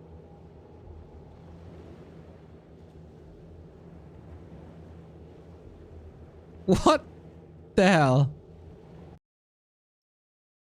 I was a bit distracted by that sub, but thank you. It's of course the best kind of a distraction we got here.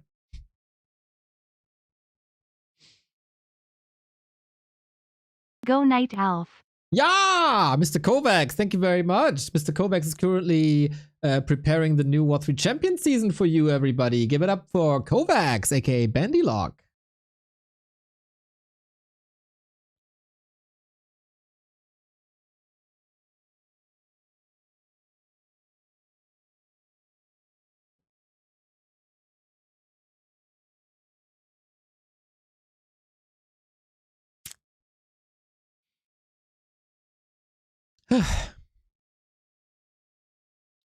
What's funny? Usually in these B Cup series, there's long breaks in between, right? Here with these, not really. Just get it over with.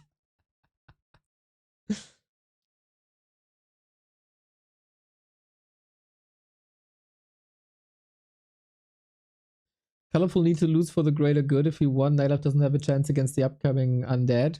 Well, Kaho might if he plays like on map 1 today.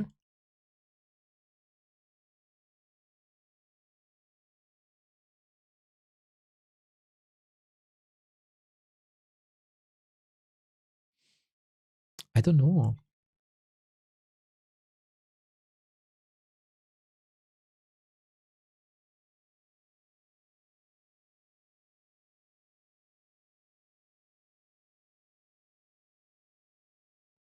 But yeah, it would be half a tragedy if Life gets eliminated here. He was doing so well in tournaments recently.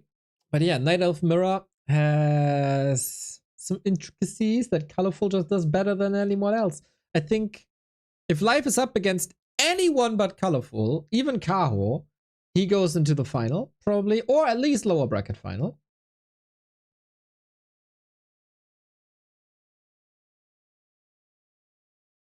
But this might be the end of the road for the top 3 Night Elf player. My daughter brought me food, wasn't even married before this episode started.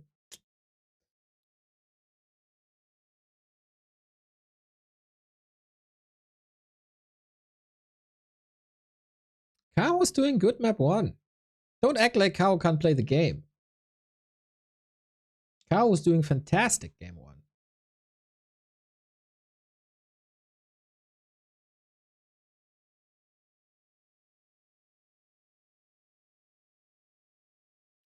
It is what it is. But yeah, we get at max 2 games, and then we'll see what's there. Left to cast at 7 p.m. We got our German league. I'm so excited for Toxie vs Francis, and then whatever happens in the lower bracket. Really, really, really hype.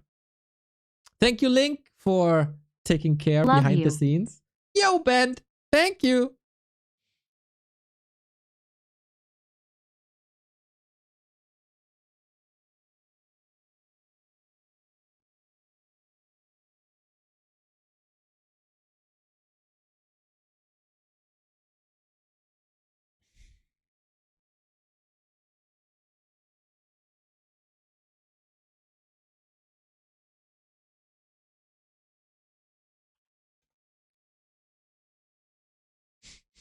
Always, baby. Love it.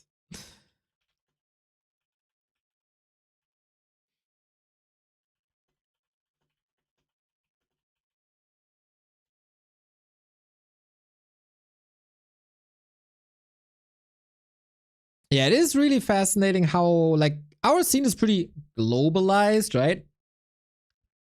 So everybody knows what the other is doing, basically, and styles mash, and everybody's feasting on the other. But the Chinese, they refuse to do anything else but Night Elf Mirror. It is crazy.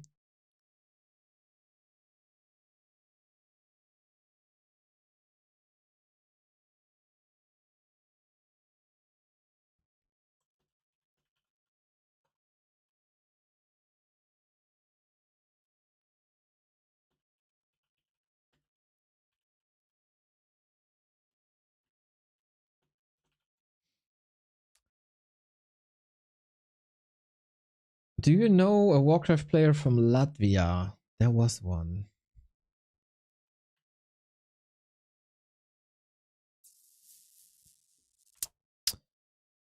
We got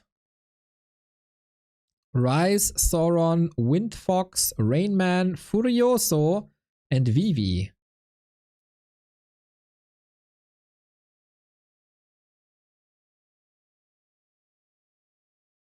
And Acid. True, Acid.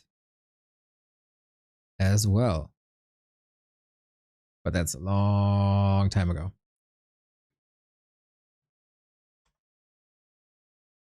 Tiesiok is not Latvia, that's Lithuania.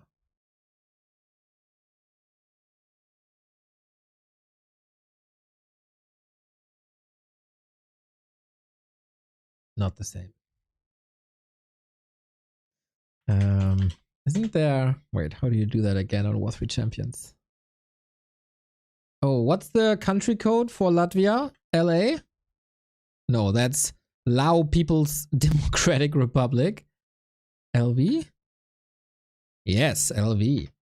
These are all the people from Latvia. Resk, Warden, Mango Shark, Swords, more Warden, more Mango Shark. So yeah, basically Warden and Mango Shark. Chaganaga? Not too sure if that's correct. But yeah, Resk and Warden basically. That's Latvia for you. Chaganaga is really from Latvia? Or is he just selecting the flag? Not sure.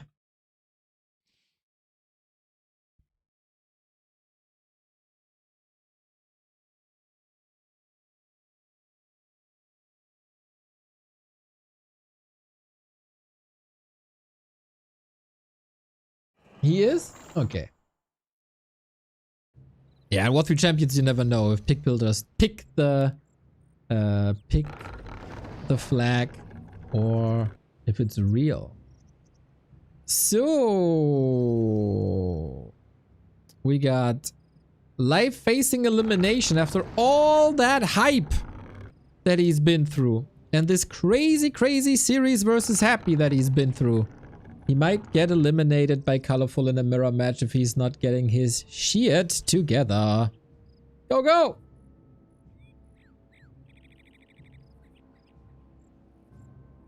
I'm gonna grab a slice of cheese, everybody. I'm very hungry.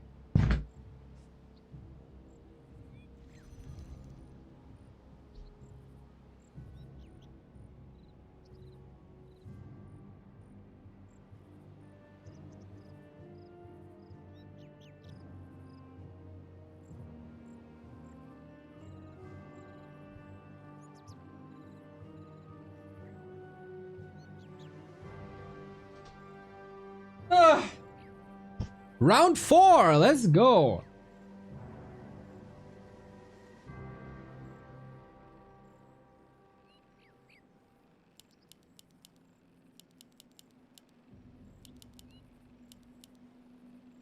Slice of cheese, very good when you're hungry. Disappears pretty much immediately. Drink some water as well. GG. Special caster's tip.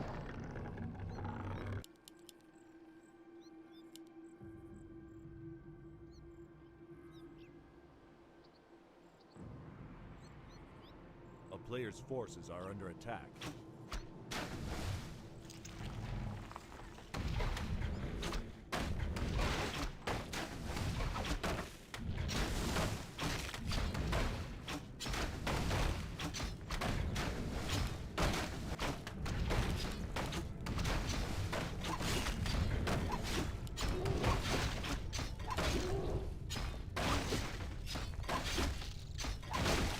Sorry, I'm gonna be talking in a second. I gotta chew. Choo choo!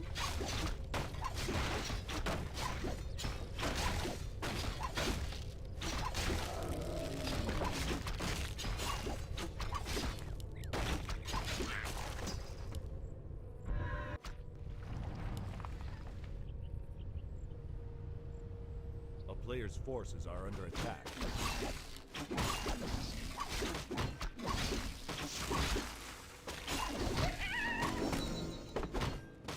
Alrighty. There it is. Live, colorful, hammerfall, the match points. It is again a demon hunter. It is again archers. I mean, of course. So hopefully...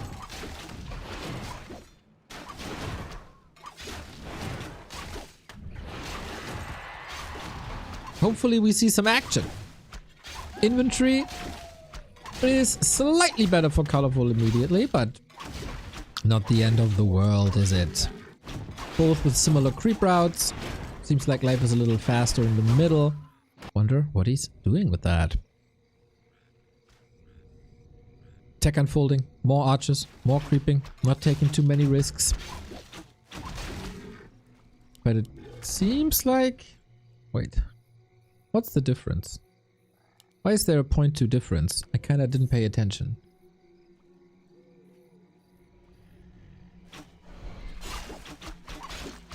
It's the perfect mirror match. Mana burn animation at the same time. Town portal sold for the boots on both sides.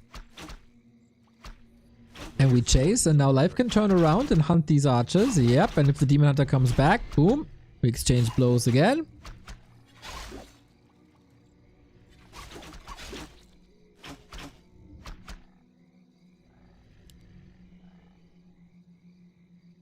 Okay, no unnecessary risks. Life keeps all the archers alive. Same for colorful. We'll need some moon juice to heal up. Oh, life over this exchange forgot the hunter's hole though. Whoopsie. Can then start the tech a little faster and queue up the lures, but this means a little timing window, maybe. For colorful.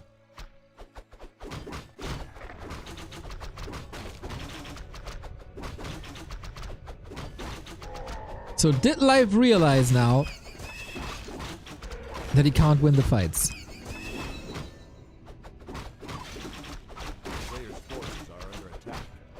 He is slightly under-leveled now. It's not the end of the world.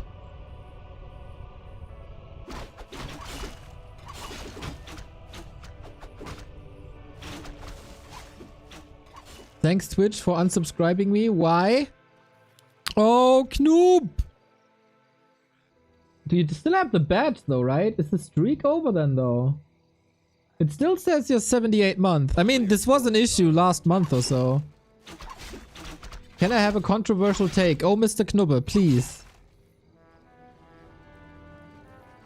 I swear not about overlay. We got a new overlay, Mr. Knubbequakes. It's coming. It must be coded, but it is coming. But yes, Mr. Knubbequakes, you have the right to say and do anything here on this channel. Well, almost anything.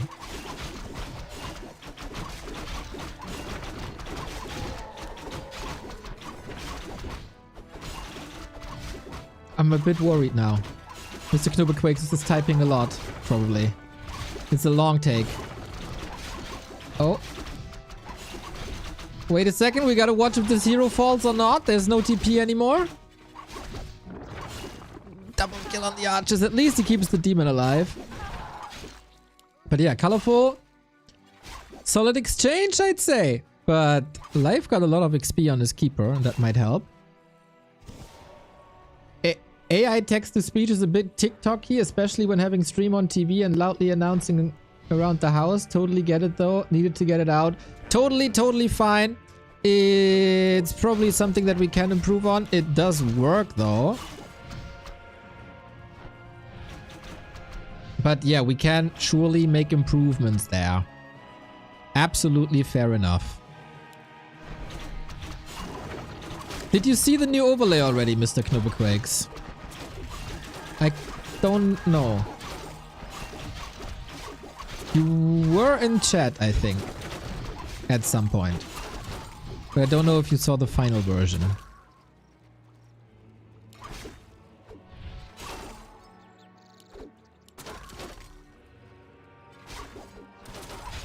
And then you probably will be happy with us Finally, again. It is a... I wanted to say spectacular mid-game, but... I can't.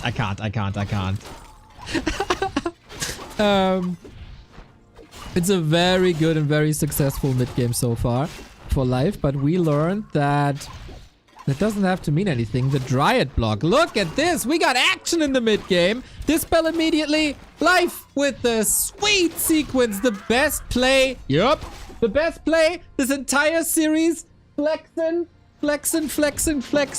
and takes the victory deservedly. Boom! 2-2. Oh my god! Finally some good Warcraft again! Finally!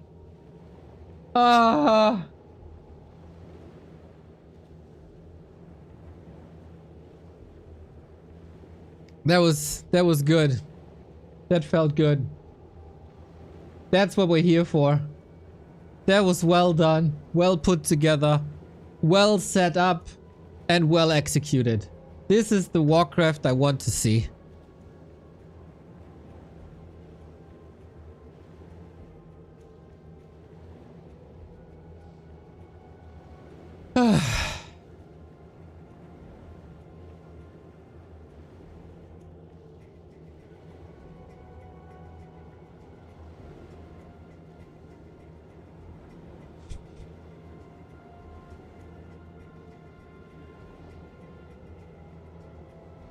All right, so one last battle, everybody. Just to make sure I can show Mr. Knoob the last version.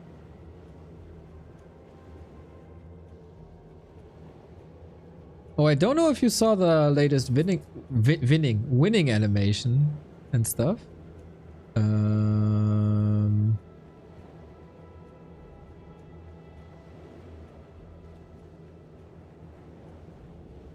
Yeah, I think we can do that real quick. We have to wait for the final map anyway. So, new overlay is basically the old overlay. With heroes back to the side, resources back on top. Color scheme is a little bit different than it is now to have less player color, but with accents and not like full boxes. Leak and best of thing is now up left to clean up the middle a little bit. Map name is back. You can't see it here at the moment, but army composition and research stuff is bottom. And winning animation. So clean! So good! I think. So yeah, that's it.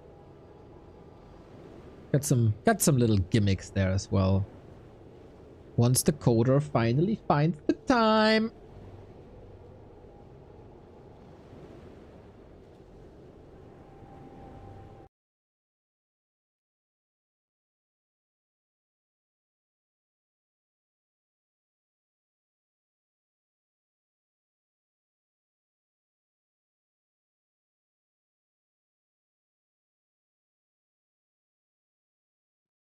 Yeah, that was a very good session with our designer Shad.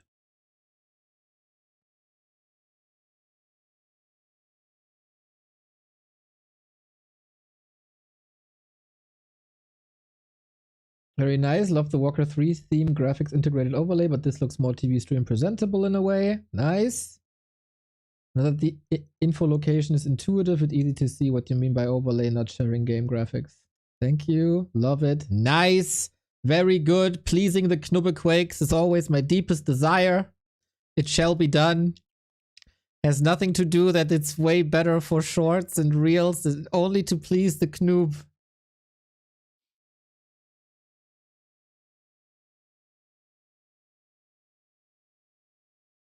Also more transparency around the top overlay items, I think, and it looks more breathing. Yes, that's really cool.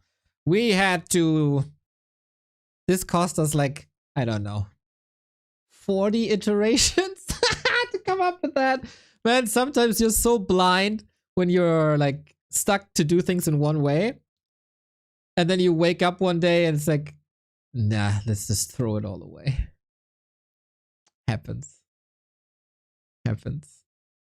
And then you come up with something better. I had to watch so much Valorant, man. I had to watch so much Valorant and League of Legends.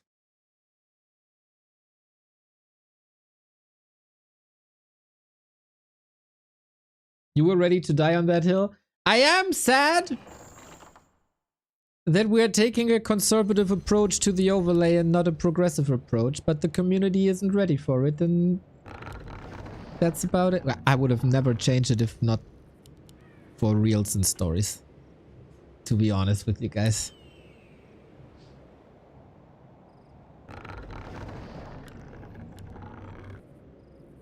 So, I gotta figure out who's who. Colorful it... I'm confused. Life is red. Life is red. Life is up top. Okay. Observing on KK server is no fun. Life is red. Life is top. Boom! Decider, everybody! Who stays alive in BCAP 16?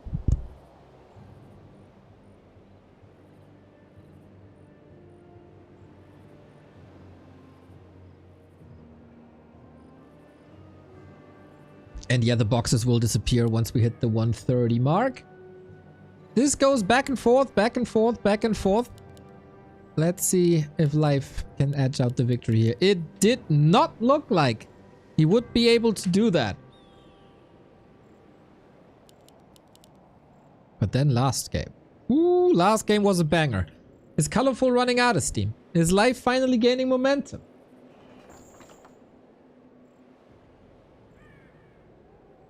And is this purple blue or is this blue? So many questions.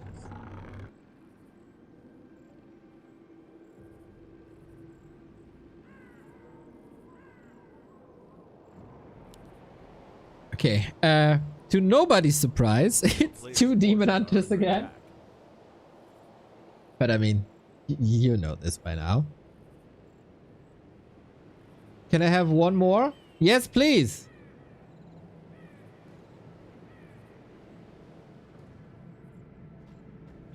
One more what? One more complaint?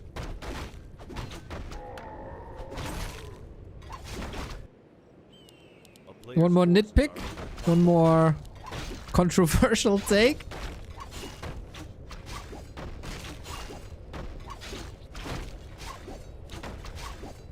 But yeah, it's a mirror match. We got lots of time.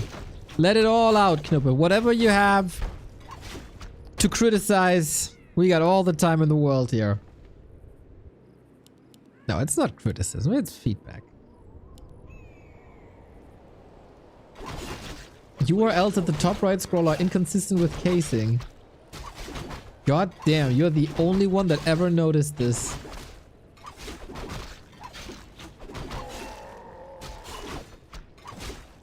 Very sweet. Okay, I'll yeah, that's unacceptable. That doesn't work that way. This has to be changed. Yeah, we need to think of our OCD people. Thank you, thank you, thank you. A player's forces are That is indeed very good. I didn't even notice that myself.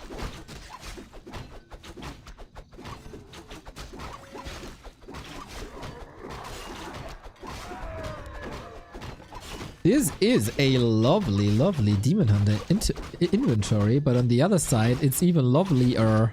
Look at him go. It's the deciding map. It's the most important map of the series, and Colorful kicks it off with Circlet Claw Slippers.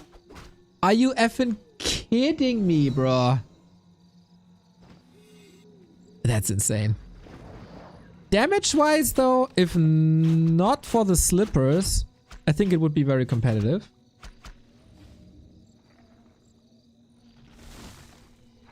But yeah, slippers make the difference, not the gloves. I have to say this, otherwise I get an angry DM by Don Dolare saying that I don't understand how good gloves are. Psst.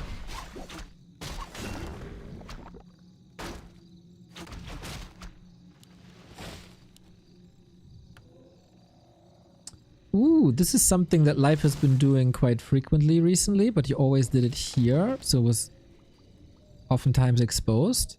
And see, colorful is already here. Nice, love it. That's some strategic Warcraft. That's some counterplay. Or maybe it's the first counterplay that I understand. Who knows?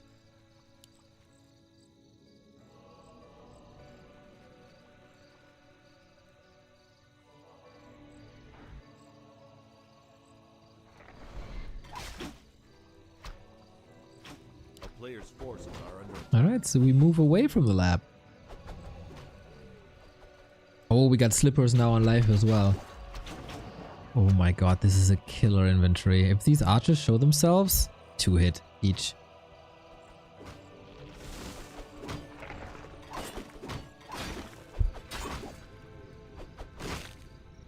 Both had the same idea, just on different positions, which is nice. Creeps woke up, pulls them against the Ancient. Nice, well done.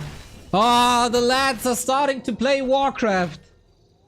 Not gonna lie, first 3 maps, absolute torture for all of us. And I'm so glad that you're still with me.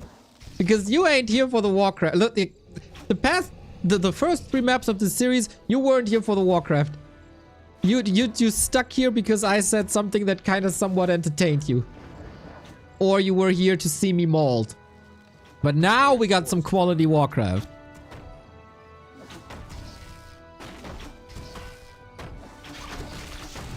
And I've always said, Knight of Mirror can be beautiful. Even Bear Mirror can be beautiful. Nice little last hit for Life once again. He's picking up momentum. Like a lot.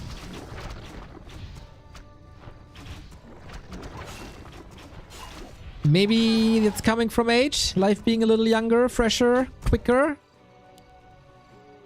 We just like the pain. Okay, that's also possible. You should check out Berlin and the side avenues if that's the case. A player's forces are under attack.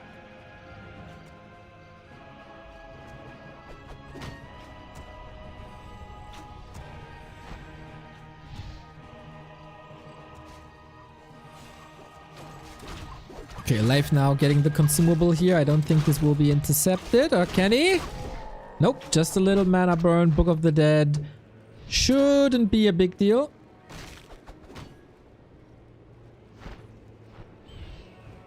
Could. Always, though. A player's forces are under attack. Knowik wakes with the gifted sub to Niku. Casual 8,401 gift subs. Oh man. Or is it Naisu? It could just be Naisu. Could be both.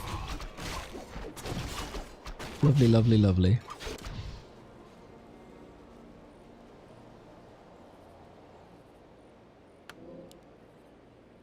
Did you give the sub to check how many subs you gifted in lifetime?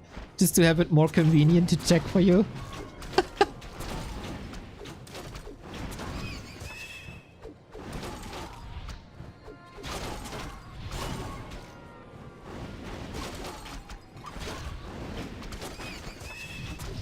Okay, we're moving into the calmer side of the game, which is always necessary.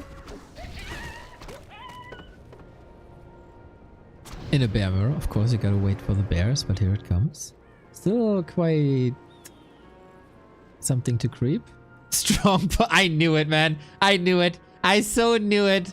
Oh, let's just spend $5 for a little bit of convenience, yeah. What is $5 to a Knubbe? Amazing.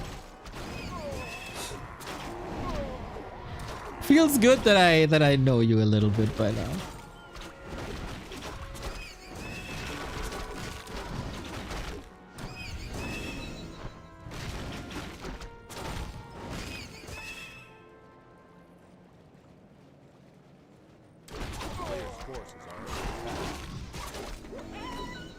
calm before the storm now. Who gears better? Who upgrades better? Who makes the better decisions when it comes to breaking upkeep?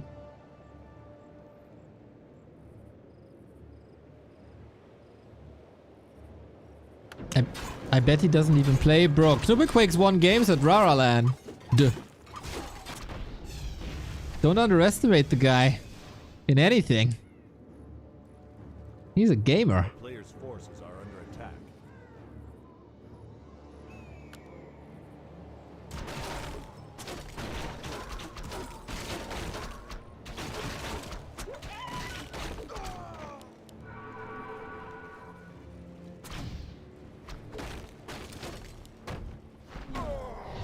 Whoo, red spot's so important now.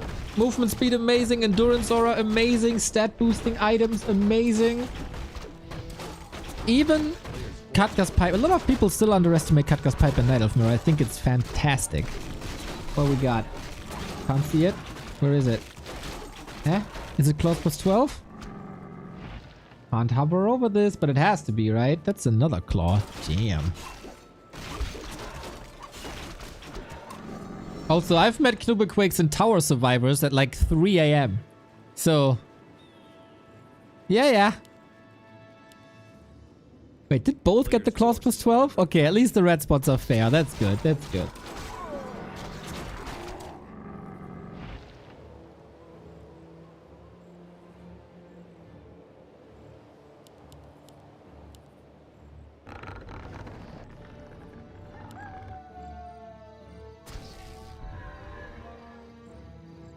Colorful is far behind in levels on the Keeper. This could bite him real bad when it comes to a later stage bear fight. No Vamp Aura luck this time. Orb numbers should even out as life is rich.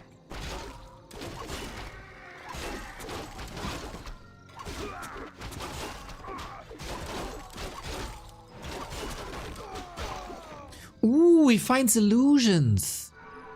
Always an X factor in bear mirrors. They're usually not dispelled.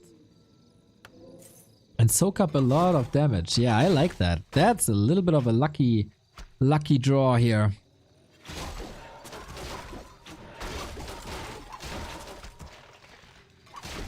A player's forces are under attack.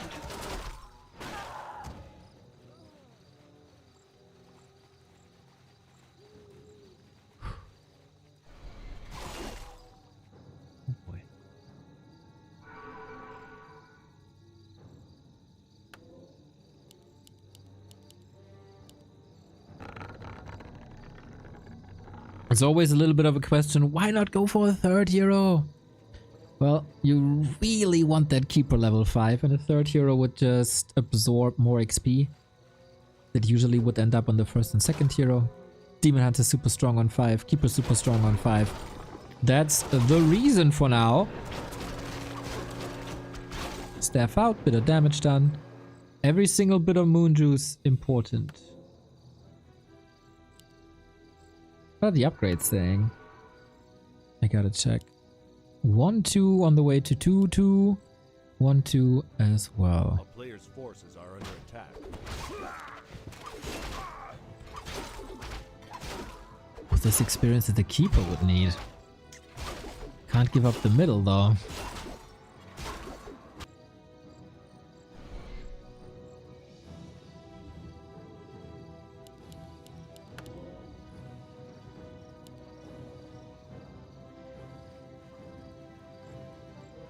Winner is facing 1-0 next stage. Probably tomorrow. Is Life making the move? And fights into Colorful's base. He's so set up. He is so set up. Maybe just a couple of burns.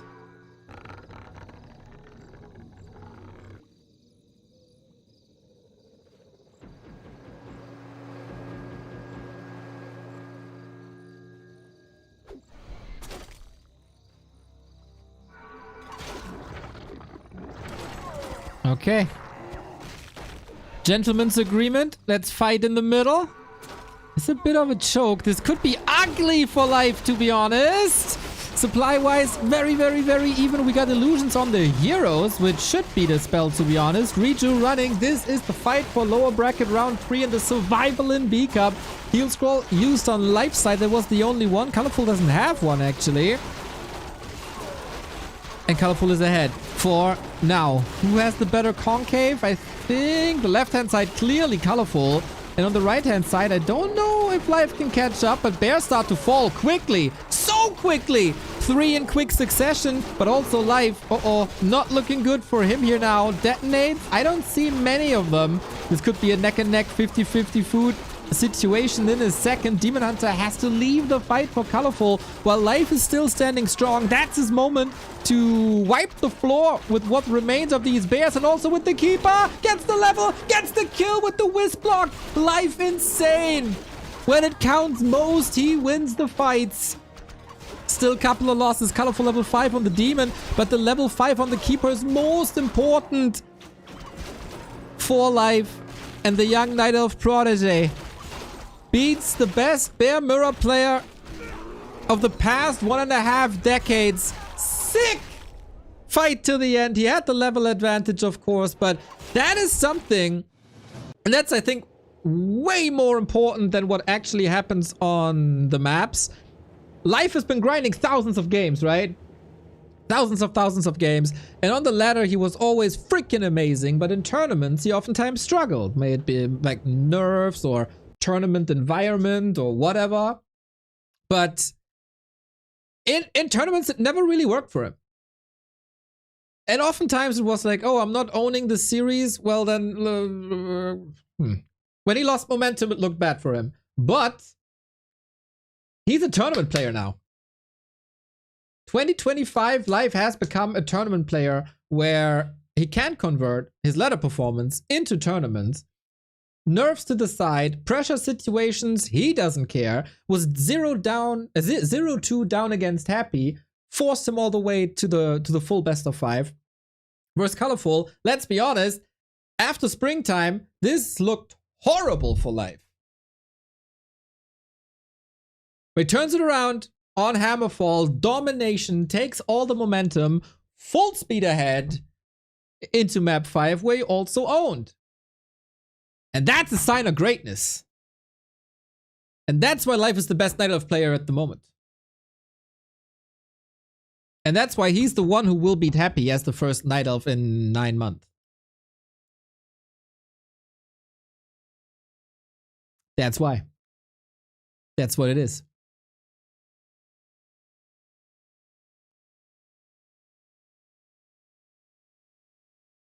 He's just freaking great. Very, very cool to see the progress. And oh my god, tomorrow 1-0 versus Life. Hell yeah. Hell yeah. We got a bracket, everybody, for the rest of B Cup, the highest paying tournament in online Warcraft.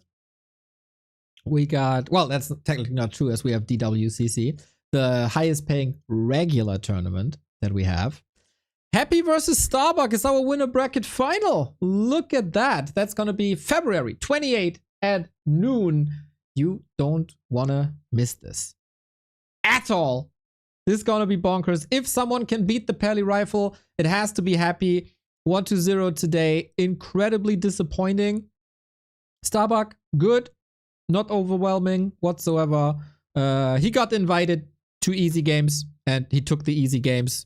Nothing to complain about, I guess, from his perspective. But Saturday is the real challenge. Saturday is the challenge. Can Starbuck finally make it to the grand final after coming so close yet so far? You really, really, really gotta watch this. Then we got Life versus 1-0. This is also gonna be an incredible match.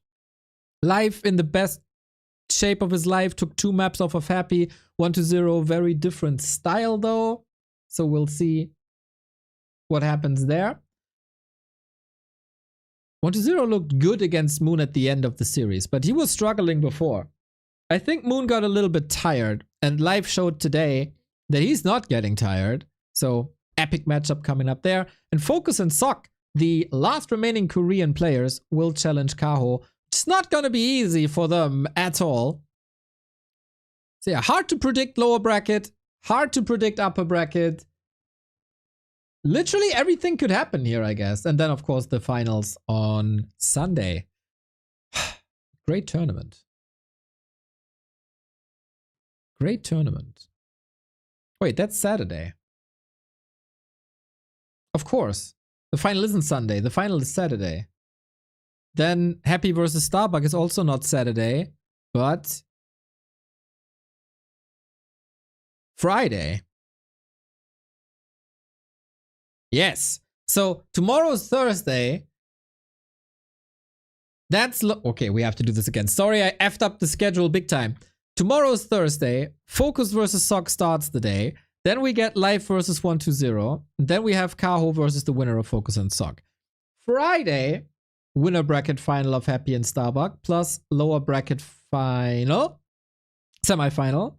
And then on the last day, on the Saturday, it is lower bracket final and grand final. Yes. That's not the only thing that we are celebrating this week. We got a lot of Warcraft for you this week. This is one of the best weeks all year. Here's our homepage, backtowarcraft.com.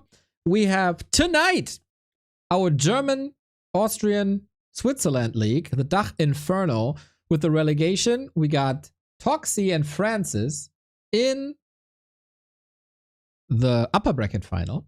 In the lower bracket, we still have Ente, Shocky, Shosh, and Chris fighting for the 2 slots that we got for the league that is starting early March.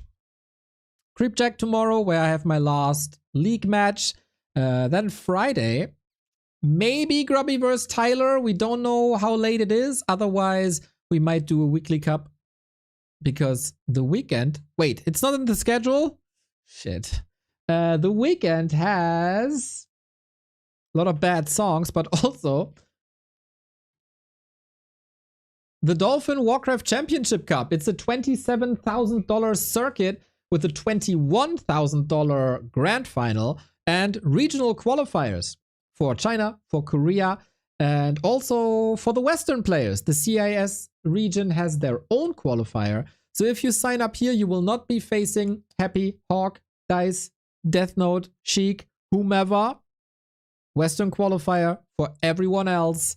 Sign up, sign up, sign up, sign up. Saturday evening, Sunday evening, and the week after. So this is what's on the menu here at the Back to Warcraft headquarters. So go check it out.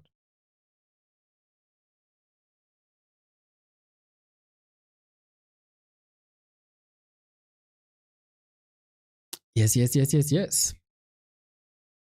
That is what it is.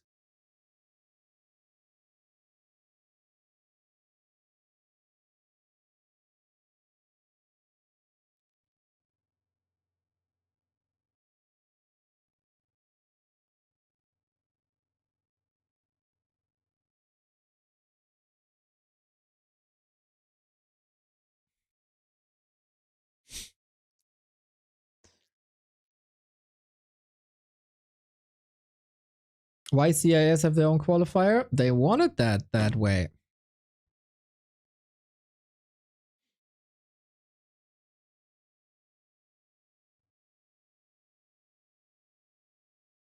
And then there's a new War 3 Champion season coming. That's also pretty good. Just needs to be implemented by Mr. Bendylock, Mr. Kovacs. And then we have an awesome spring, I guess.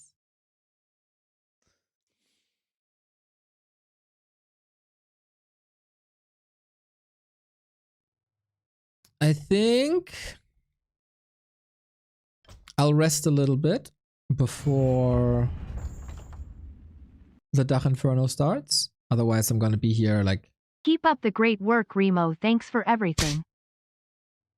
My name is Neo, but thank you, thank you, thank you. What you can do for us, though, is to vote for us. Thank you, Steve. Exclamation mark award. We are in the top 3 again. Help us. Help us, help us, help us bring this home. Hammer it home. This is down to like a dozen votes for whomever. I'll annoy you with this until Friday night when the vote ends. So we really need every single one to vote. Doesn't matter where you're from. Doesn't matter if you voted already. Vote from your phone, a different network. You'll find ways. That'd be amazing. Sign up for the Dolphin qualifiers. That'd be really cool to have a packed lineup on Saturday and Sunday. And then you tune in later at 7 p.m. for the Dach Inferno.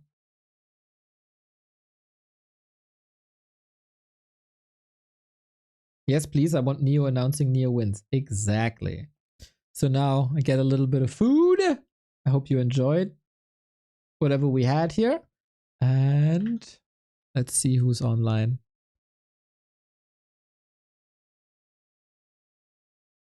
Let's give the raid to Mr. Witty, since he's always raiding us. And it's just fair if we give it back.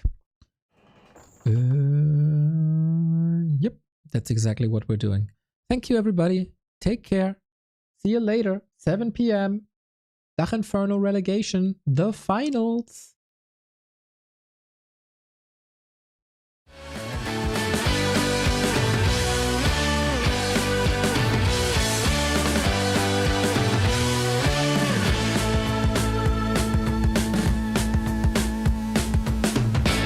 Neo is honestly the world's biggest happy fanboy. The way that he cheers for happy even before the heroes are out of the altar. Even when happy does something completely trivial, like killing a grunt that has 100 HP left with death coil, Neo goes crazy. Happy, what a god! What a god! What a god! Fuck silver linings. Happy is such a god. Silver linings are full